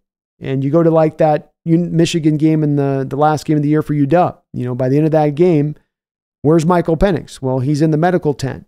Why is he in the medical tent? Because he's gotten hit on a little bit in that game. Hit on a little bit more than he had throughout the course of the year because he's got a legitimate defense giving him some smacks. And he's in the medical tent. Now, he came out of the medical tent, got back on the football field, but that's where a little bit of the worry, I think, is valid with him a bit because he hasn't been tested as much these past 2 years, even though he has remained clean, even though he has remained injury-free. Still worth the risk in the first round. And I don't want to make it sound like I'm not on board with Penix as a first round quarterback. And if the Hawks take it, I'll be like, hey, let's go. But I do think that the injury concerns are also probably pretty valid there too.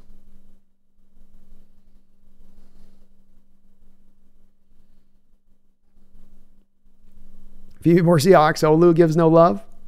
Yeah, people are just not sure if they can sign up to him as the full-time option there. You know, they think he's good, but really wish we had gotten a couple more starts from him last year to get more warm and fuzzy about that thought process.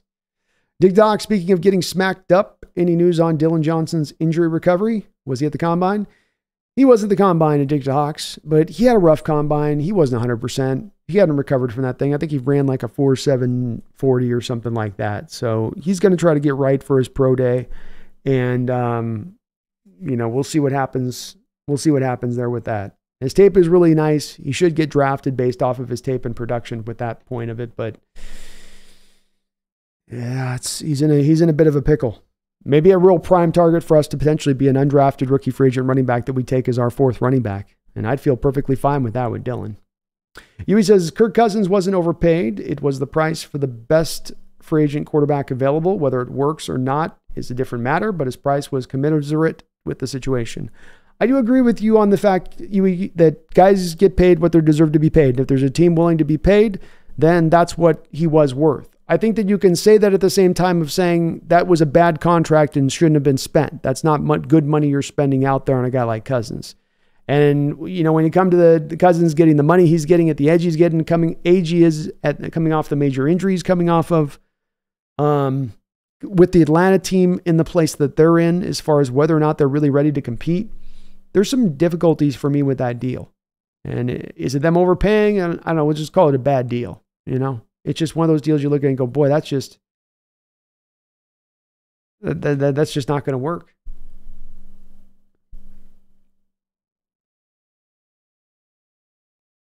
Chris says Dylan Johnson didn't have a good combine. He could go UDFA, if not 7th round. Yeah. Especially when you look at a guy like this that had this happen last year, right? We had McIntosh went all the way to the 7th round last year after all the good tape he put up for Georgia the prior year. And if that guy could drop to the 7th round, then Dylan's definitely got a very big potential to drop out of the draft. Garth, Michael Penix is about an inch and a half taller than Sam Howell, I'd say. Tucker, I don't have a good read on defensive line or edge in this draft, but from what I've looked into after the middle 2nd round, it seems completely bare. I see no edges or defensive tackles that I like after pick 60 or 70. Well, I'll show you my list here right now. I'm very similar to what you're kind of seeing on my big board. So I'll show you my big board right here for the defense. And what you're going to notice here is just to your point, the exact thing that you're saying. I think Nazir Stackhouse might have gone back too, by the way. I got to update a little bit of this board to a degree, but Tucker, you've got defensive line, 2nd and 3rd round is where it's at, and then it gets really light and lean. 4th and 5th round, I'm going through these guys, and it's not great tape. Anything in the 4th round onward is as far as I'm concerned. Ruka might give you something, but the rest of the guys don't have a lot to offer. As far as edge, it's kind of similar. Yeah, it's kind of similar. I don't know if really any of the guys, Jaheim Davis, Jonah Ellis, Brennan Jackson, Marshean Nealand, Miles Cole, Jordan Birch, I don't know if any of those guys are going to do much at the NFL level. So yeah, another place where you get to the 3rd, 4th, I think that you're pretty accurate in your assessment of that outlook. I do. John says, at some point a 300-pound freight train will be laying the smack on Penix, not at college level, but NFL level. Will he take that, or is it an immediate injury? So there's the worry. And I do think it's a valid concern. Not to see it's a guarantee he'll go down, but just that we won't know till we know. Chris says, if Carson Steele's gone, I'd take Dylan. Yeah, I'd do that. I'd roll that way too. Howell 6'1". Oh, okay. So he's got a couple inches on Sam Howell then. Benelli Grubb calls his offense to his players' strengths. His offense is very complex. Penix has big value here. I don't want a lefty quarterback, but if he makes it to us, I don't think he gets past us. It's possible, man, but I do think that Sam Howell trade's probably pulled them off that range, or at least they're pretty sure at this point he's not going to make it to him,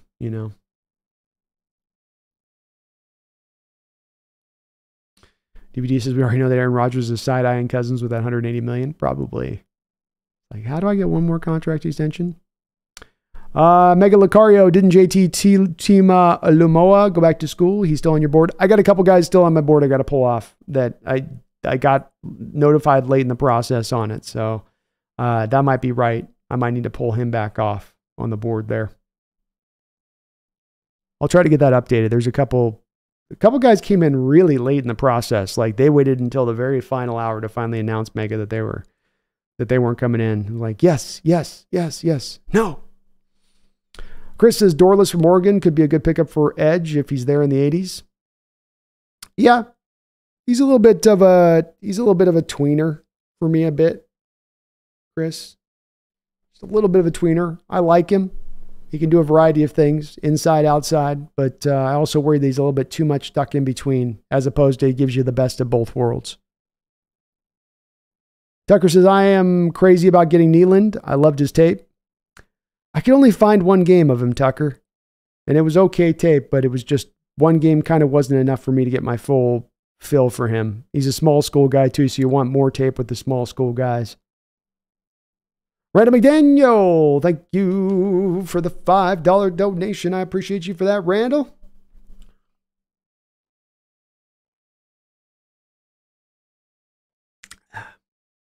He says, I know teams have regional scouts. Do they also have specialized scouts for a position? The general manager lays out what attributes teams look for to the scouts. I think you've got certain guys in your building, Randall, that you lean on to certain positions. You know, if you have an offensive line, if you have a scout, let's walk this through like this, Randall. If you have a regional area scout who has who's gone out there and he has scouted Troy Fatano and Jackson Powers Johnson and a couple of other these offensive lines, said this is who we should target at 16, and he's laid out and made his case as the local Pacific Northwest regional scout. Well, now you have a guy like Steve Hutchinson in the building, right, who has his expertise on the offensive line. And John's going to go to a guy like Steve Hutchinson, whose role I don't think is like lead head scout or something. He's got some other kind of specific role that he's laid out to. But you're going to go to that guy and say, okay, our scout said this about him. Where do you stand with him on this? What do you see off of him with the tape? You know, Randall. I was once listening to a former Vikings general manager talk about the fact that they had a particular guy on their staff who could predict with like 95% certainty if a receiver could play in the NFL. Not whether or not he would be a great receiver in the NFL or whether he would, you know, light it up or be average, but that he could play in the NFL. So they could always lean to that one guy who had that really keen understanding of the positional group at the NFL level. And I think that there's something to differing degrees happening in other NFL franchises, including ours, where you have just certain guys you trust with certain positions that they just see those positions really clearly, and you can trust their word is kind of being the final word on given subjects with that, I would think. That's how it seems to me on the outside looking in, though, Randall.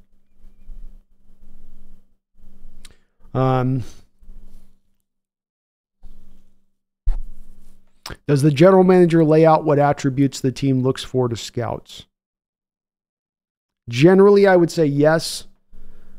But the only problem is if you drew that with your scouts in too stark of a degree, Randall, you'll then maybe have them likely to overlook prospects that they've just determined, well, that's not a scheme fit, so I won't even really give him as much consideration. Whereas that might be a really good player. A Cooper Bebe, for instance, didn't necessarily test phenomenally well at the combine here. You know, and maybe he's not the greatest, you know, mover in shorts or whatnot or in spandex, but the guy can move well enough on tape and he'd be a fit in a mobile-based scheme. But if you draw that to your scouts too hard, you might dissuade them from thinking that that's as much of an opening. I think you're more likely to say, hey, look, scout, Pacific Northwest scout, you know, here is all of the players that we have that I want you to lock in on that we're hearing on the outside that are the developing prospects to be looking at. Determine from those which ones that you like the best out of that can play, and then we'll get down the line before we determine who and where somebody's either a scheme fit or not a scheme fit. You know, like you want them to get through the initial process of the evaluation and then get down to the advanced point of the process before you go, oh, guy can't move well enough from point A to point B, so X him off the list and move on.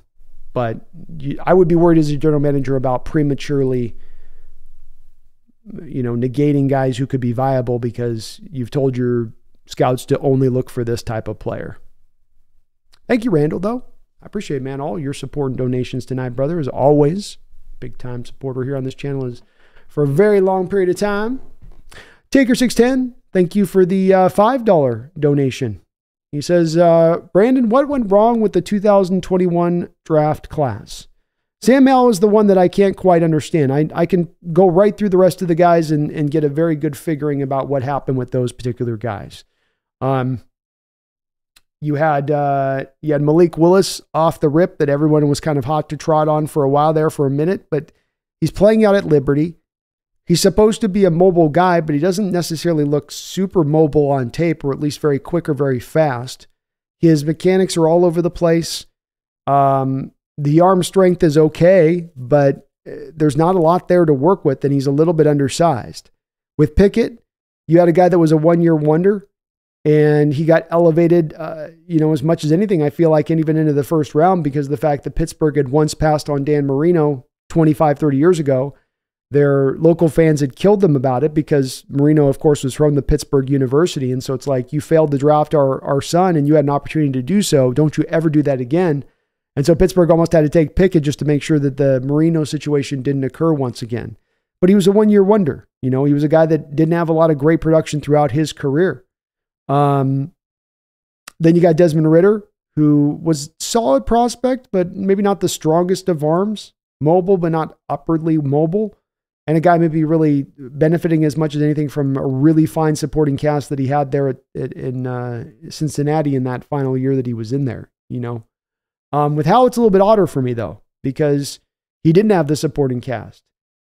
He did have still a pretty good year production in that final year. He did have good arm strength. He didn't run a 4.5 40, but he still ran well enough. So that was the one that I didn't ever understand as much why he dipped as far as he did in the draft. I can understand the other ones, but with that one, Taker, the rest of those, they make sense. That one didn't make as much sense to me. I didn't think necessarily he had to be a first round pick, but I thought Hal, with his talent and his skill set, should have gone in the second round. Strong arm, mobile, tons of production in college. I mean, Taker, he threw for almost 10,000 yards in college in 3 seasons. Did Sam Howell, which of course, far cry from even a guy like what Pickett had done. So one of the weirder drafts we've seen in recent memory, that 2021 quarterback class draft. Very, very strange. He says Atlanta has a top offensive line, young, unpaid skill position players, and a decent defense. They almost won the division with horrible coaching and bad quarterback play. They think they're a quarterback away. What's a better move than Cousins?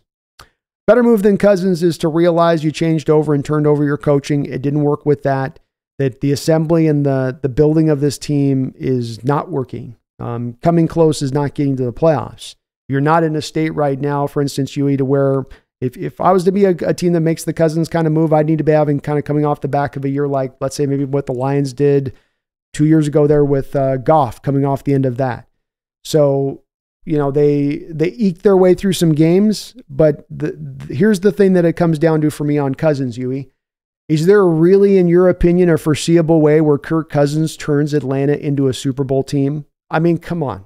On this one, be completely honest with me. You really see a foreseeable way that Kirk Cousins turns that team into a Super Bowl potential team? And unless you're going to crazy town, the answer, of course, on this is absolutely not. So that's where it's wrong. Does he help to make them better? Sure. Is he much better at the quarterback position than what they've had prior? Sure. Is there a big, huge injury possibility with a guy this old coming off the injury history he's coming off of, especially considering he wasn't the most mobile of guys prior to this? Yeah. But it ain't just about improving the team there, Huey. It's about making a move at that point, or making that particular kind of move, because this is the move to take us over the top. This is our Tom Brady going to Tampa Bay and solidifying us as a Super Bowl team. And I don't think anybody is looking at Kirk Cousins going to Atlanta and saying, hey, there's the guy to take him to the Super Bowl. And if that's not the case, then you're blowing your money and it's the wrong move. And the move to make, Huey, and the thing that I've harped on for years with this, is the worst state an organization can find himself in is in between. 4 different states a football team finds itself: rebuilding, ascending, in between, elite.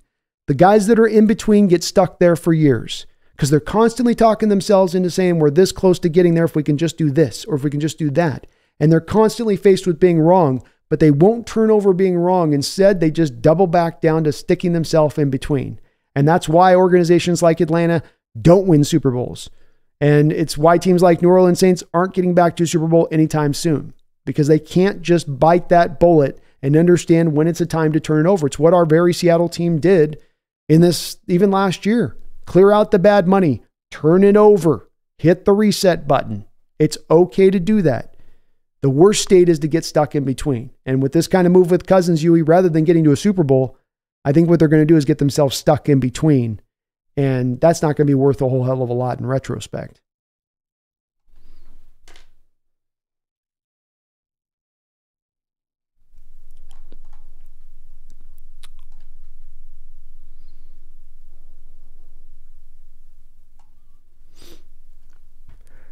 DVD says, B, I'm going to bail. Thanks, Brandon and fellow 12s, for the great chat. When you're all able to peek the stats for quarterbacks in their first 18 starts versus Howell, Manning, Favre, Josh Allen, etc. We were looking at a little bit of that early on in the show, DVD, with, for instance, Josh Allen's first 18 games. And Howell compares pretty doggone good. You have yourself a great night, though, DVD.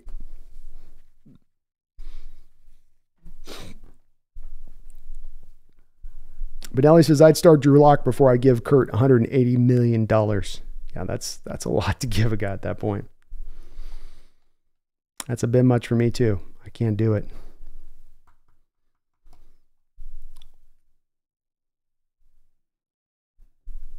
Brian Meyer says, Cousins was overpaid because Atlanta knew they had to have him. Nobody else pays that much. Yeah, I agree there. 100%. Garth Knight, thank you for another $5 donation. He says, I'm high on that Byron Murphy kid out of Texas on this St. Patty's Day. Is he a day 2 selection?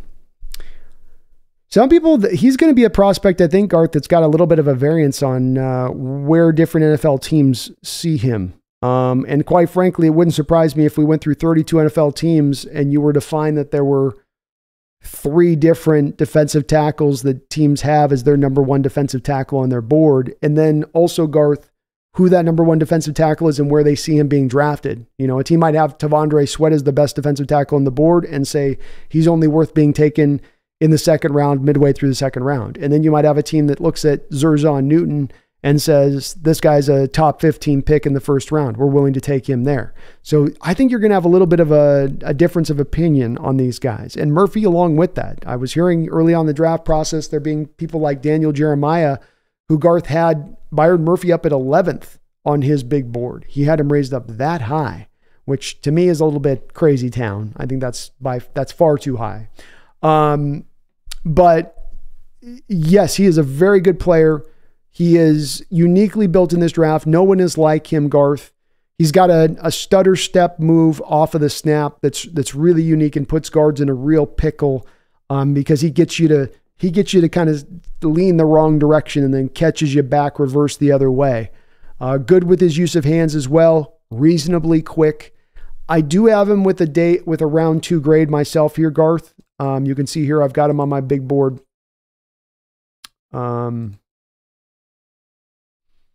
I have him on my big board behind Zerzan Newton, but I do have him as my 2nd highest rated defensive tackle. And with Zerzan Newton and Byron Murphy on this, Garth, I would say this. I've got them both with high 2nd round grades. The tough part does come into this, Garth, in that you signed Leonard Williams, who's a 3 tech. You have Draymond Jones on like an $18 million a year deal right now. He's a 3 tech. And then you're bringing back Mike Morris, who it seems like Mike McDonald, with his history with Morris, likes him quite a bit. He's also a 3 tech. So if you went out there and drafted Byron Murphy in the 2nd round, you know, you could be stacking him up 4th on that depth chart, and he might have a hard path to getting out onto the football field at that point, which I don't know if that would impact their position on whether they would select him or not, but I think it would maybe factor in at the very least a little bit there, Garth. But he's a fun player, and that he does the, that little, this is his stutters. It's wild because most defensive tackles, they come off the line, shoot their hands, shoot the gap. They're one gapping, they're two gapping. With him, there's a little bit more patience. It's a little bit like a receiver who's trying to get off of a chuck at the line of scrimmage, where he's just kind of, he's kind of dancing one way or the other. And those linemen don't know what to do with it, Garth. They just, their eyes get big, and you see them popping their steps and backing up. And what ends up happening a lot of times is they end up giving a lot of space to Byron to where they can then set him up to be able to kind of bull rush him to the back because they've already started to kind of back up because they're wanting to give themselves extra room to do. It's like a driving basketball player where it's like, what do you do on a driving basketball player? You back up, right? To give yourself a little bit more of a chance to pick the direction he's going to go. And you do that, and Byron's kind of got you at that point, Garth. So really fun player, fun skill set, really pure 3 tech though, not a 1 tech, pure 3, but good nonetheless. Yui says, let's be clear. I wouldn't let Cousins quarterback my Pop Warner team because I know how it ends. But I can see the move for Atlanta. They believe they are close and are in win now scenario. I agree with you that I believe that that's definitely what Atlanta has shown you as their approach and their belief at this point. But let's get to that part too, whether or not that objectively makes it a smart move that they believe that way. Because a lot of teams talk themselves into being contenders. A lot of teams talk themselves into being one quarterback away. I would offer more often than not, those teams are in a bit of a delusional state versus really thinking clearly about the situation. And as you say, you wouldn't let them run your Pop Warner team. And that's where it comes down. It's not really a good move to go for a guy like that at this point, really, unless you're in that place where Tampa Bay was in a couple of years ago with Tom Brady. If you're in that place, then I can be like, look, give him all the money in the books. I got no issue with it at that point. But if it's a move like this that's only going to get you stuck in between for more years, where, okay, we go to the playoffs for the next year or two with Cousins and get bumped out of the playoffs in the first round, well, then there's really not the upside for this move to be worth the squeeze of the juice at that point. And as hard as it is to turn a different direction or to turn it over or to hit the reset button, they really aren't that close. As close as they were to coming into winning that division last year, that's one of the weaker divisions in football. It doesn't speak to the strength of Atlanta. It speaks to more of the weakness of the division. Mega Lucario, what do you think our biggest needs will be in free agency, the draft in 2025? Great question. Great question. I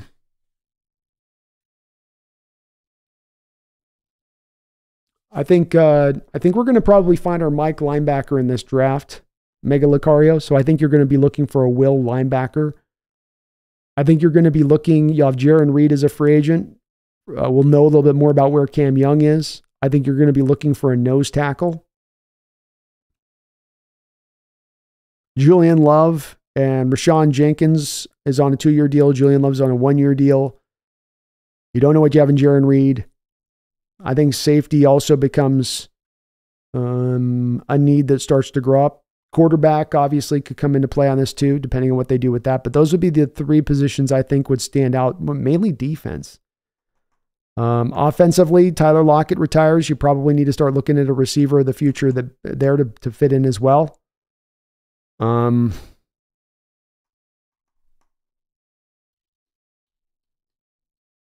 Yeah. Those would be the ones I think you got to look at.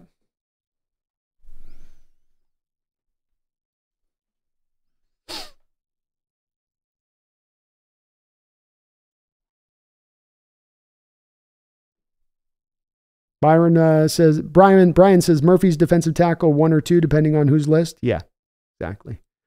He says, but Atlanta has the best quarterback in their division and most likely will make the playoffs, and anything can happen in the playoffs. Cousin plays well right up until you absolutely need him to play well. Yeah. See, that's where again, you're agreeing with me on that, Huey. You're agreeing with me. You can acknowledge that there is not a slip shot chance in hell that Kirk Cousins is taking Atlanta to the Super Bowl. Maybe the playoffs, maybe a playoff win even, but he ain't getting to a conference championship with Atlanta. He ain't getting to a Super Bowl with Atlanta. You're right. Anything can happen in the Super Bowl.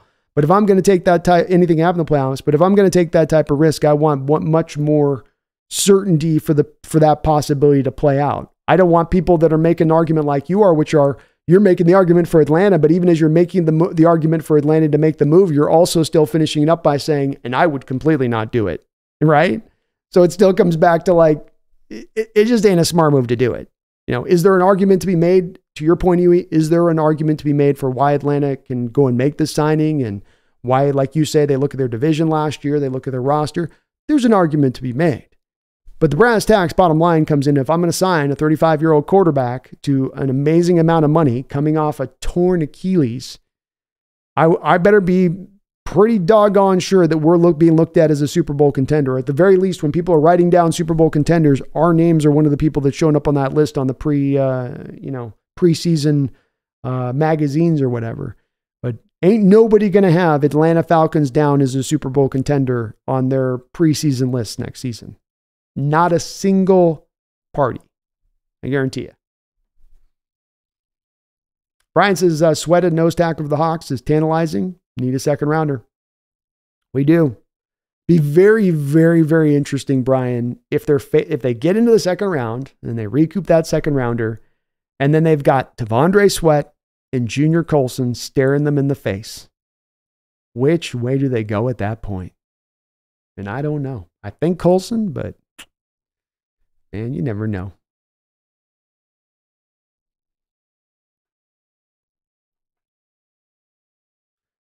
Ivan Navas, my concern with Howell is that this will be the third new offense he has to learn in 3 years. He's still young enough to sit for a year behind Geno. He will be a baller if he is handled better than in DC. Great thoughts on this, Ivan, and I agree with you 100% on that. I think the good news is that when you talk about the third offense he's going to in 3 years, is that the offense he was in 3 years ago, he's got a lot of similarities to the type of spread offense he's going to now. And so maybe there's a little bit of overlap there from his perspective, and that there's going to be things he does in this offense that are things he was doing in his sophomore year at North Carolina. But you do got to be patient with him and give him a bit of that time. This is the good part of having a guy like Geno Smith, is that there is no rush or pull to get Howell out on that field. You feel very good with what you got in Geno right now.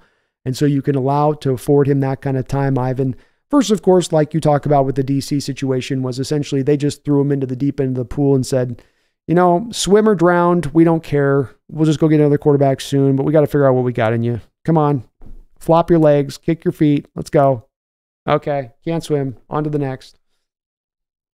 Manelli says, Newton from Illinois would be my number one defensive tackle. He's going to shore up whatever defensive line he ends up on. Straight game wrecker. Byron Murphy, smaller than most like.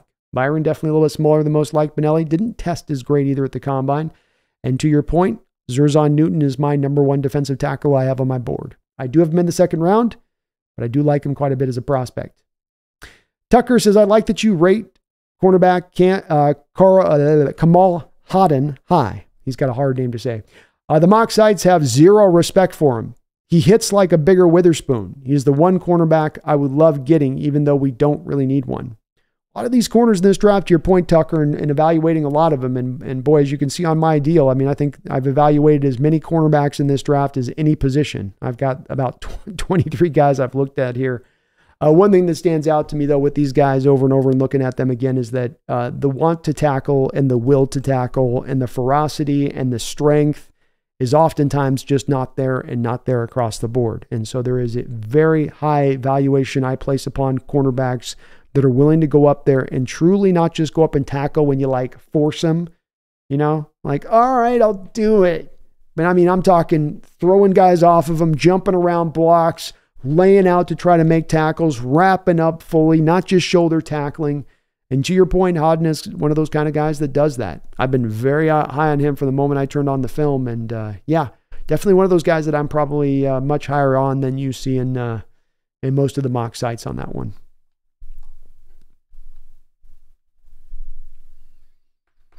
He says Tampa was middle of the road when they added Brady. They added him, a star offensive tackle, a Hall of Fame tight end, and a third all-pro wide receiver. Right. It was the right time to go and make that move for Brady. They were not middle of the road. They were a team that was really talented on both sides of the ball, but were obviously being held back by their quarterback position to a large degree. Right? Wasn't that the year that Jameis Winston threw 34 interceptions or something like that at that point? It was, you could make the argument they were their quarterback was sinking the whole ship in a lot of different respects. Did they add other talent other than Brady? Yes, but this just shoots more holes in the fact of what the Falcons are doing. Are they adding more talent other than Cousins? No. They're like, well, we'll get Cousins and that'll be it. But what Tampa Bay saw was that our team is good enough to go right now and be a Super Bowl contender by adding Brady. Do we need to add more on top? Yes. Did they add more on top? Yes. But it was them looking at the roster saying this is a Super Bowl made roster. You know, was it that Gronk and AB were the true defining quotients on that got them to Super Bowl? You know, we'll maybe have to disagree on that one. I think that both those components added a lot and helped them to get where they got. But I would argue it was the Tom Brady factor added to that Tampa Bay team. It was the removal of Winston and his comedy of errors and the addition of Tom Brady and not only his efficientness, but also his productivity they brought to the position that helped to take them up over the top and swung them in a major way.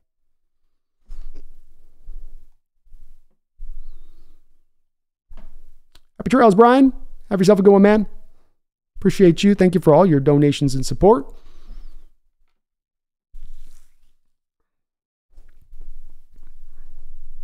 Philip says, if the Hawks had the picks from the Howell trade, would you just take sweet number, say for...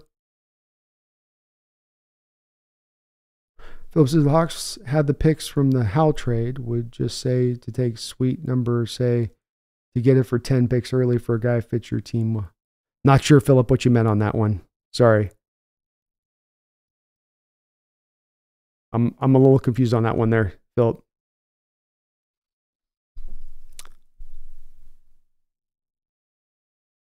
Deleted 7. Love you, Brandon. Keep up the awesome streams. Love tuning in when I eat, like right now. Ha ha ha. Let's go, man. Thank you, brother. Corey Indahl. Seahawks should trade for Patrick Surtain. That would be an interesting trade. I wonder what he would cost, though. I'm sure Denver would probably, Corey, want at least a first-round pick on that one. Might get a little bit pricey on that side of it. Let's do should we do a mock draft to finish it up here today? Just for the hell of it, a post-free agency mock draft. Okay, you guys talk me into it. We're going to do a fun mock today, one I've been talking about for a while, and I'm going to I've been doing the PFN one, but I just want to do one today that lets me do some trades. We're going to do the 2 trade back approach today. So we're going to maximize out this final mock today in the hopes of this draft. I've done a couple of drafts where we have we moved it back a little bit, but I've not done the major drop back. So we're going to do the double deuce trade today, where we move back twice. So we got the Cowboys at 24. I want 56. So 24, 56 off of that trade. It's a yes. We're going to resume the draft. We go to 23. It's got no trades offered. Of course, they don't. See if we can make one move here to like Kansas City at 32. Can we pick up a 95? They're just not interested. So we're going to have to wait and do it on another trade on another pick. Okay, so we got Zerzan, Newton, Jackson, Powers, Johnson, Graham, Barton, Tyler Newman, Patrick. Boy, they got Peyton Wilson up high. Hella high here. Hella high. All right, so we will go with, I guess we will go, boy, I sure would like to trade back on this one. You sure I can't trade back with somebody? The Patriots, maybe the Patriots, 24. Yeah, they just don't let you do it. God, these trades are so stupid with these, man, and how they do it. I'm rerunning this. I want to trade two trades. Stupid ass simulator crap. Let me run the 2 trade situation. Oh, there's like nobody's going to trade with it. Oh, nah. All right, 2 trades. Packers 25, 16, 41. I'll give you 90. Shoot. All right, give me 51. All right, 25. I don't like that.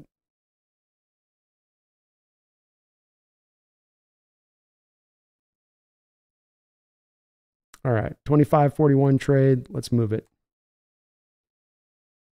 All right, we're picking here. Give me one more trade. 46.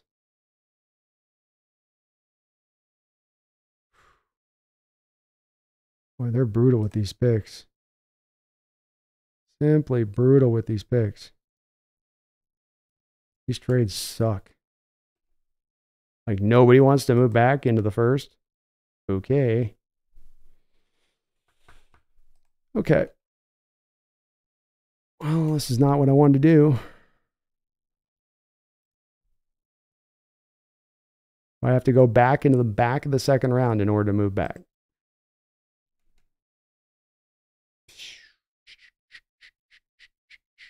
$21 selections to go. Boy, this is starting to annoy the hell out of me, these mock drafts, dude. Let us make trades.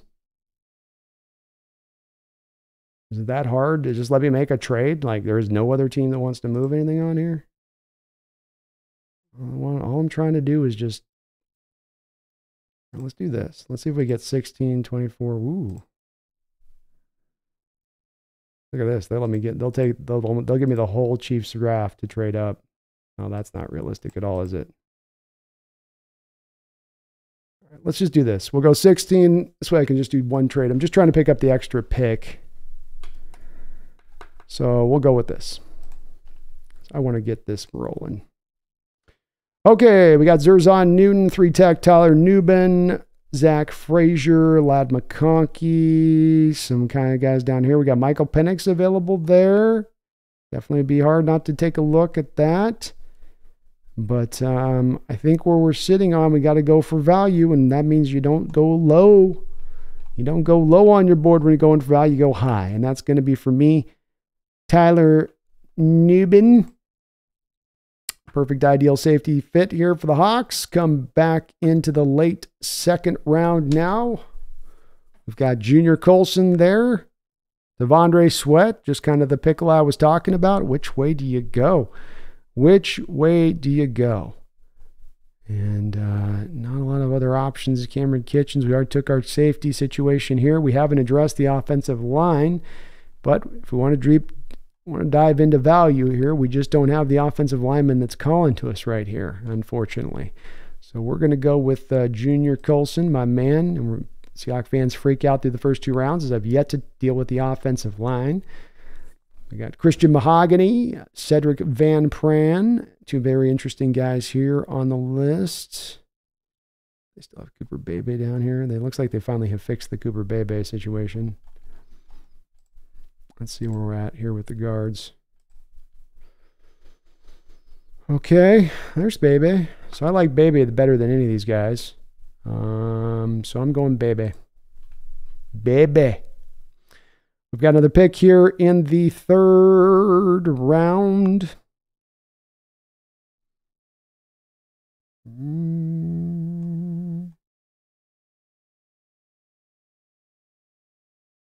Three techs.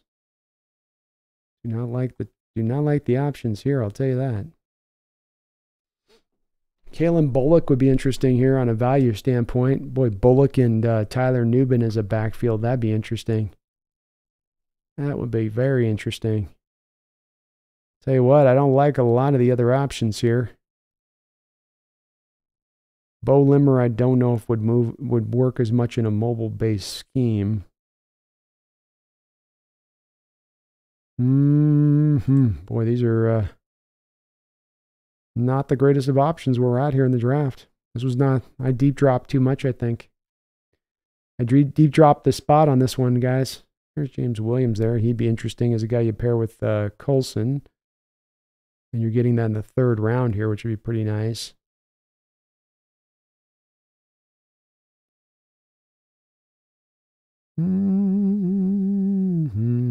Boy, this is tough. I don't like these. I don't like these drafts so far today. None of these mocks have looked good to me that I run here. I'm having a bad mock day. All right. Well, we're not going to overthink this too much. Bullock would be the value base that you'd go with. You're stacking two safeties up in the first three rounds, though. That's too tough to do. Look what we got here.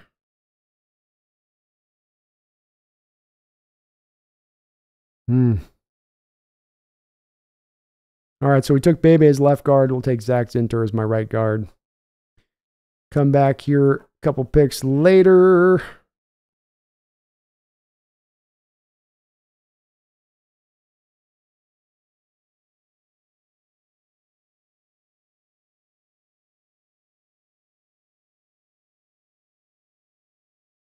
Ben Sinnott, he's interesting here in the fourth.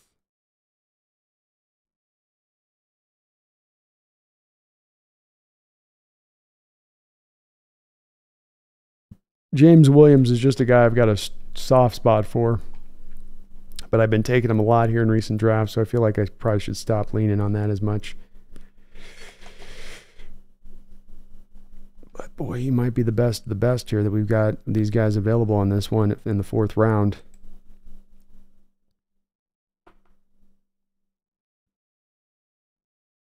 I don't like these options. Too many running backs here. Eichenberg's a no. 3 techs. Don't really need that. Don't like the 3 techs as much here where we'd be picking them. Leonard Taylor in the fourth round would be interesting.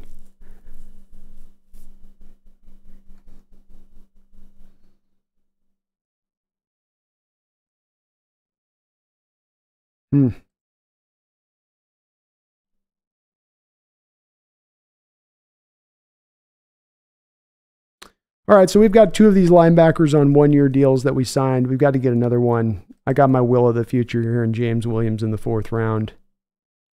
Come back again now. Another pick in the fourth round after that trade we made with KC. Let's maybe go with boy, McKinley Jackson's looking kind of nice there.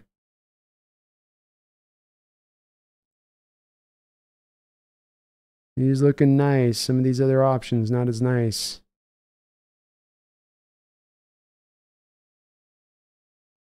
McKinley Jackson in the fourth round's a much better prospect to me than even Cam Young last year. Trey Benson, though, here in the fourth. Boy, if our running back room was just a little thinner, I'd be jumping all over that one. That's the value pick right there.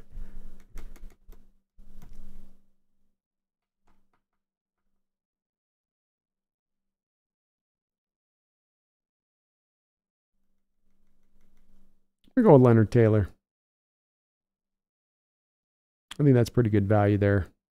And you may be able to move off of Draymond Jones after a season with that. 6th round, Luke McCaffrey. Thank you very much. Don't need to think that one through much. And that brings us to the 6th round.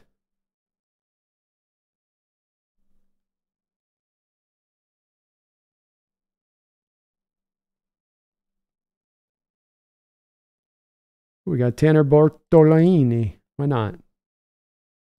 Ultra mobile guy in the 6th. Get out of here. Get out of here. 7th round.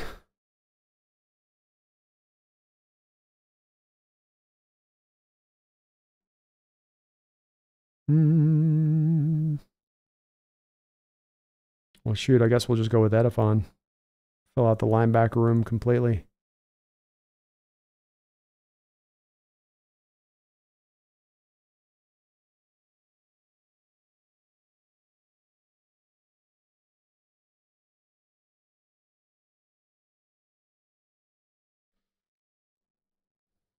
There we go. Kind of like, boy, Delmar Glaze. They've got a weird stuff on this one.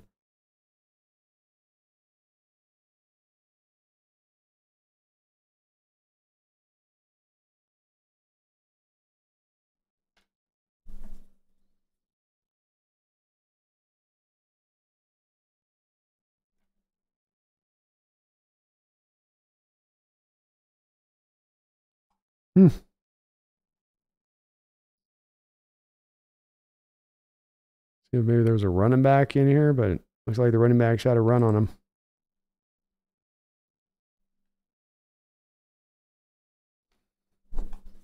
I'm torn between a couple ways here. We're kind of tripling down on linebacker by going with Edifon. But boy, he's kind of the best value I've got. I also need to get, technically speaking, we got 2 guards. We could probably use another guard here. We need 3. We need the backups and a starter.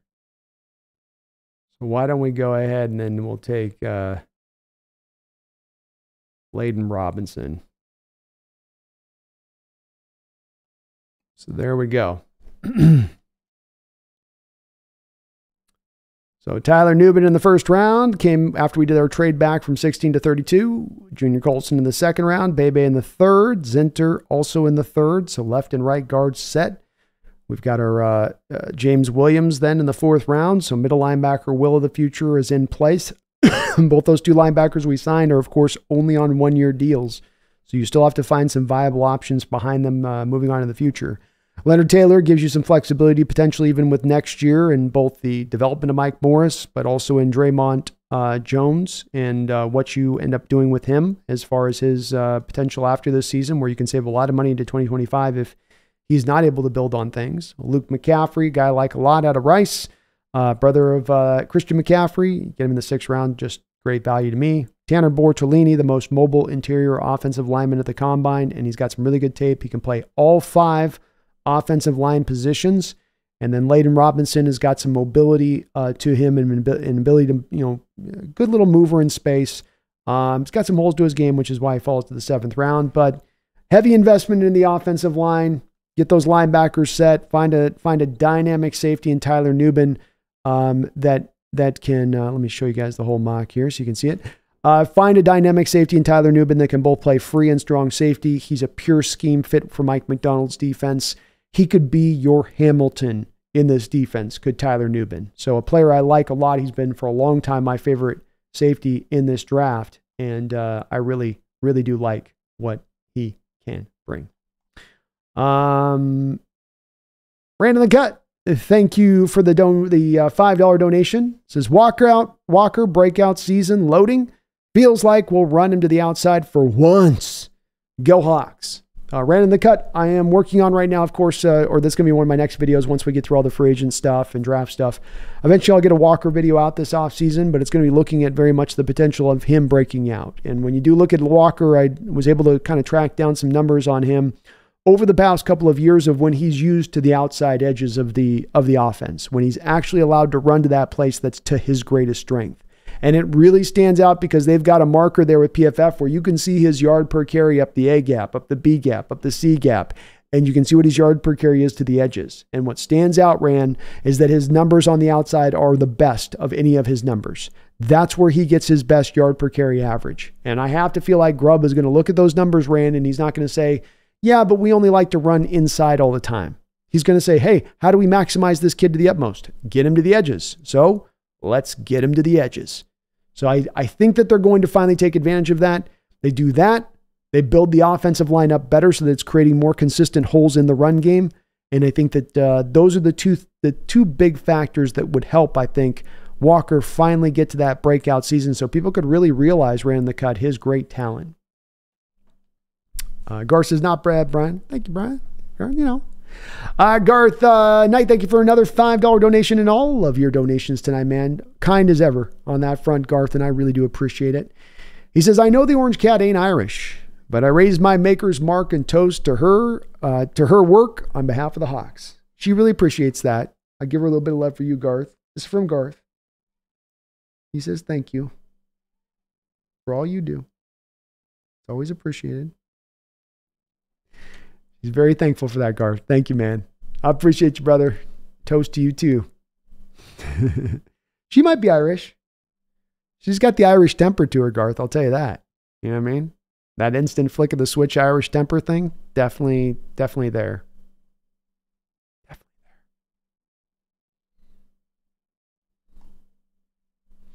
He says every team in the NFL would like to have a season like the Lions did last year, except the Niners and Chiefs. Most teams would settle for Bucs season as a consolation, especially the Falcons fans. Maybe so.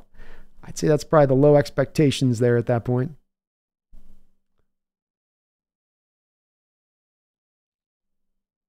Jason Tudor just got in. I would suggest using PFN's mock draft because PFF has their weird-ass ratings and generates weird results. It does. The only issue I was having with PFN, it was not letting me run the trades I wanted to run today. I wanted to do a trade. Some of these mocks are getting more ridiculous with the trade allowances, but I wanted to do a double dip trade, and I was having a hard time running the PFN one recently on that, Jason, just getting the trades to work with it. But we'll do some PFN ones as well into the future, for sure. Red Ace, thank you for the $10 donation. Nothing put into your chat on the dono, just the dono. I thank you for that. Very much appreciated, Brad. I hope you're having a great night, brother. Sonic, are we a Super Bowl caliber team? I don't think that we're yet in a place of being a Super Bowl caliber team. Not yet. I don't think that we're far away, Sonic. We could be very well just one off season away. But I think that you have to get the offensive line built up better than it is. I think that you've got to get this defense from the back end of football and at the very least up into more of a middle of the road state in order to even start to be able to be in consideration of being able to pull that off. Those would be the two main big factors I say would stand at the head of this. And they've started to take the steps, I think, to start to move that in the direction.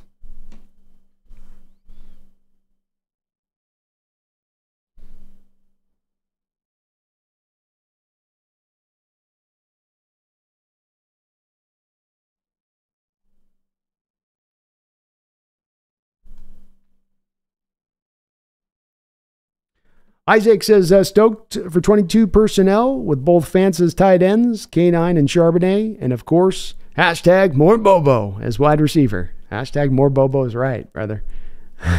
Amen. I'm looking forward to that too. Get some very interesting personnel packages you can run with this kind of talent right now. Jason says, yeah, I suggest PFN that they allow you to force trades. We'll do it. We'll do the PFN one on the next one. I know that's a really popular one. We'll get it rolling. We'll get it rolling on the next one for sure. I've tried to do some trades with that before, and I hate doing the force. I wanted to kind of like just allow it organically, but these things are kind of locking it down on the trade front a bit, aren't they? Just a little bit. Just a little bit. Cash Money Killer, no tight end. It's my belief at this point, Cash Money, that what the Seahawks are looking to do this upcoming season, and it doesn't take it off the board of happening, but I don't believe that they're looking to target a tight end because, number one, the draft is very lean with tight ends, but they've also got, two guys essentially we've got in-house now in Farrell Brown and Fant. But then when you went and got George Fant, you essentially, Cash Money Killer, got then the guy that can be your third tight end on the football field. A lot of NFL teams in this modern era for their 3 tight end sets are using the 6th offensive lineman, not a third tight end like we kind of have with our 3 ones here recently purely. So it's as much as I'm thinking they're trying right now, Cash Money, to set the stage to be able to have one less tight end on the roster so you can have one more other positional group on the roster instead. It's a bit of a prediction, but it seems to be what they're leaning into, especially with that George Fant deal that they gave out. Michael Austin, thank you for the $5 donation. I appreciate you that, Michael. Very kind of you, brother.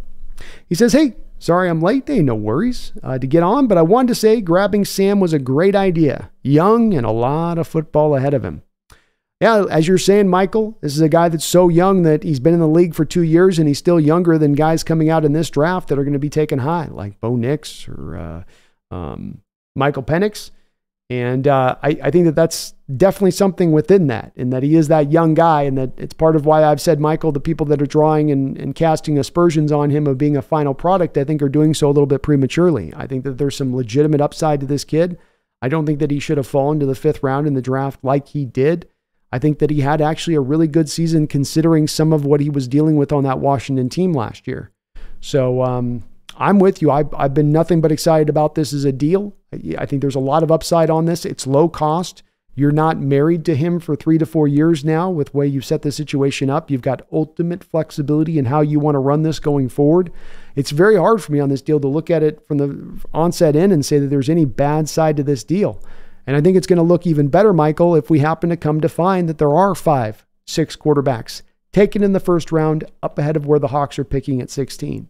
That makes this deal look a lot better where you go, wow, well, John wasn't going to have a guy available to him where he was going to pick. And I think, Michael, that's very likely to be the way that this does play out. So I think most of the Hawk fans are in the same boat as you on this one.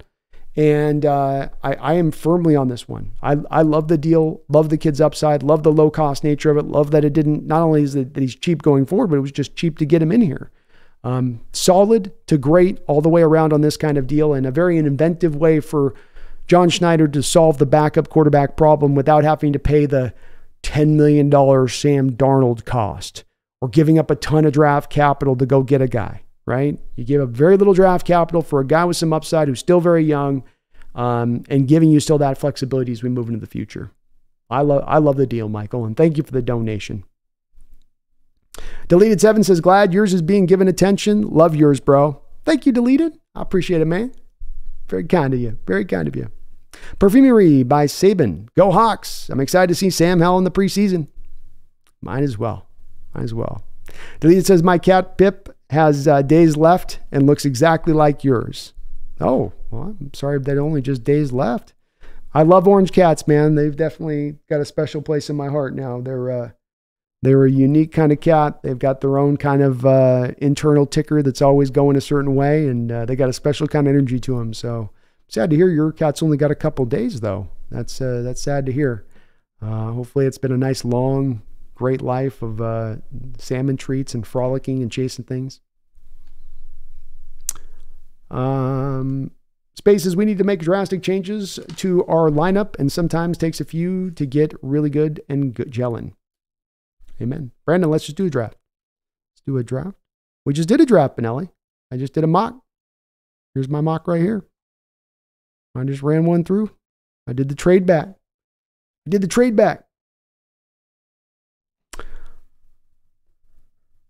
Jason says, yeah, but you can make realistic trades based on your own knowledge. Agreed that they're allowing ridiculous trades. Yeah, you have to kind of censure yourself a little bit on it, right? Like keep yourself restricted or you go kind of hog wild.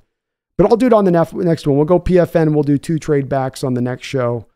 And we'll try to see if we can get I want to get a couple trades locked in to pick up a lot of picks and see what that situation would look at. I was able to kind of do it with the KC scenario here, but I wasn't able to like fully do it through, you know. Well, Angry AB, can we see the other kitty?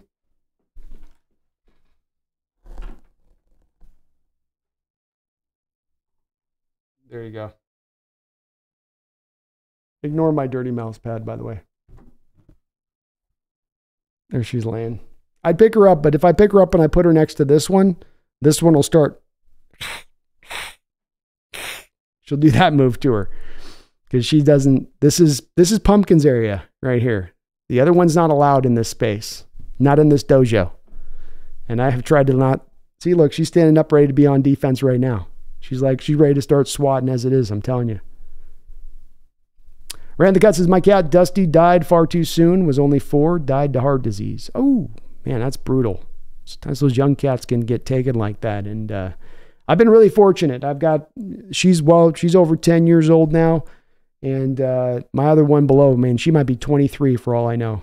I got her, she was full grown when I picked her up. So she's been going strong. She's got a little limp to her, my black one, you know. She's got a little I can definitely tell maybe the arthritis is kicking in a little bit, but she still goes strong. She's still playful as hell. Super lovey.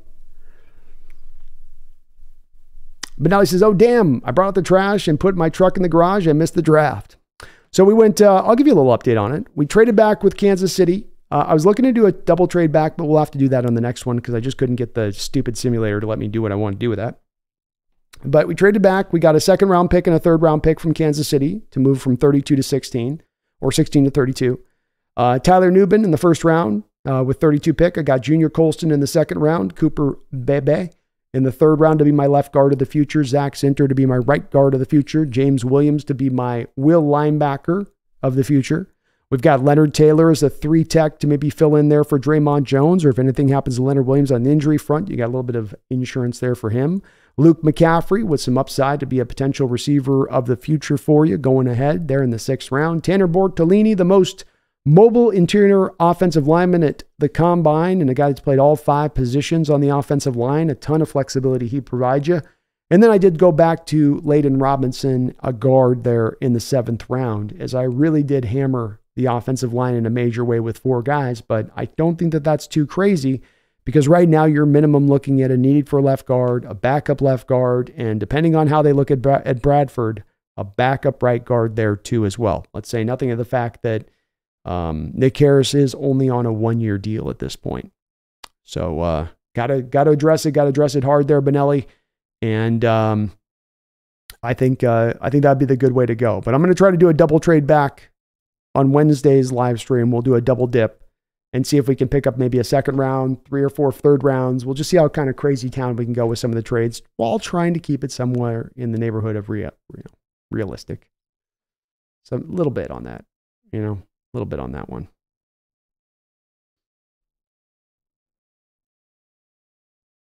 Philip Castle says, actually sounds right on the offensive line. About right.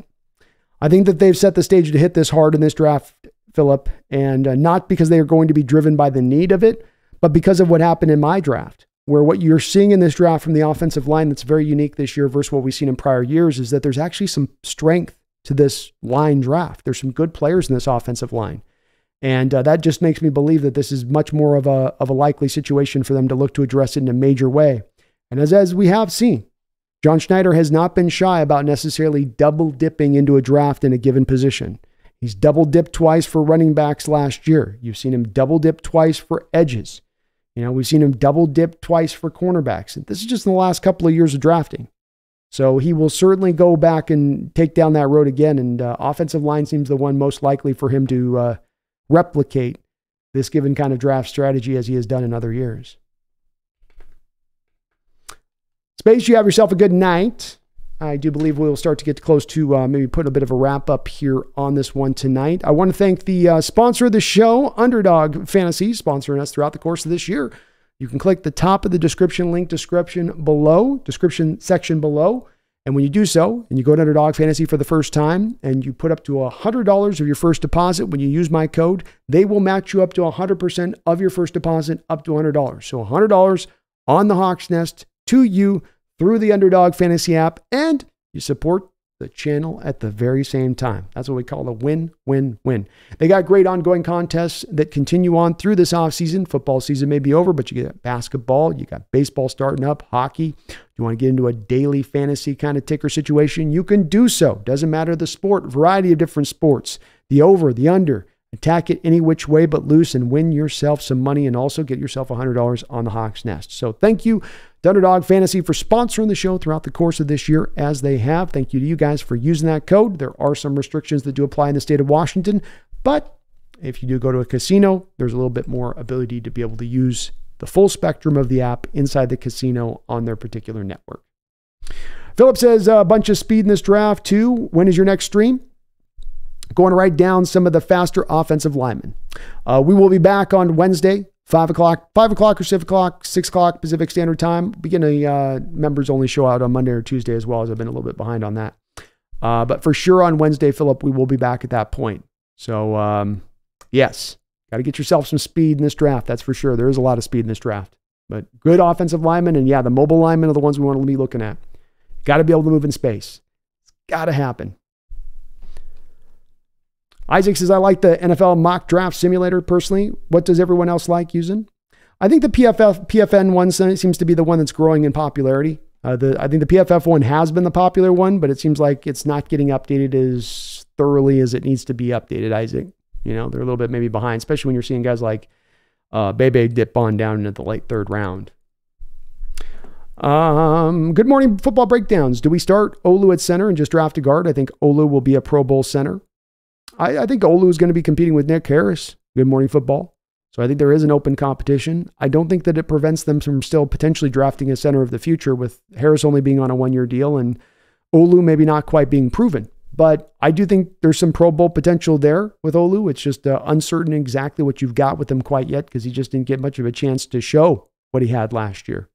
But he definitely fits to the scheme and fits to the mobile-based nature of this scheme. So there is a very good chance that he ends up fitting to be that starter and solidifies himself as that guy now and into the future.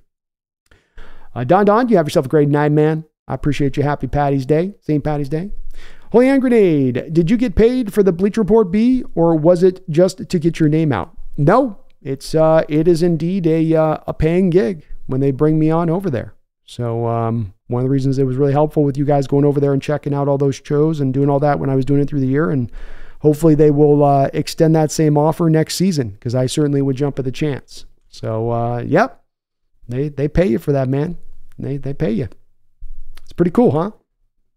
Move it up in the world, Move it up in the world, I say. Addicted to Hawks. Happy trails, Brandon. Happy trails, 12s. Go Hawks. Hey, go Hawks. Philip Castle, you are right. Pete tended to hate rookie centers like seemingly nothing else. You just couldn't get on the starter. You're going to be put at guard if you're a rookie center, He would make it hard on you,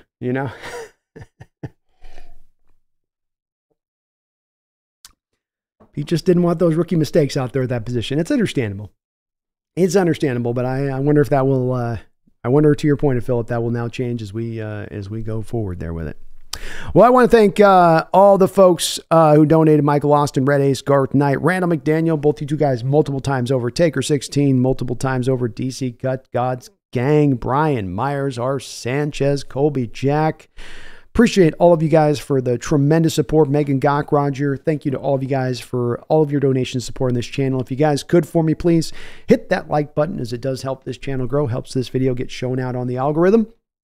And we will be back on Wednesday. I'll try to get a members only show here Monday or Tuesday, but Wednesday we will be back at that time, ready to keep this cooking on through, as we'll see if the Hawks have any other major moves to be made at that time. And we'll start to now kind of pivot a little bit more stronger as we've gotten through free agency, a bit more into this draft, and deep diving a little bit more further into what this draft is going to provide, including the B&B show on Thursday. I think we're going to be looking at quarterbacks and maybe tight ends or something like that. So a lot on deck, a lot planned going forward. I got a few more uploads here. I'm going to get done with these current free agent signings like Rayshon Jenkins and the Fant brothers. So we'll get those out to you hopefully soon as well. Keep an eye out there for that on that side of it. I appreciate you guys watching. Just to let you guys know, FYI as well, I've been streaming over there on the Twitch channel. I'm going to continue to be streaming more and more over on the Twitch side as we go into the future, along with keeping everything up over here on this end too. So if you're looking at a little bit more of a laid back channel chat, where there's not as much action over there, still available to answer questions on that side of it. But I'm the Seahawks Nest on Twitch. You can find me there. I'm down there I've got also in the description link section below the name to the Twitch channel over there, but I've been streaming over on that side, so you can join me over there too. I thank you guys today for watching. Great discussion as ever. Thank you to all of you guys for keeping it very respectful in the chat. Even as we have some disagreement that will tend to pop up, you guys are always awesome in that respect of things. And I really do appreciate that today from you guys, as it was great once again here today.